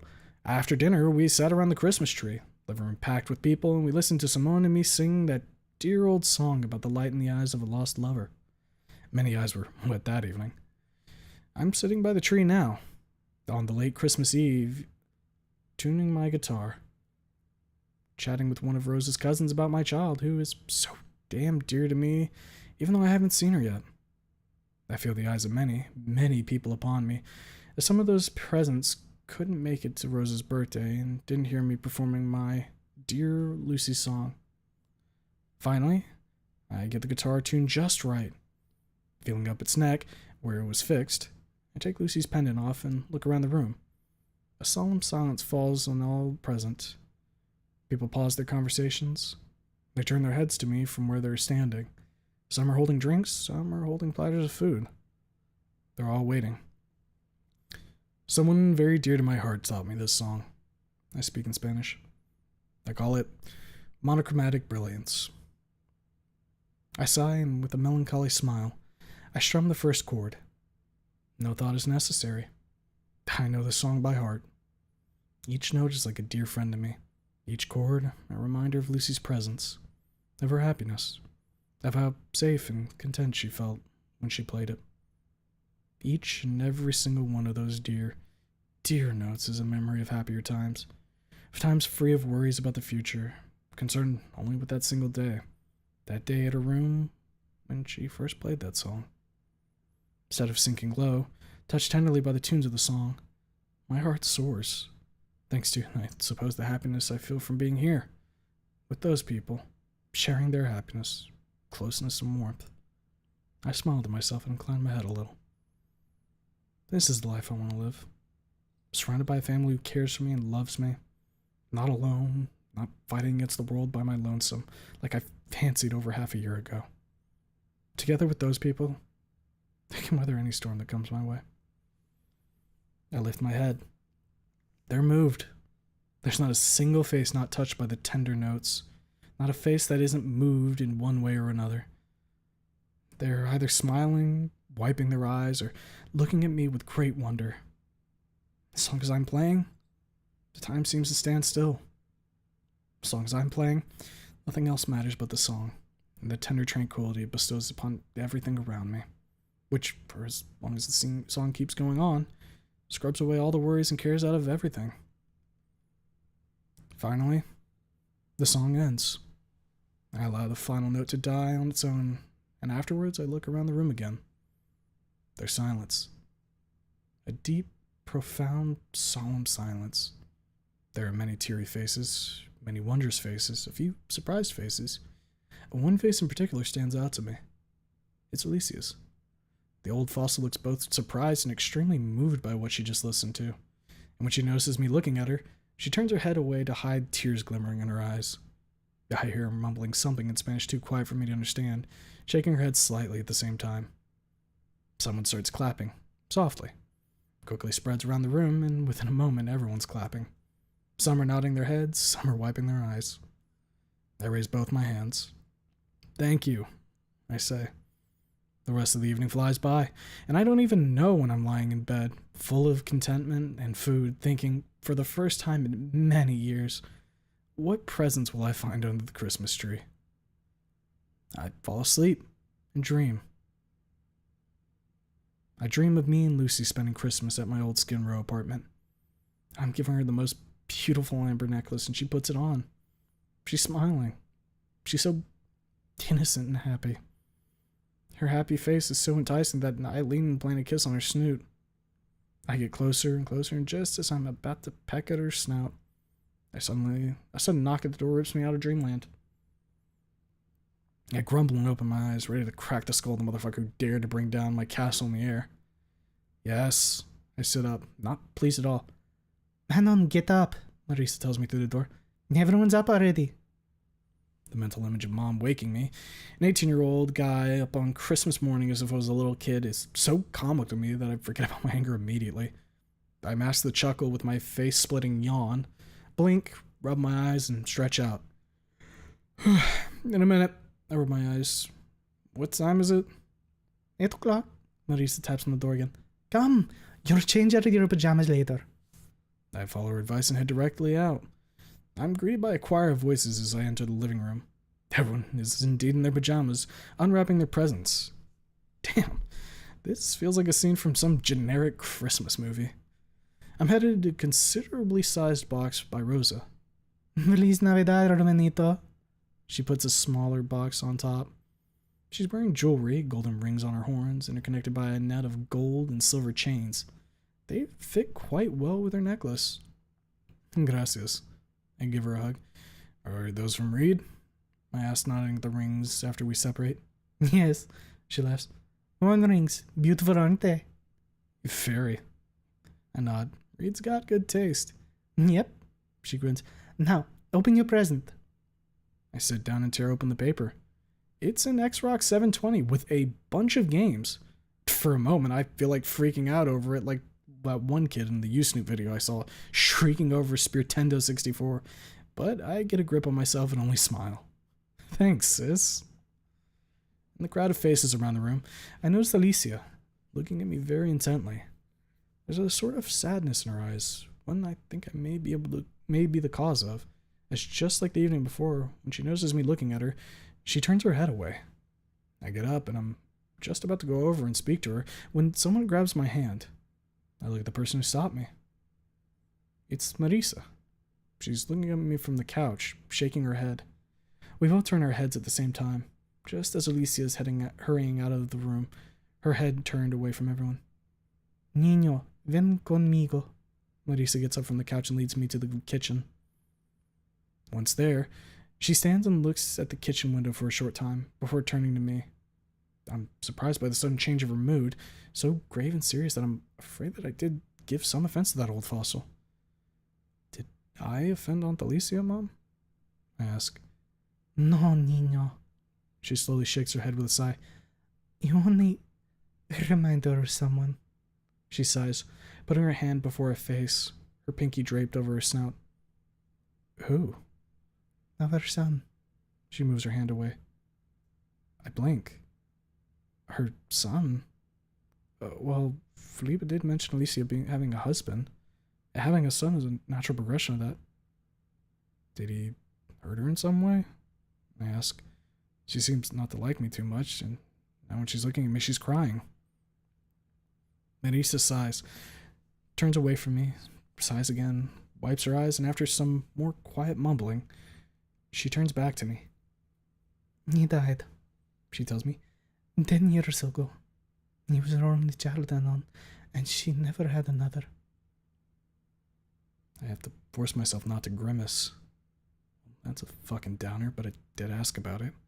Can't blame anyone but myself. I see. She looks at me oddly ever since I played the song in front of everyone yesterday. Marisa nods, turning to the window. Luca played guitar. He was a dear, melancholic sort of boy, keeping everything bottled up and close to his chest.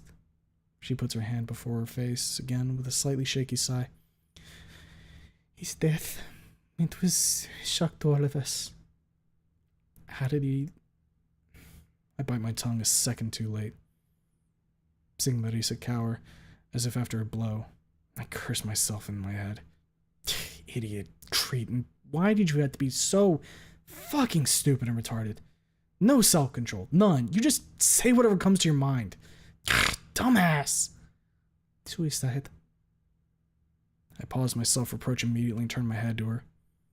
She's staring out the window with such intensity that it's a miracle the glass hadn't shattered into a million pieces yet. Shortly after Christmas. I didn't want to distress her. I turn my head away.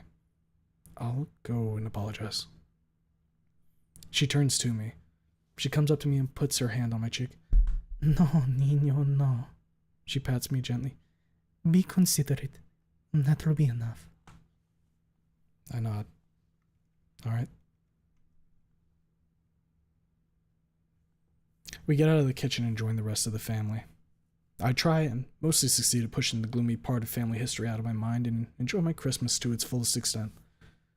Luca, that mysterious son of Alicia's, pops back into my thoughts a couple times throughout the day. Each time I lay my eyes on his mother. I wonder if Samantha ends up as bitter and stiff as her. Alicia had recovered composure after some time and rejoined the family, partaking in the festivities with more reserve than before. Whenever our eyes meet, I see the same melancholy in hers as I saw before. There are no more tears, though. The day flies by even faster than Christmas Eve. I don't even notice when it's late evening, and we're all gathered around the tree again, singing Christmas carols. As we're finishing one of them, I get a text. I glance quickly around to make sure no one's looking, then get my phone out. One new message from Trish. Another quick glance around the room later, I open the text. Reed texted me. I shoot wide open. I look around the room in search of Reed. I find him behind the couch, hugging Rosa close to his chest, singing his heart out with a bright look on his face. When? I ask Trish. She responds almost immediately. Today, like half an hour ago, she replies. He wants to meet up.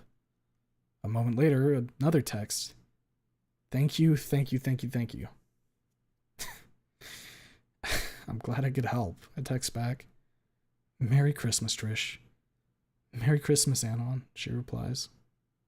Truly, a Christmas miracle. Hey, Anon. I twitch and look up to see Reed looming over me. Yeah? I put the phone away. Reed looks at it, then at me. He nods to himself as if he just confirmed some suspicion of his, then looks back at Rosa, who gives him a thumbs up. Then he looks back at me. I've got a favor to ask.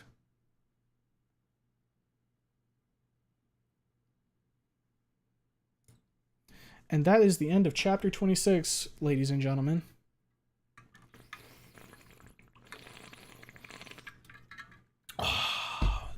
And a well-deserved glug of guagua for Humo no To.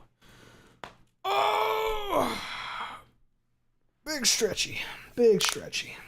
Crack my knuckles, crack just about everything real quick. I see the dragon was really liking the sus part of ojos. You know, abrir sus ojos. Let's see. Here, random question. Do you think Randy can throw hands if he needed to? Absolutely. She's not wrong. She has a valid point. Anon really just had a phase 2 boss transition for an argument. He's gaslit himself into thinking it's all okay just because he forgives her. Stella telling the harsh truth bomb to Anon's face. Problem is that he's not willing to negotiate, making whatever she says, no matter how right, sound like an attack. I mean, personally, I see it as they're both at fault here. They both are unwilling to budge on their view, right?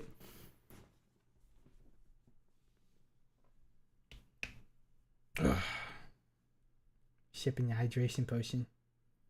Give it up for chapter 26. Yeah, at least how I see it, it's like Anon is unwilling to really come to terms with how fucked up everything was and is just kind of trying to brush it under the rug and move past it. Whereas Stella is not ever going to budge on the fact that it was like there was... I think the problem with Stella's argument, and it's kind of something that's, I don't know. I guess the way I'm trying to articulate it is Stella forgave Fang for pointing a gun at her, essentially, right? And having almost killed her. And her argument for why it was okay for her to forgive it is because she wasn't in the right headspace and she could tell that wasn't, Lucy, right? And that's fine, but she's unwilling to let Anon have the same argument, if that makes sense. Of course, you could argue it a bunch of different ways there. That's, at the very least, that's how I see it. Like, sure, Anon needs to come to terms with the fact that everything was fucked up, and at this, I think he's kind of teetering a bit towards that because he's questioning a lot of stuff regarding Lucy right now, right? Like, what are they even? What's gonna happen going forward? All he really knows is that he's gonna have to take care of his daughter, right? That's the one thing that he is locked in on. Everything else, it's kind of up in the air with how things are gonna go with Lucy, because part of something that he's mentioned is, will Lucy even still see him the same way because he did withhold information about Nazar being executed, and she might harbor some resentment towards that. So that's something, right? But at the same time, I think that if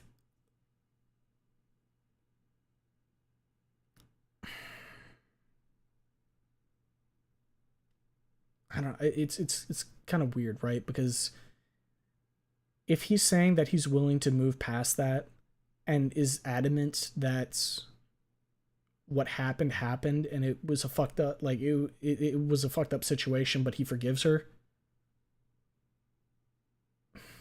I guess part of the thing is, what good does it do to try and push him to, like,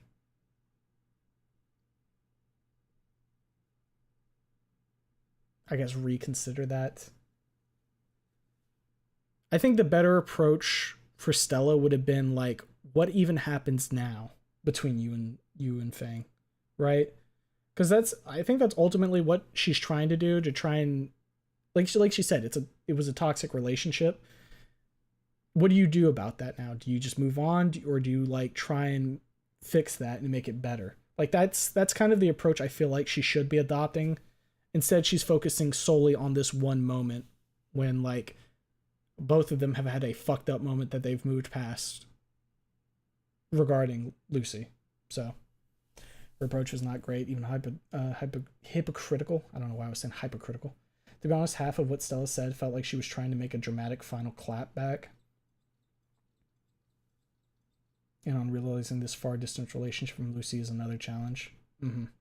No easy answers with a situation like this, obviously. Which is why it's going to be interesting to see how it all resolves. I am kind of worried about Stella, though.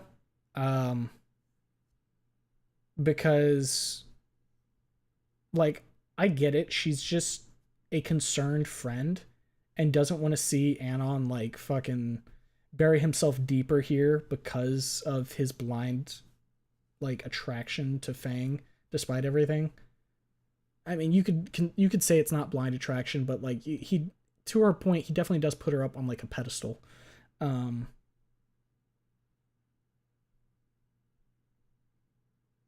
But after everything, like, blew up in her face like that, and she's already stressed out, she's having a lot of stuff go on, she's having to work a job while she's doing college exams and everything. It's not a good time for all of this to, like, shoot up in her face. And, like, Rosa was, like, fucking cussing her out. I don't know if, like, they're on good terms right now, so she's probably feeling isolated if they didn't, like, keep talking after that. And that's just going to push her down a bad path. So I'm hoping at some point Anon can maybe try to reach out.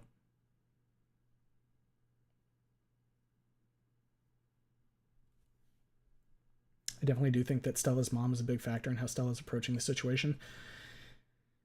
Yeah, I mean, it's possible. The only thing about that is I don't want to take away the agency from Stella necessarily. You know what I mean?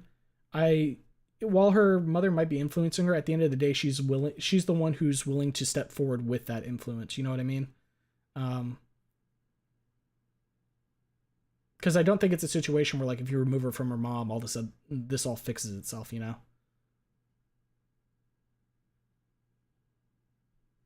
Truly, Stella is a Nitro Stega. She's fighting her own battles as well.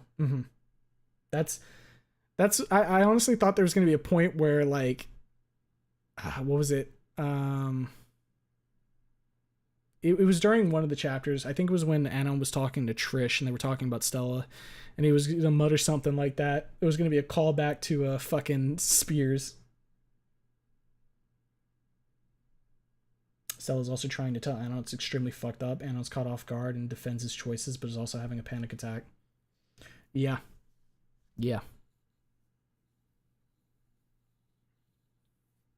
Getting confrontational is definitely not the way to go with all of that.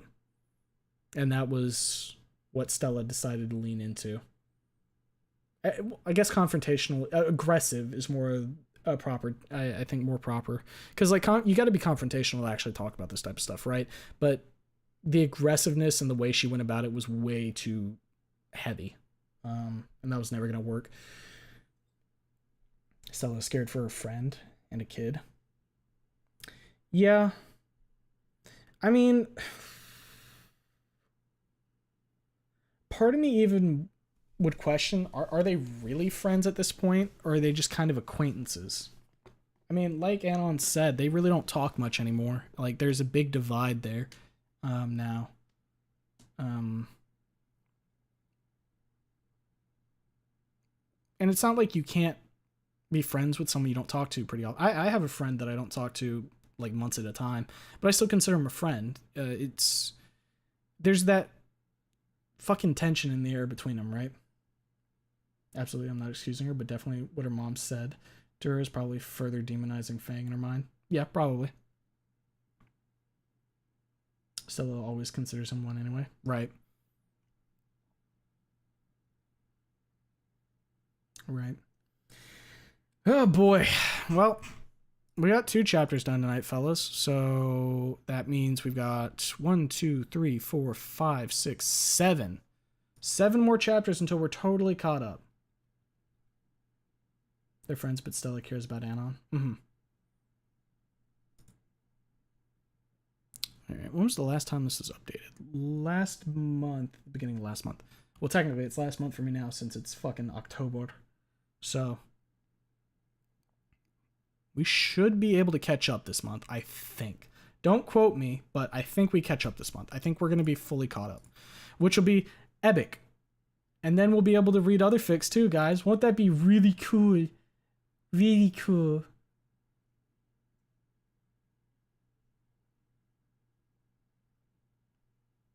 Oh my god, we almost caught up. Can you believe that, Mr. Shimmer? You should wake up. You should probably wake up. Wake up, wake up, wake up. You know, the one thing I'm hoping right now is that Stellar does not commit slew slide, you know? I'm hoping that one isn't isn't in the cards here. Cause man, that's gonna suck really bad. That's gonna put us on a bad timeline. Oh boy. But when is the next one-shot reading stream? It'll probably be sometime closer to Halloween. We'll probably do like a spooky reading stream. We'll read like creepypastas and shit, and it'll be really fun. It'll be a fun time. But yeah, like I said, we're over 4 hours in now. I think it's time for your boy Hungo to go like chill out. So we'll be streaming again Wednesday. Don't know what we're doing just yet. I'll be thinking about it tonight. You can probably expect to see a schedule channel open up with a tentative streaming schedule for this week. Either tonight or sometime tomorrow. So just keep an eye open for that.